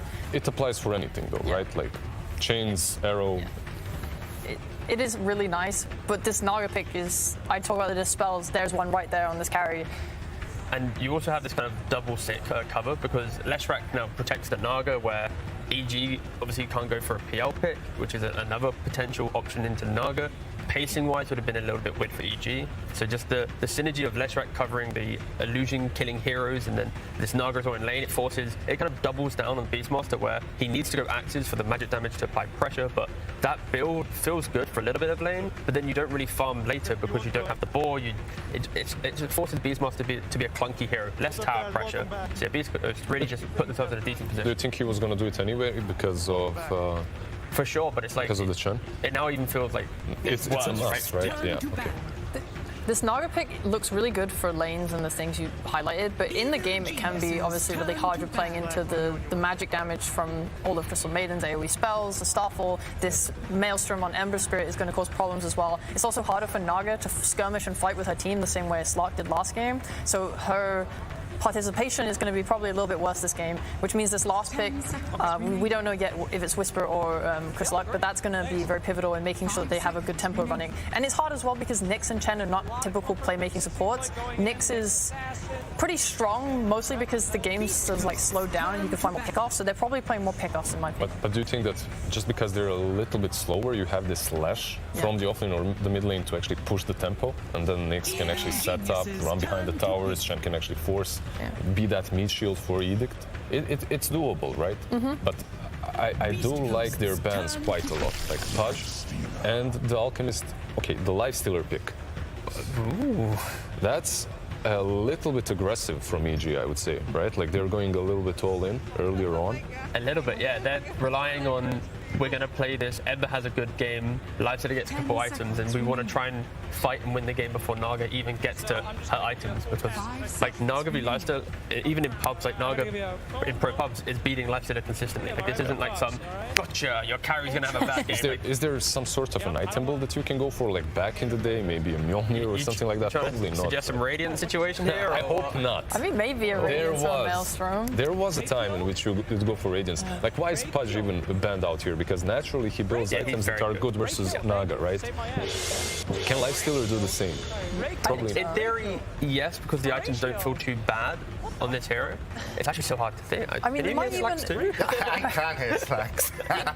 It's kind of nice though, you know, if you're going to have if you're going to go crazy, get a good voice in your head that's really... I just thought I was going crazy. No, you're not. That's because I know Slacks is going to... We're going to be lucky after this because we are going to get an interview with the Beast Coast coach. But the last pick then coming out from Beast Coast is going to be that Brewmaster. And, you know, don't worry, it takes years, but you can ignore Slacks. So after a while, yeah, it's okay. But we have him on the drip when we need him. So who do you like at the end of this draft for game 2? I think EG's put a lot of pressure on themselves to execute, and I think the simplicity of this puts Beast Coast in a more favourable position, especially how they executed game 1. Okay. I really like the last pick Brew to just complement the lineup and wanting to fight. I think this Lifestealer could just ignore the Maelstrom stuff and go Deso, and then they just try and push towers with the Beastmaster Lifestealer and let Ember deal with Naga. I care no drafts. Bold energy from Slacks was too strong. Okay. I'm going for game 3. We've heard him over here, and we're excited for you guys to chat with Slacks because he is going to have an interview with Beast Coast. Let's see how they feel about game 2. Thank you so much. Hello, guys. I am here with Guachi, the manager, and Raykill, the coach of Beast Coast. Thank you so much for taking time. So, want to ask you, a lot of comfort heroes coming through on this draft, the Chen, the Nyx. I believe you guys have not been beaten on your Nyx yet. So, I want to know just how confident you were going into this game. Estamos piqueando héroes que son muy comfort para nosotros. Hasta ahora creo que no hemos perdido ningún juego con Nyx. También piqueamos el Naga y el Chen. ¿Qué tan confiante estás con este draft? Bastante confiado, ¿no? O sea, sé que ellos darán lo mejor de sí y responderán bien, pues. Bastante bien. Well, we are very confident. I know they're going to play the best they can. So I believe in them, and that's pretty much it. We're confident. All right, well, we were absolutely happy to hear it. Thank you so much for that first incredible game, and we are ready to watch another incredible game to follow it up. Let us pass it on over to Owen and Font. Thank you very much, Lax. Yes, the game underway now here. Game 2 between Evil Geniuses and Beast Coast Fog. This is Evil Geniuses' last chance, right? If they don't hold on here, that is it for them. And after such an incredible group stage, which if anything just gives more credit to how well Thunder Awaken and now Beast Coast are playing against them, you know, what do EG have to do to try and get back that magic that they had days before?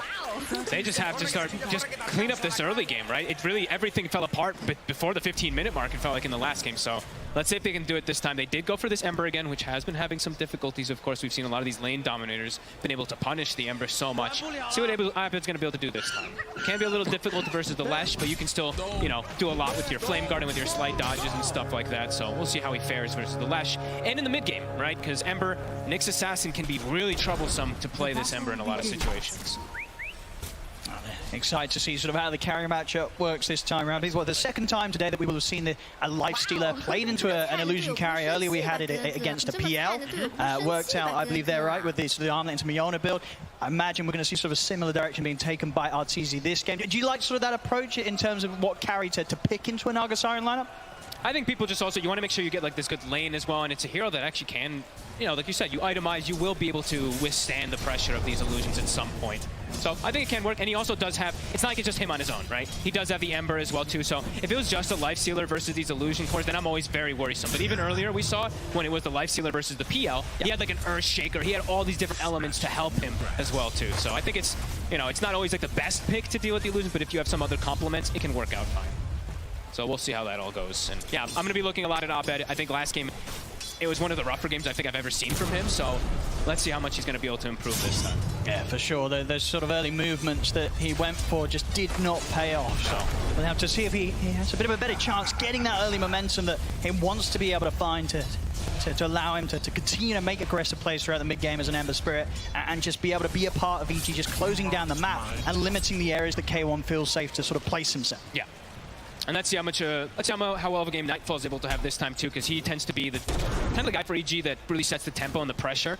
So let's see what he's going to be able to do on the Beastmaster this time, because he is playing versus Chen, one of the harder counters in a way versus the Beast as the game progresses. Because even when you get your Helm of Overlord, he can get his Shard, he steals your Ancients. There's so many plays that you can do as a Chen versus Beast. So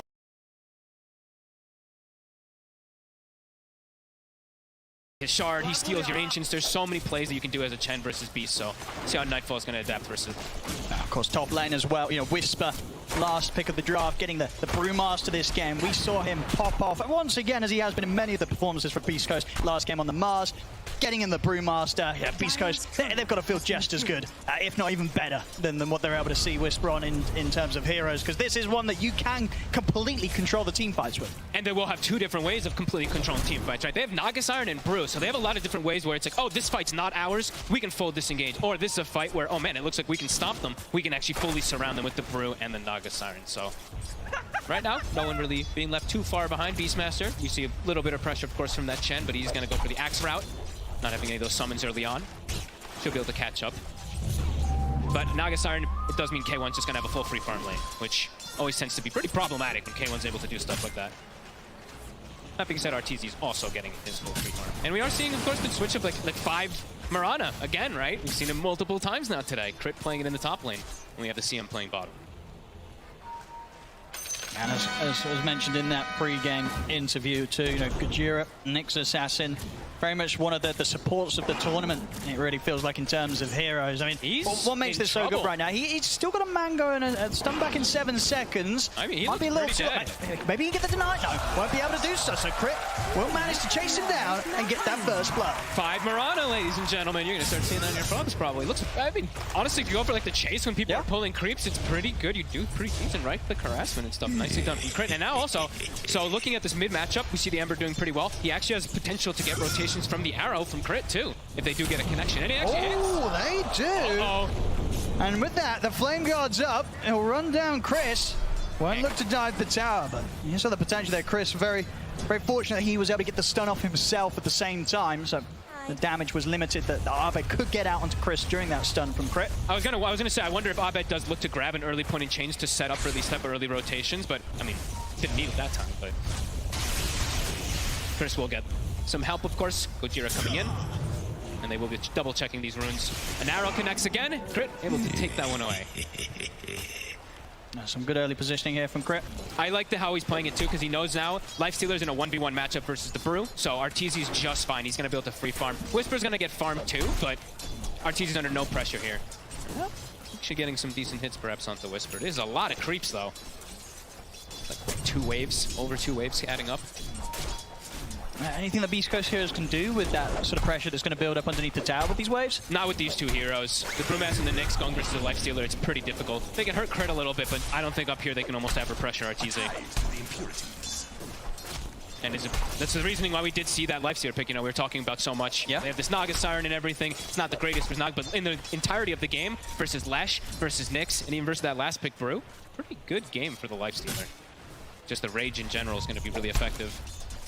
Oh, for sure. And of course, because that Brew was the ultimate last pick, you would imagine when Beast Coast were grabbing it, they weren't expecting it to be able to have its strengths in the laning stage. No, right? It's for all the other parts of the game, so absolutely. This is all as expected for Beast Coast in terms of the outcome of top lane. Yeah, and it's for like the itemization of everything too in mid game, because he's going to go for this Wraith Pact, maybe in this game, because he is playing versus Mirana, and Mirana is kind of a Wraith Pact killer, so maybe he will opt for a different type of build. We'll see.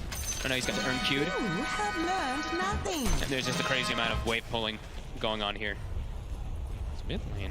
And Gojira is just completely abandoned top. He's like, I can't slow down our team. Yeah. So all 3 lanes. I mean, it makes sense, right? Yeah, because Whisper's still going to be able to soak up the golden XP. Yeah. I'd rather get the solo element of it so he can get that 6 as soon as possible. Yeah, and he can pull the lane himself, and there's not really a way that he dies to the Mirana and the Lifestealer. He can just, Drunken Haze and run out of there. Oh, and the same to be said, in turn, Crit, he's like, well, I'll head around the map and continue to just hover around the mid lane. Huge play from Gojira. Stops the TP back from Abed from the low ground stun. That new stun cast range, that's 750. Pretty much everything there. The movements. EG will still be able to maintain control around the 6-minute power rune. It is a haste rune for Abed. A pretty important one really for him to get, because he did get that TP cancelled for the fill up. Smile. Chris Luck will go bottom. We'll be able to get his own bounty rune to fill it up. And we do see K1 now starting to get some jungle. So slight lead in the laning phase here for EG. Nothing too crazy. About 200 or 300 on each of the counterparts. Does mean this is Helm. Helm is pretty much done. Down bottom for the Beast. And he does actually start skilling these boars, so the Chen's going to be able to turn them against them.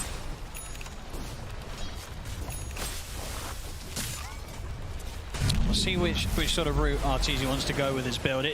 When you are trying to scale up against a lead carry, do you still always get the armlet first, or is there potential to kind of go for that Maelstrom or farming item a bit quicker? I always think Armlet's the most core item ever on Lifestealer. Okay. You kind of can't deviate too much. But we'll see. I mean, right now he's just got the phase and the bracer. Maybe he's feeling like he's not going to get it early enough that he does want to go Maelstrom. But I think Armlet Maelstrom's fine. He's got the Ember, as we said, so he's already got a hero that can also deal with the Naga sometimes earlier on.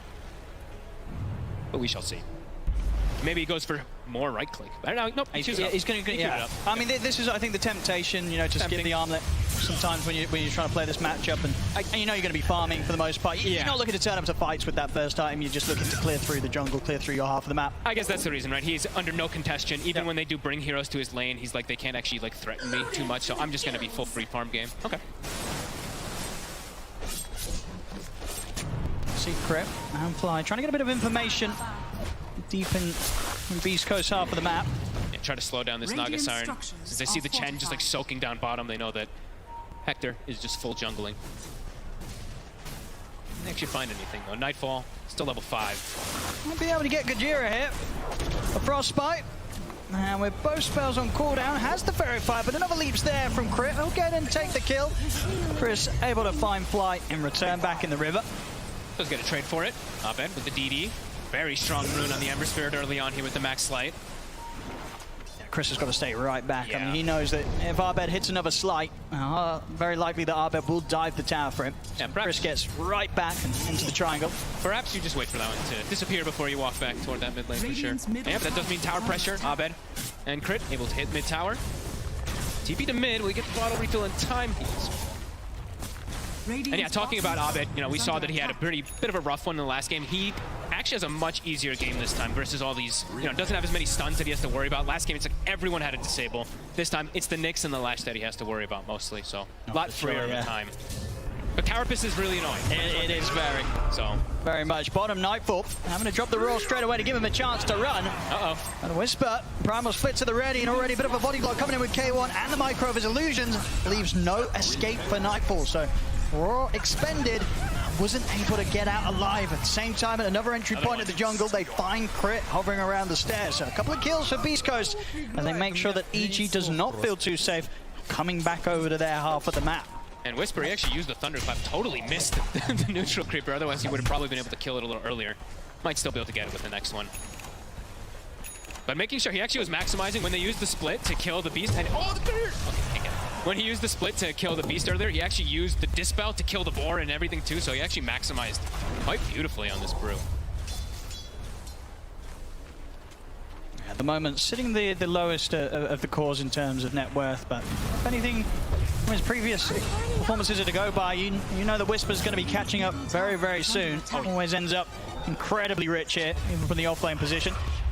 And he wants to be a little bit more like active of moving around just because he doesn't want to sit in the lane versus a lifestealer so much, so look for these constant kills and pressure on lanes. Yeah, and of course we'll get to the point in this game where it's K1 playing a Naga Siren. He's going to be soaking up all the waves, he'll be taking the majority of the farm that presents itself on the map. So a bit, sort of a different spread of value that you'll expect to see grow for each of Beast Coast cores this time round. See what he can find. Whisper shows himself, he's quite durable though. So Split still on cooldown. TP reactions coming in. See if EG can get the kill quick enough. They're struggling to kill him at sort of the pace that they would hope for. RTZ continues to push on, will get him. They lose Crit in return. We'll see if RTZ can get out of this. He has the Infest, is able to jump into Arbed, and Arbed, with a Remnant at the ready, will be able to deliver RTZ back to safety. That was close. If that stun catch, it actually almost catches the both of them there. Could potentially be a disaster, but they do end up cleaning up Whisper. They do get a trade out of it though, so Beast Coast not the most fussed about it. We did see how tanky he was there, that brew. Even though he's only got the 1 point in the Drunken Brawler, he did have that Ogre Frost Mage, I believe, that Ice Arm. Did, yeah. They're able to buff him up, but yeah. Quite able to keep him alive long enough. A nice read there from EG to know that they could get away with that sort of an aggressive play. Something they struggled to do in the early stages of game one. And already 11 minutes in, 5-3. EG definitely going to be feeling a lot better out of the laning stage than they did at this point in the first game of the series. Absolutely. I mean, night and day difference. Stinger, I mean, look at this positioning from the Chen. He's up here alone, trying to pressure RTZ in the tower. He's getting a lot of damage on top. Bottom lane, another split, and another attempt at a kill on towards Nightfall's Beastmaster. He'll turn with the Roar. Oh, Roar's the Wind Panda. Make sure you can get away. Okay, in the Moonlight Shadow, they'll be able to reset. That was a cool move, though. While we were looking, you know, the play happening bottom, the Chen was actually making sure that he kept the catapult alive as long as possible, top with his creeps, and just like kind of sacrificing them. Good chain setup. Arrow. Not quite able to land it there, a little too far away, too much travel time. But they're forcing them away from the tower. So tier 1, likely to fall here with that dominated creep also coming in. Totally different game state, as we said. This time they're able to get 2 towers on the side of EG early game. Beast Coast not able to set that tempo yet. Might be able to get Stinger here. Fly. He's got him. Quick frostbite, and the setup's there for RTZ to pick up a nice bit of bonus gold. Gets the kill. Look at his positioning there, a little aggressive there from Stinger. I mean, he's been sort of living life up on this top area of the map for quite some time. Arrow, that's swiftly done there.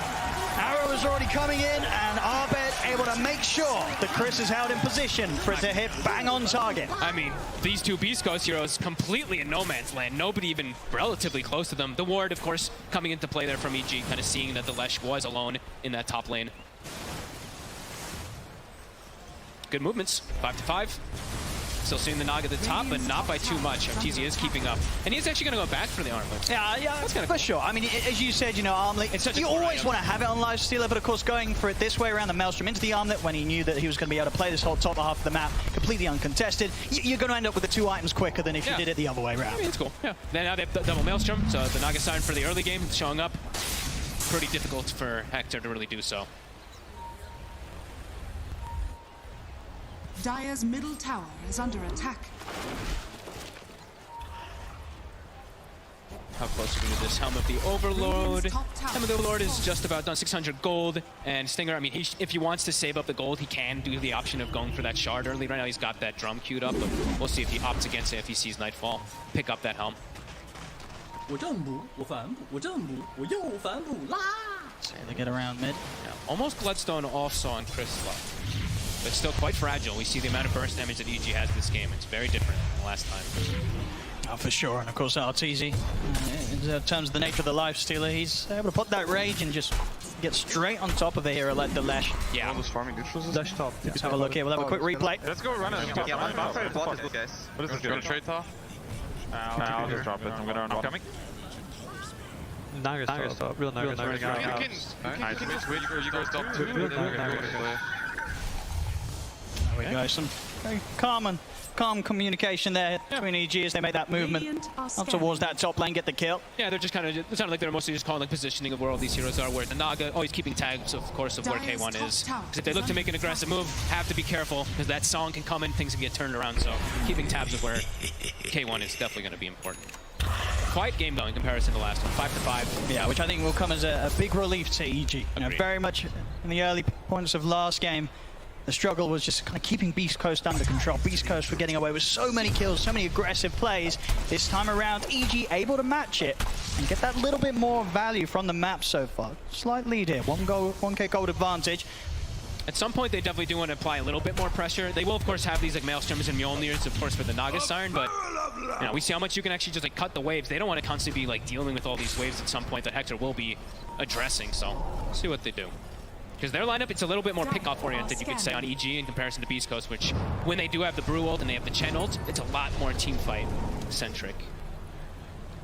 You can see here with these moves, EG trying to find which area of the map K1's playing from with his main hero, but good read from K1, he'll back out of the map completely, so they won't find him. He can be fight ready. He's actually gone for the Diffusal build early on here on the Naga Siren, so could even look to, if he gets like a grab onto Abed ever, that could be pretty much set up for a kill. And now the Roche. Okay, yeah, I mean, the Beastmaster in his army.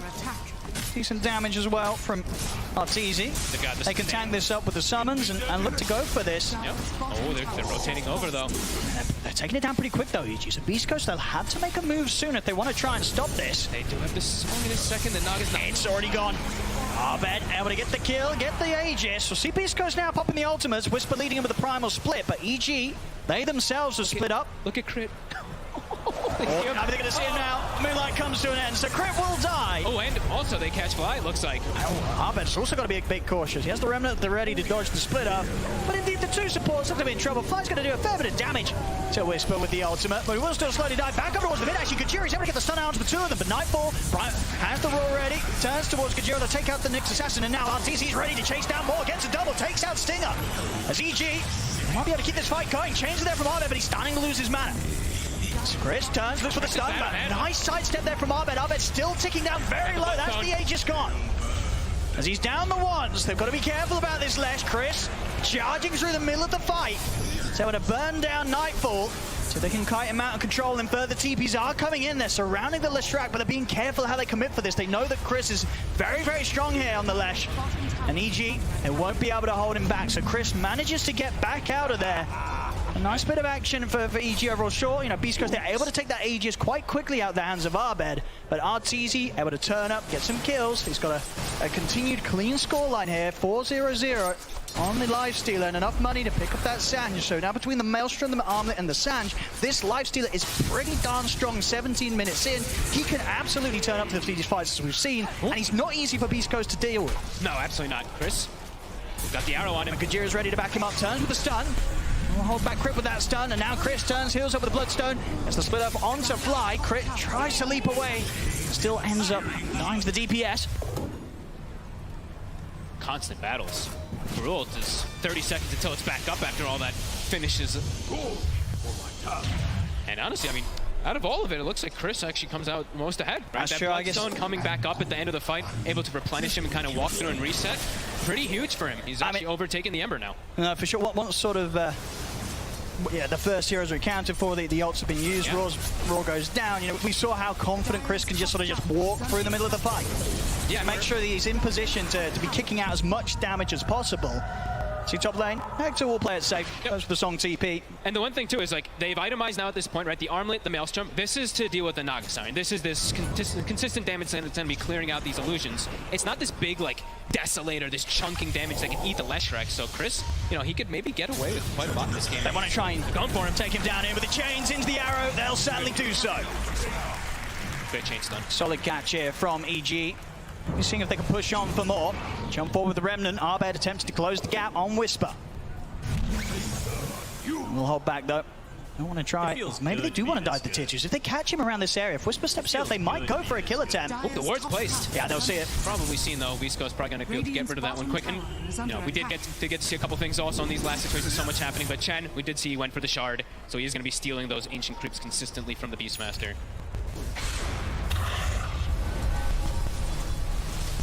And Chris needs to be a little more careful how far up he is alone. Sure, he's got the Hand of God in some situations, but it's a lot of burst damage still from EG. Especially if they have everyone on top of him like that.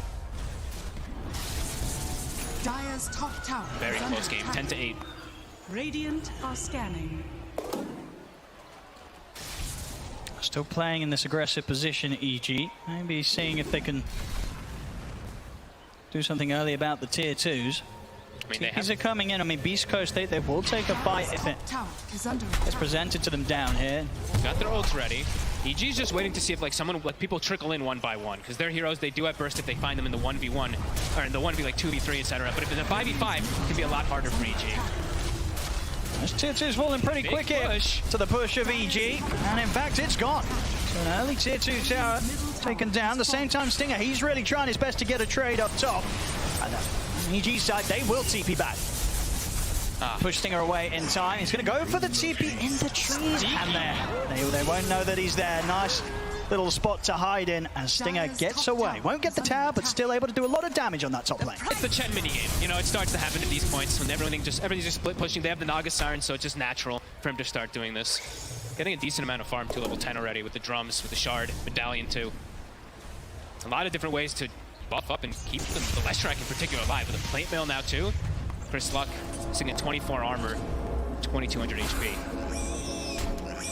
CRT was considering sort of what route he wanted to take. Does opt to finish the Mjolnir. Also was thinking about the Halberd and the Skadi. I mean, what would you sort of imagine is top of the list from next? Does he want that bit of evasion, or does he want to have the Skadi to kind of deal with some of this sustain that the Lesh is able to survive off the back of in the fights? Could depend on how successful the next fight is, right? Like if he gets a couple kills, maybe just choose the Skadi. If not, maybe just wants the Halberd. It's a really good Halberd game, so he probably wants that anyway. Versus Naga. Naga never wants to build the True Strike. Heart now finished up, K1. He's going to be pretty hard to kill, even with that Mjolnir. Yeah, he's able to sort of split the fight with the illusions, get them on some of the supports. Now, RTG's going to have his work cut out in terms of trying to just clear through this army that K1's going to be involved in the fight with. They'll have to stick on him for so long, and he does have a lot of different ways to bail him out too, right? The Brew, the Sleep, the Hand of God, of course, from the Chen. See what EG can find. Fest is inside Abed. He doesn't have the BKB quite yet on this Ember Spirit, so still has to be very careful of Carapace. Yeah, Gojira playing nicely around the sentry they've got down. Means that EG won't manage to find an entry into the fight from this spot. Gojira mostly is just like playing either around the Naga or the Lesh, just waiting with the Carapace, right? Because if that instant jump comes, he Carapace and they can turn it right away onto the Ember Spirit. See what they can get to with this smoke. EG were pretty aware of this, and indeed with the scan hitting, they'll certainly make sure that everybody's back under the safety of their structures underneath their towers. So Beast Coast not able to get a catch this time. Having to avoid fights a lot though, and look at the map state. Look at the way that they're able to just keep everything forced in onto the side of EG. Beast Coast. This Naga Siren's starting to be a problem. It is. It's not easy for some of EG's members to deal with these strong illusions with that heart. Yeah, I mean, it has to be either the Lifestealer or the Ember to clear out the waves. They can't be at every single one of the lanes. As top now, Glyph is popped, but that is the tier 3 Glyph. Actually, I'm lying. It's a tier 2 Glyph. I'm sorry. I thought the mid tower was there. So we'll have it reset at the very least. This is the thing, though. If EG don't find fights and kill score stays pretty stagnant, you are going to see quite the difference in what K1 as a Naga Siren's able to clean up from the map in comparison to Arteezy on the Lifestealer. Already a 3,000 gold difference, and that will only grow unless EG can make some sort of move. But the thing, it's just difficult for them to look for the move because, as we said, you know, their lineup, it does want to look for these pickoffs, but when your lanes are all getting shoved in, so much pressure for you to find any of these pickoffs. And Beast Coast, really, they're sticking together quite a lot here. Now looking for even go for this next tier 2. K1's been just microing the illusions perfectly on this sort of mid and top lane. 2 lanes consistently held right up to the high ground of EG. Dire's middle tower Chris also having his Lotus done. I believe the Ags on the Brew is about to be finished too. So Beast Coast, they're hitting quite a few timings here. EG, trying to feel what timing they're going to feel where they're like, okay, we can actually go for this straight up fight. It's, you know, they've got all these items, but when are they actually going to look for that real big on team fight versus Beast Coast? It does feel a bit difficult. And with if Beast Coast is able to consistently keep these lanes pushed in, at some point, you know, Roche is going to start coming back up. EG's going to have to look to make a move. 2 minutes until we do see that, but let's see when they do look to make that aggressive move. It's going to be now. They're smoked. K1 not going to be able to offer up the catch there top. I mean, EG do look like they're interested in taking a fight here. Still difficult. See how they can start it up around the board. Fly. Stinger. Off the Frostbite, they'll go for the Roar on Stinger. Nightfall commits it with the BKB. They want to kill off the Chen. They'll do so very quickly. See if they can chase for more. They'll look towards K1. It's back up to the safety of his own high ground. And looks like EG, they'll just manage to get the 1 kill for now with that commitment. Okay. With the Roar down, they might have to be careful themselves. Arbed steps forward. Pops the dust. Will be able to dodge out the stun. Arrow ends up getting blocked by the creep here from Beast Coast. So no connection there. That was pretty close. Almost gets Carapist. Almost gets stunned from the Lash. They'll find a kill on the Chen, but Chen now respawning. They're going to have to reset. Deal with their lanes again. I think that's actually one of the better kills if they can get it like that, because it prevents so much healing. So much chaos that will kick off. It does just feel like, you know, K1's Nagasar, it's getting out of control. He's pretty much got the Skadi done. He's really going to just probably deal with all the rest of the heroes and isolate the Arteezy Nagasar at some point. I mean, Arteezy's really got his work cut out in terms of build. He is going to go for the BKB picked up. Again, we saw being a similar approach from the Lifestealer earlier today against the PL. Just making sure they can sort of stand in the fight, not have to worry about the mana getting burned through, and just giving themselves that extra time between the Rage and the BKB to just stay alive and just keep hitting this Nagasar and trying to clear out her summons, the illusions as well as herself. Stun. Will connect on top. Arteezy's mana. It's time. He doesn't have the mana for Rage now, but they don't have anything else to catch him yet. And that can't quite. That was a little scary. Whisper does pop the split. He's going to try and set up for some kills here around the mid. We'll get Fly. Yeah, I think he's like, they're just avoiding us constantly. Like, he just wants to look for something to use that split. And now Roche is up. Roche is indeed. It's there and ready. So Beast Coast, they could definitely look to just step into the pit and start going for this. They have the song to rely on if they need to bail out or sort of set up a fight outside of the pit. And EG, only the 4 of them up. It's not going to be easy for EG to get in on this. You already see Kajira in his position. He's giving great info outside of the pit. In fact, he's able to line up a 2-man stun to start things off here. Roche is gone already. It already is. Aegis picked up on Chris. EG, they've got to run. Nightfall pots the BKB. Arbed will go with a couple of remnants, but he's still pretty close here to Beast Coast. Ends up losing his courier on the way out. Arbed, at least himself and the hero, will keep the distance, but he just picked up on Chris. Beast Coast, they're ready to come running down the mid lane. Yeah, I mean, EG, they found like the one catch on Chen, but now, you know, when are they going to be able to deal with the Nagasar? And this Naga is just getting way too out of control. Same thing with Chris. He's the one carrying the Aegis on this Lash now, too. They're going to go for high ground.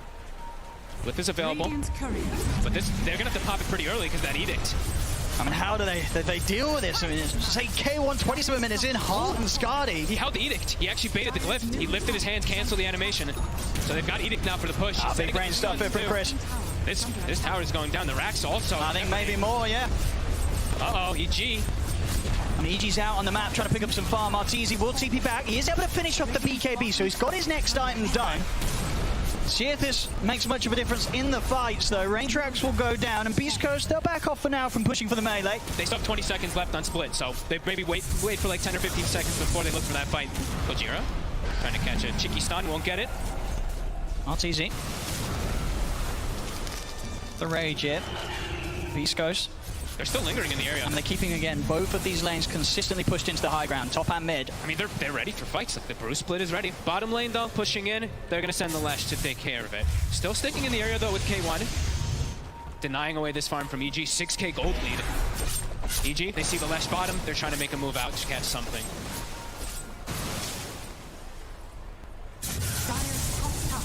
Naga just getting bigger and bigger, Lesh getting bigger and bigger. They're going to try for a move in. Gotta get something big. EG, they need to find something. Vested into Night Boys, ready to try and play off the back of a Blink Roar initiation from the Beastmaster. There's an Arcane Rune in the river though, so Chris, he'll have that ready for the next fight.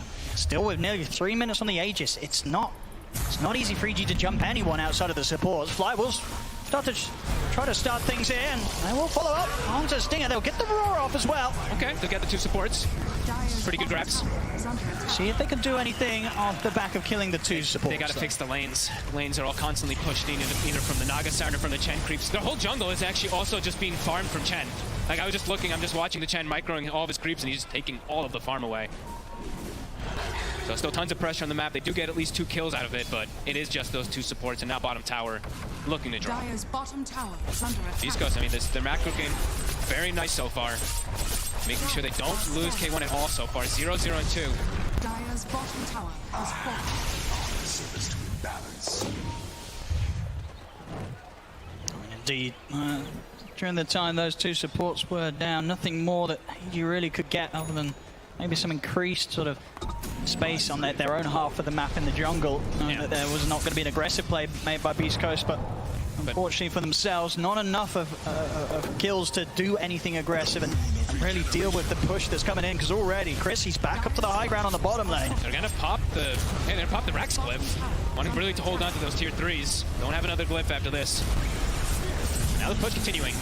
RTZ is going to try and get in on the fight. Steps up towards K1. Nightfall, he has the Roar. Got the song off. Get the arrow as well. Rage into the BKB. So for a long time here, the RTZ is going to be able to continue to beat in onto the Nagasari, but it's still just not enough damage.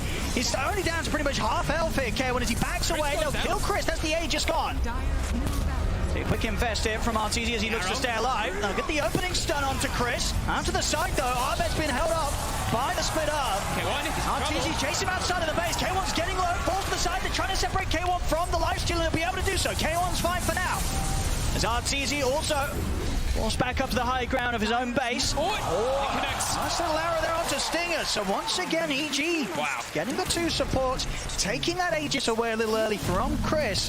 Definitely a defense here coming out from EG that, all things considered, they'll be pretty content with. That was an absolutely beautiful fight. Everyone's sitting at like 10%, 20% HP on EG, jumping in and out, getting these connections. Making sure that Chris Luck can't actually use this Aegis to its maximum. Almost even getting K1. That was a really good hold from EG. Yeah, we're definitely getting that roar off as that song kind of comes out. They came at the same time, pretty much. And indeed, you're seeing exactly why you go for this Rage BKB build. Just it gives RTZ this maximum amount of time, even during the song, to just keep hitting the Naga Siren. And we saw that ended up getting down to about a 3rd HP at the start of that fight. If RTZ is able to get that halberd done and then some sort of damage item, and during that sort of setup, they'll have a good chance of killing K1. That was before they picked up quite a few items too. Abed now has an Aghanim stun too, so his damage is going to be quite a lot higher in this next fight. And they're looking to get aggressive. They're actually looking for more. See what they can make a quick jump towards. In with the Remnant, Abed quickly sweeping the map. He's managed to get his way over towards Chris. He's got Lotus there. Underneath the tier 2 arrow is going to hit. Crit gets the angle. That's Chris going down. EG, they'll definitely want to try and continue to fight on for more. Kajira turns with the sun onto the 2 of them. Indeed, over towards the mid lane. They have the Roar set up onto K1. No further damage output for now, though, as K1's got the backup of Stinger. Nothing to stop the CM ult. We'll clear out all those illusions. TP over from Whisper. EG now looking to bail. Another net. Catch on to Fly, so they want to try and tackle K1. I mean, RTZ's going to go for the squishies first. Go straight for Stinger, takes down a second support. See if they can get K1. East Coast. Very much for sort of the first time this game where Beast Coast are the ones that are having to play a little more cautiously around EG. EG's definitely found their footing of timing really for the lifesteal to stick on his targets, right? It really is this BKB, his halberd also making him super tanky, and he does have that Ghoul Frenzy talent too, so can stick on those targets a lot easier once he gets that initial hit. I mean, what is the item here for RTZ? He's got 2,600 gold saved up. Does he want to get the Skadi still to sort of limit the heals of the Leshrac with Bloodstone, or do you want to see him get some sort of straight-up damage item? Oh, honestly, Scotty. He's got a lot to think about here, RTZ. It feels like they're gonna start getting more and more damage for the Ember Spirit, so I wouldn't blame him if he does go for the Scotty. It is so valuable versus that Leshrac, as you're mentioning. Because he could also, I mean, we'll say they could also still get like the Mage Slayer Bloodthorn kind of build. I'm not sure who's gonna go for that, but it's always pretty valuable versus Lesh. So yeah, we'll see which one it's gonna be. Look at this. Abed, he's actually got his shard damage too. Again, a quick kill onto Gojira. So I bet he's got Ags plus his shard, so watch for these remnants. Level 18 also, of course, was hit in that last fight. So his damage is going to be a lot higher versus that Naga Siren too.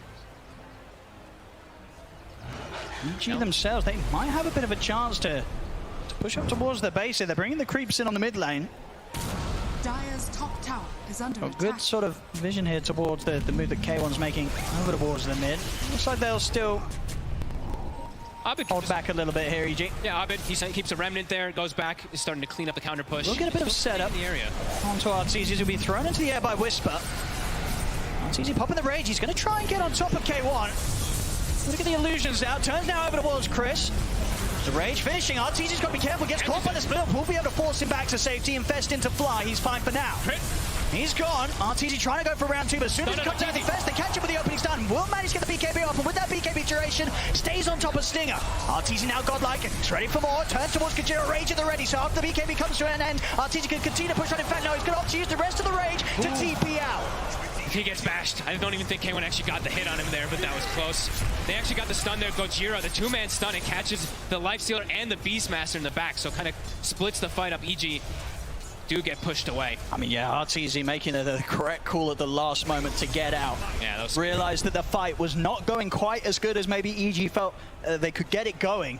Choosing the right moment to bail out. But now, 3 heroes dead on EG. And we do see that Arteezy actually has gone for, I believe it was the Basher, yeah, but he's going to go for the Abyssal to stick on target instead. See if they can hold back K1 here. It's onto the barracks. His BKB's cooldown, so Arteezy does have to be a bit careful how he uses his rage. Absolutely, we're seeing the rage alone, not enough for Arteezy to rely on in the midst of a team fight. So many chain stuns that can come out from Gojira as well as the Lesh. Yeah, we see this one again. I think the stun is going to come in a few seconds right around this moment when Arteezy backs up. It's tough to stick on the Naga Siren, you know, even though they do get this connection of chains, he is still very tanky, and they have to be very careful with these supports, you know, if they get caught at all from a Lash, at all from a Naga Siren, they're just dead.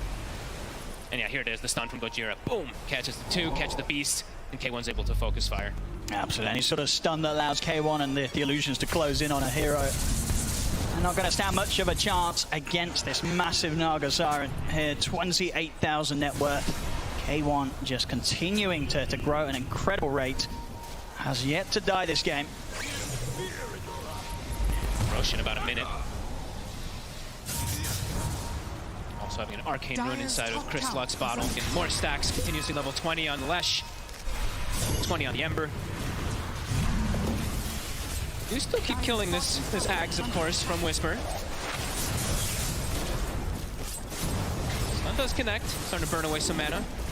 I mean, mana is pretty important on Arteezy. That is. Rage and BKB, like, look at Halberd, Rage, BKB, like, he actually has to be very careful how he uses these. Now he has Infest, so he has 240 mana. They're gonna get the jump on Chris in the mid. The rest of Beast Coast to try to make an aggressive move on towards Fly, but Chris was left behind, and EG, they move immediately to punish that. Great Infest blink play there from Nightfall and Arteezy. See what they can get around the mid now. Ooh. Might be able to get Gojira too. But K1 is around, and the mana's gone on Arbed. K1 turns, has the root, has the bash as well, holding him in position. As he steps across, there's no saving Arbed. I mean, his diffusers, it's really being a problem for the BKBs, right? They keep getting burnt and they can't pop their BKBs because of it. And you see as well, Chris committed with the buyback. So he really wants to just join the push, they know or maybe go for the roast. That looks to be indeed what they're going to do. It's an Agonist too. And they don't have, of course, control of the outpost either, EG, in their own jungle, so they can't really go for some sort of buyback play on Arbed either. They're just going to have to let this go here to Beast Coast. And, I mean, is this one where you give it to the Naga Siren? Probably, right? Because he can just net the Lifestealer through those spell immunities. I think certainly so. We'll see if they see anything higher up the list than that. Oh, Chris takes it. Okay. I mean, the Nihilism also like, could protect the Lesh, so we'll see. He takes everything. Oh, my. Okay. Takes the cheese and the angels. I mean, he did buy back, you know. He wanted to make sure he got his money's worth. That is quite fair. Definitely could see the argument, though, for the Axe on the Naga Siren for that, you know, that, of course, ensnare through the spell immunity, but... K1 also about to finish up a Bloodthorn. I mean, he's hitting critical mass soon. Maybe that's also why he's probably like, I'm going to buy an Aghanim soon, perhaps. That is the thing, right?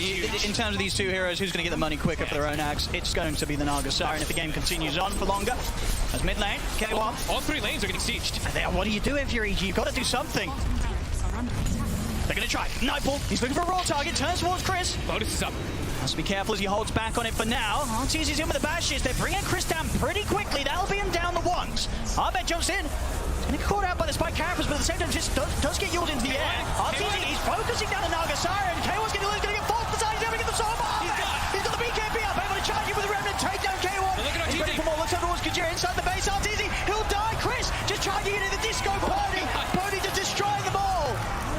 Holy crap. And Chris just killed them all. And there's no buyback on RTZ. He's a hell of a lot short on the gold here. 1,500 gold he does not have here to get back in on the action. EG, is it done? They're going to try and hold with the three of them. And indeed, Chris, he's ready to chase him back up towards the fountain. Runs down Nightfall, and he's not done yet. He's full HP, and he's got plenty of mana to play with. The buyback comes out from Arbed. As EG, they scramble back towards the fountain. They've got to try and hold and keep their cool here for 50 seconds now without RTZ. They're going to get megaed. And there's still the cheese as well on Chris. Oh my god, dude, the damage that he did. They focus fired K1, but they ignored the Lesh for a bit. Look at this, 12,800 damage. This is at least going to be the mega creeps here. Can they really slow down Beast Coast for this 30 seconds? I don't know if they can. I don't know if they can. 30 seconds seems like a big window. This Edict is about to come back up. It's got the 25 talent too. The first tier 4 falls.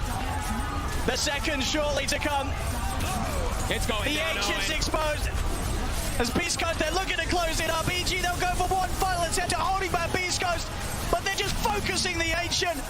EG, there's nothing to be done. GG, it's called. Beast Coast will be moving on. And this is the end of the road for Evil Geniuses this year. Oh my, South America has taken out EG. Back-to-back series, 2-0 both times. Oh my god. Beast Coast, the team that got EG into TI, now they've taken it away. Oh my god. I mean, they've got to be feeling fantastic. From the first game, they're complete dominance from start to finish, and then the second one, a bit of a different approach, more sort of just focusing on and K1 becoming this incredible beast that couldn't be dealt with. He was just at the top of the farm and far ahead for the entire game. It just got too much at the end of the game. You know, EG able to pull together pretty much the better defense that we've seen out of both of these series, but it just still was not good enough. Once again today, the South American teams coming out on top, and Beast Coast this is a team on LAN. It's so hard to prepare for them because they just hit another level when they get out there in front of the crowd. They power up off each other. They play out for each other so well. You can see, as soon as the Naga Siren has a little trouble, Chris comes in and just slams things. I mean, wow. That was an unbelievable series. 22-20. This one a lot closer than the last game, but still, Beast Coast. Wow.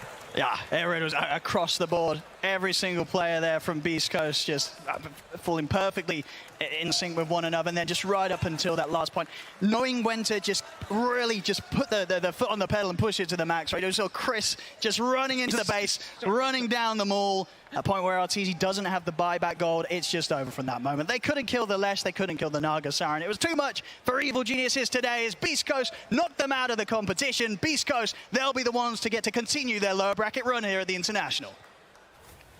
Thank you very much, OD Pixel and Fogged. Yes, Beast Coast just dominating. You know, another 2-0 here at the International. We've seen so many 2-0s. I'm really hoping we do get a best of 3 go all the way.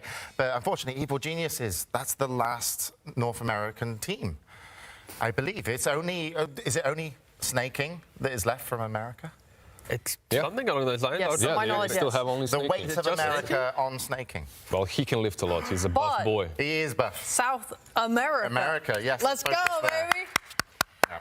Oh, we're still alive and strong. I mean, obviously sad for EG, but Beast Coast played hype as per usual. And I didn't think this would be a good Naga game, but he made it work so well. Like when they hit that heart timing, especially. Yeah, I think the main thing from Beast Coast is they, under the pressure of EG early on, Arbed with his Ember, crit on the Miranda, is really making these early plays. Arbed kind of sacrificed his game a little bit, so when they got the Aegis onto the side of EG, then Beast Coast instantly swiped it away within a minute, if that, or like 30 seconds, and EG's kind of momentum completely shifted, and Beast Coast, they look back to their Naga Siren and like, come on mate, it's your turn to take over the game. And I have to say, te quiero mucho, Arturito. You tried your best. He went for that Mjolnir. He fought them off valiantly on his lifestealer, itemized well against the Naga, but at the end, even though Naga was given a lot of space and he was the focal point, like he was what everyone was focusing on, it was C-Smile, it was Chris Luck that was just deleting everyone on the Lash rack. Like he went for a very interesting item build as well with the Lotus Orb, which allowed him to just completely stay up front and soak in all the damage. Yeah, so there we have it. And that last fight, as you saw, once the buyback came in and the amount of resources they spent on trying to take down K1, unfortunately, C-Smile got into the back lines. But I need to feel someone's pain from America. This is really, this is what we need at this show. We just, oh my God, we have.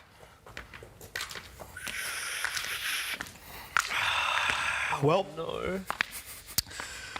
that's it for the North America region. We brought 5 teams here, and they're all gone. It's the Americas, though, right? We're a joint hemisphere, right? Yeah. They totally like you. They love us. Yeah. You love Thunder Awakens. You're in the same region, actually. We're the same region. We come from the same places. North America. North America. South America. SANA. United. Am I getting Get in on some of this. I'm British, but yeah, South America's out. Colonization all the way. James, can I interest you in some? Thank you, sir. Go on, buddy. Oh, no, wait, here. It tastes like desperation. Oh, no. I mean, that's the wrong one. I take only the top grade stuff, and oh man, and we got Boba. You've got snaking. No, we don't. You got snaking. We got Blitz. We got Blitz. American coach. Yeah, American coach. Yeah. Yes. There we go. Owie, Canadian. I'll take it. Got him. I'll take it. Oh, America, let's go. Not out yet. God bless America. Help is on his way. Yeah, it's good. Yeah, I already we just had to support him emotionally there. Like, we're not even American. We're British. We're all British. We're here. all very good friends. Wait, what? Okay. Yep. We're all British. We're all Brits here. This is the British panel. Yes, I'm British. To talk about Beast Coast a little bit more. So they're going to be moving on into the lower bracket, just playing amazing. Is it, have you seen them kind of improve a little bit? Like, because this is their second game now in the lower bracket. Yeah. Their first match wasn't, it was Hokori, that's still a good win. But here they seem to take it even up another level. They are improved because they are more comfortable. You can tell that they're in their element of their play style and how they like to be. Like groups, there was just that they were lacking cohesion, right? They had a clash of ideas, they weren't on the same page, and now it really feels like they know exactly what they want to do with each other. And they said themselves, like, they're a different team from the DPC. Like, against Hokori, neither of those teams knew what form they were going up against. They are good now. Yeah, right, well, hopefully we get to hear how good, because I'm sure they're on a high, and we're going to go over to Casey for an interview with Beast Coast. We have quite the group to interview today. First of all, we have Avo, who's going to help us with the translation, C-Smile/Chris Luck, and then Valky, who is newly bald. I don't even know where to start, so I'll start with Felicidades. Congratulations. This has been quite the brotherhood between these two teams. I think it kind of encompasses what Dota is all about. You guys have helped each other over the last couple of years through getting to TI and in TI, and it all came to this. Talk about what that means to you to be able to play so well against a team that dominated group stage. Había hermandad entre ambos equipos, ¿no? Durante los últimos pasados años habéis ayudado un poquito, tanto llegar al TI, ¿no? En pasado, este año a las ciudades ustedes. ¿Cómo se siente llegar a este momento y jugar tan bien contra un equipo que ha dominado la fase de grupos? En realidad nos sentíamos confiados porque sabíamos que podíamos ganarle y que más que todo conocemos a los jugadores y varias veces hemos jugado contra ellos, entonces creo que estábamos relativamente confiados sobre la victoria que íbamos a tener. We felt pretty confident. Honestly, we knew them. We played against them a couple of times, and we were pretty confident about the victory we're about to take. And I would like to talk to you, sir. Hola, Valky. Okay. ¿Cómo se dice shave head en español? Shaved head, pelado. ¿Pelado? ¿Por qué? ¿Matu? ¿Por qué te has pelado, amigo? ¿Quieres explicarlo? La cábala contra G, pues. ¿Qué? La cábala contra G. La cábala contra G. Claro, tenía que regresarlo, pues. He says because Arteezy shaved, it was necessary. You had to beat the curse. So Arteezy shaved his head to counter, and then you tried to counter his counter. Yeah. So what's next? How do you top this? ¿Qué haces moving más? forward for the next? ¿Cómo superas esto en la siguiente partida? Voy a pelar a alguien del equipo. He's gonna shave someone else. He's gonna shave him though. Oh no! Okay. Congratulations. You guys have been playing so well and really exciting games. So congrats. Oh, thank you. Muchas gracias. We'll send it back to you guys. Thank you very much, Casey. Yes, it worked. They counted it out. Let's hope, though, that the South American teams and coaches don't send their whole squad for Brazilians. But if they need to, I'm all right with that. It's for a TI win, mate. Come on, guys. It's for TI. Yeah, but we didn't predict that. But we, EG didn't know about the counterplay. It was a genius move. But let's go into our next series here. And we're going to be meeting our first team. It's going to be Boom Esports.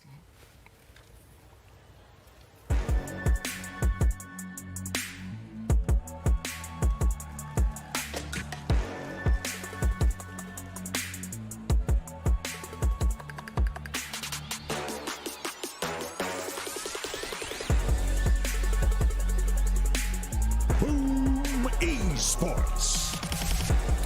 Jackie, Yopaj, FBZ, Tims, and Scheme. I want to say Skem. Thank you for Let's go. I know, I'm on it now. Next team up against them is going to be PSG LGD.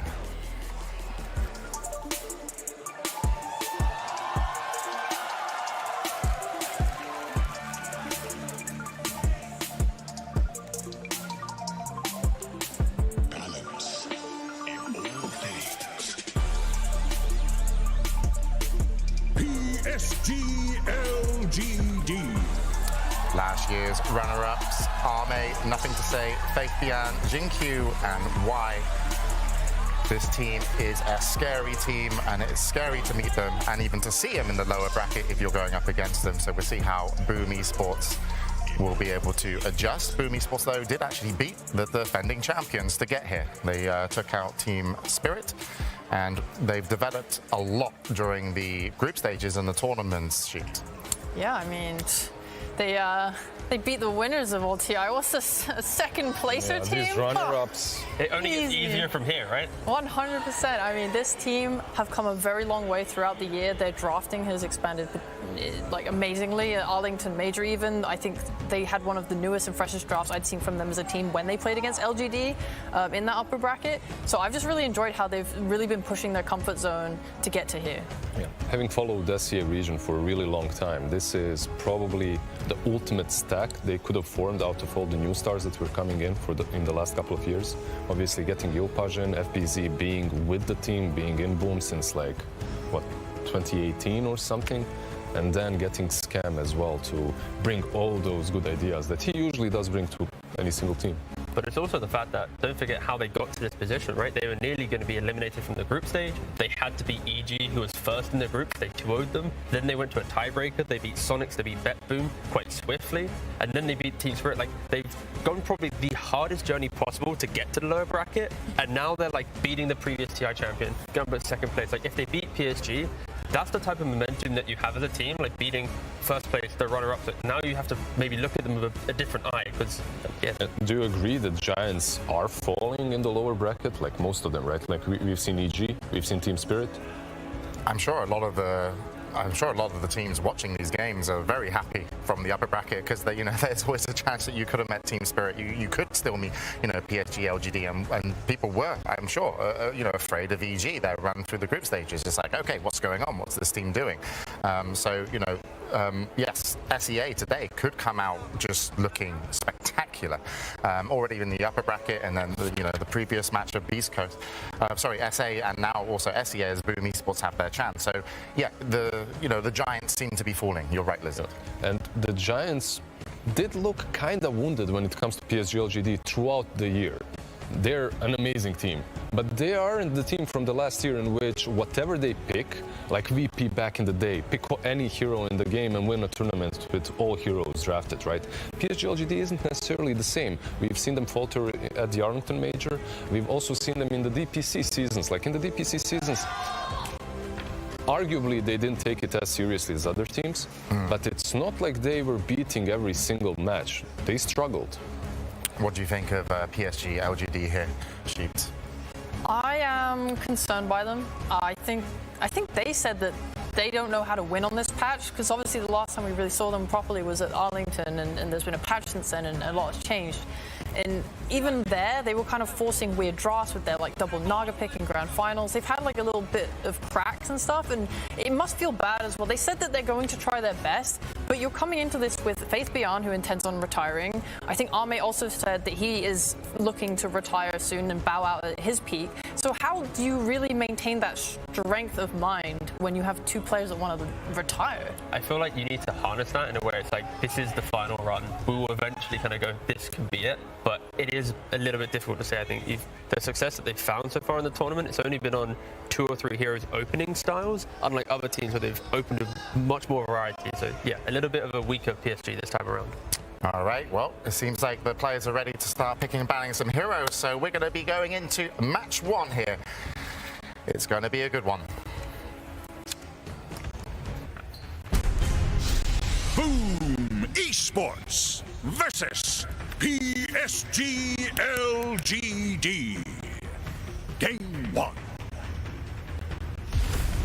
All right, and we get to be a little bit nerdy now as we go into the picks and jazz. I can see she nodding at this. Yes, we are. But just to kind of, before we go too much into the kind of heroes, but in terms of the players, because it does take them a little while to get, a few moments to get started, who are we really focusing on if I'm watching from home from each team? Like, if I'm looking at PSG LGD, I'm looking at Fate Beyond. Like, this man is retiring, but he's not retired yet. He needs to be enabled. Like, you can't give him heroes that are countered by 1 or 2 on the opposite side, like the Enigma that was drafted for him in recent games, right? Like versus Secret, he's countered by the Global plus another laner. If you enable Fate Beyond, like he was enabled in the DP game, he can be that third carry. Yeah, and on the flip side for Boom, I think FBZ, we don't really mention him too many times, but in that previous series... It's offlaners again. This is the... Coincidentally, but it's just the fact that in that series, he was a Beastmaster, he had the lowest net worth out of anyone, but he found ways to play his hero without dying. He ended the game 2-1-13. He was instrumental in punishing Team Spirit's lifestealer when he overextended Brawl into death. So I think FBZ is kind of like an unsung hero, at least for the broadcast that I've seen, where he consistently just finds his way to enter the game as the offlaner. What do you think, who enables the offlaners better, Xingqiu or Tims? Or are they kind of similar? I am a huge Tims fan. I think it's hard for me to say, because I'll be real, I don't particularly look at the pos-4s of these teams too much. Like, for Boom, I just want to add on to what T said. Yeah, you can look at FBZ, but like, this team is evolving. It used to be that everyone would just pile everything onto Yopaj to give them the best game, and that's what I said the last time we paneled for Boom. But then you watch how they played against Spirit, and actually they completely turned their playstyle around to be very Jackie focused. Yopaj was playing that utility Mars from mid, buying Refresher and trusting his carry to win the game for them. So I like that they are now a much more versatile team in the strats that they can bring out. All right, and I'm still noticing this trend of offlane. You go FBZ, you hyped up Whisper. What do you play? I play... Could it maybe be? Well, if you look at my Dota buff, it's pos 5. But if you look at the extensive history of my Dota buff, it's offlane, baby. And when you look the best role. When you look at the teams as well, they are focusing the offlaners early on, right? You see the Enigmas being banned out, Primal Beast a little bit more versatile, but he gets booted most of the time as well. We'll see if Clock, perhaps Silencer will get out. Perhaps Silencer not, as Enigma is already banned, right? Yeah, I remember a time where C teams against Boom and DPC were just banning FBZ, Mars, and Pango first 2 bans, because he was just so obscenely good at these heroes, and he would just use everything. Like, he would push the heroes to the absolute limit of what they could do. Like his Pango, he would play to the last sliver of health, just to try and get that extra shield crash or swashbuckle, or just that extra little kill off. 10 seconds remaining.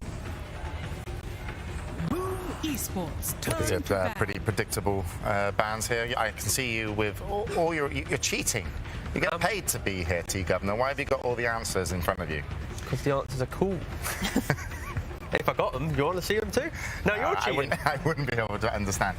But is it a pretty standard opener for both these teams? Yeah, I was just quickly double checking what Boom's openings have been, and it's Tiny, Marcy, Enigma, and then like the Mars Shadow thing there, kind of like the 4 or 5, like 5 or 6 heroes, sorry, that are kind of floating around in the first phase. But the heroes that are banned against them usually are Undying and Enigma. Yeah. So it's kind of well prepared by PSG LGD, obviously, as expected. But Chen in the first phase instantly picked by PSG LGD, are they bringing in the tempo?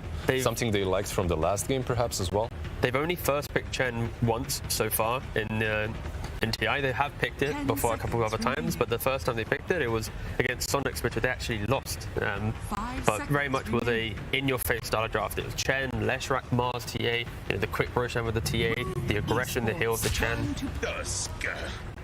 Oh, Tusk is fun because that can go mid.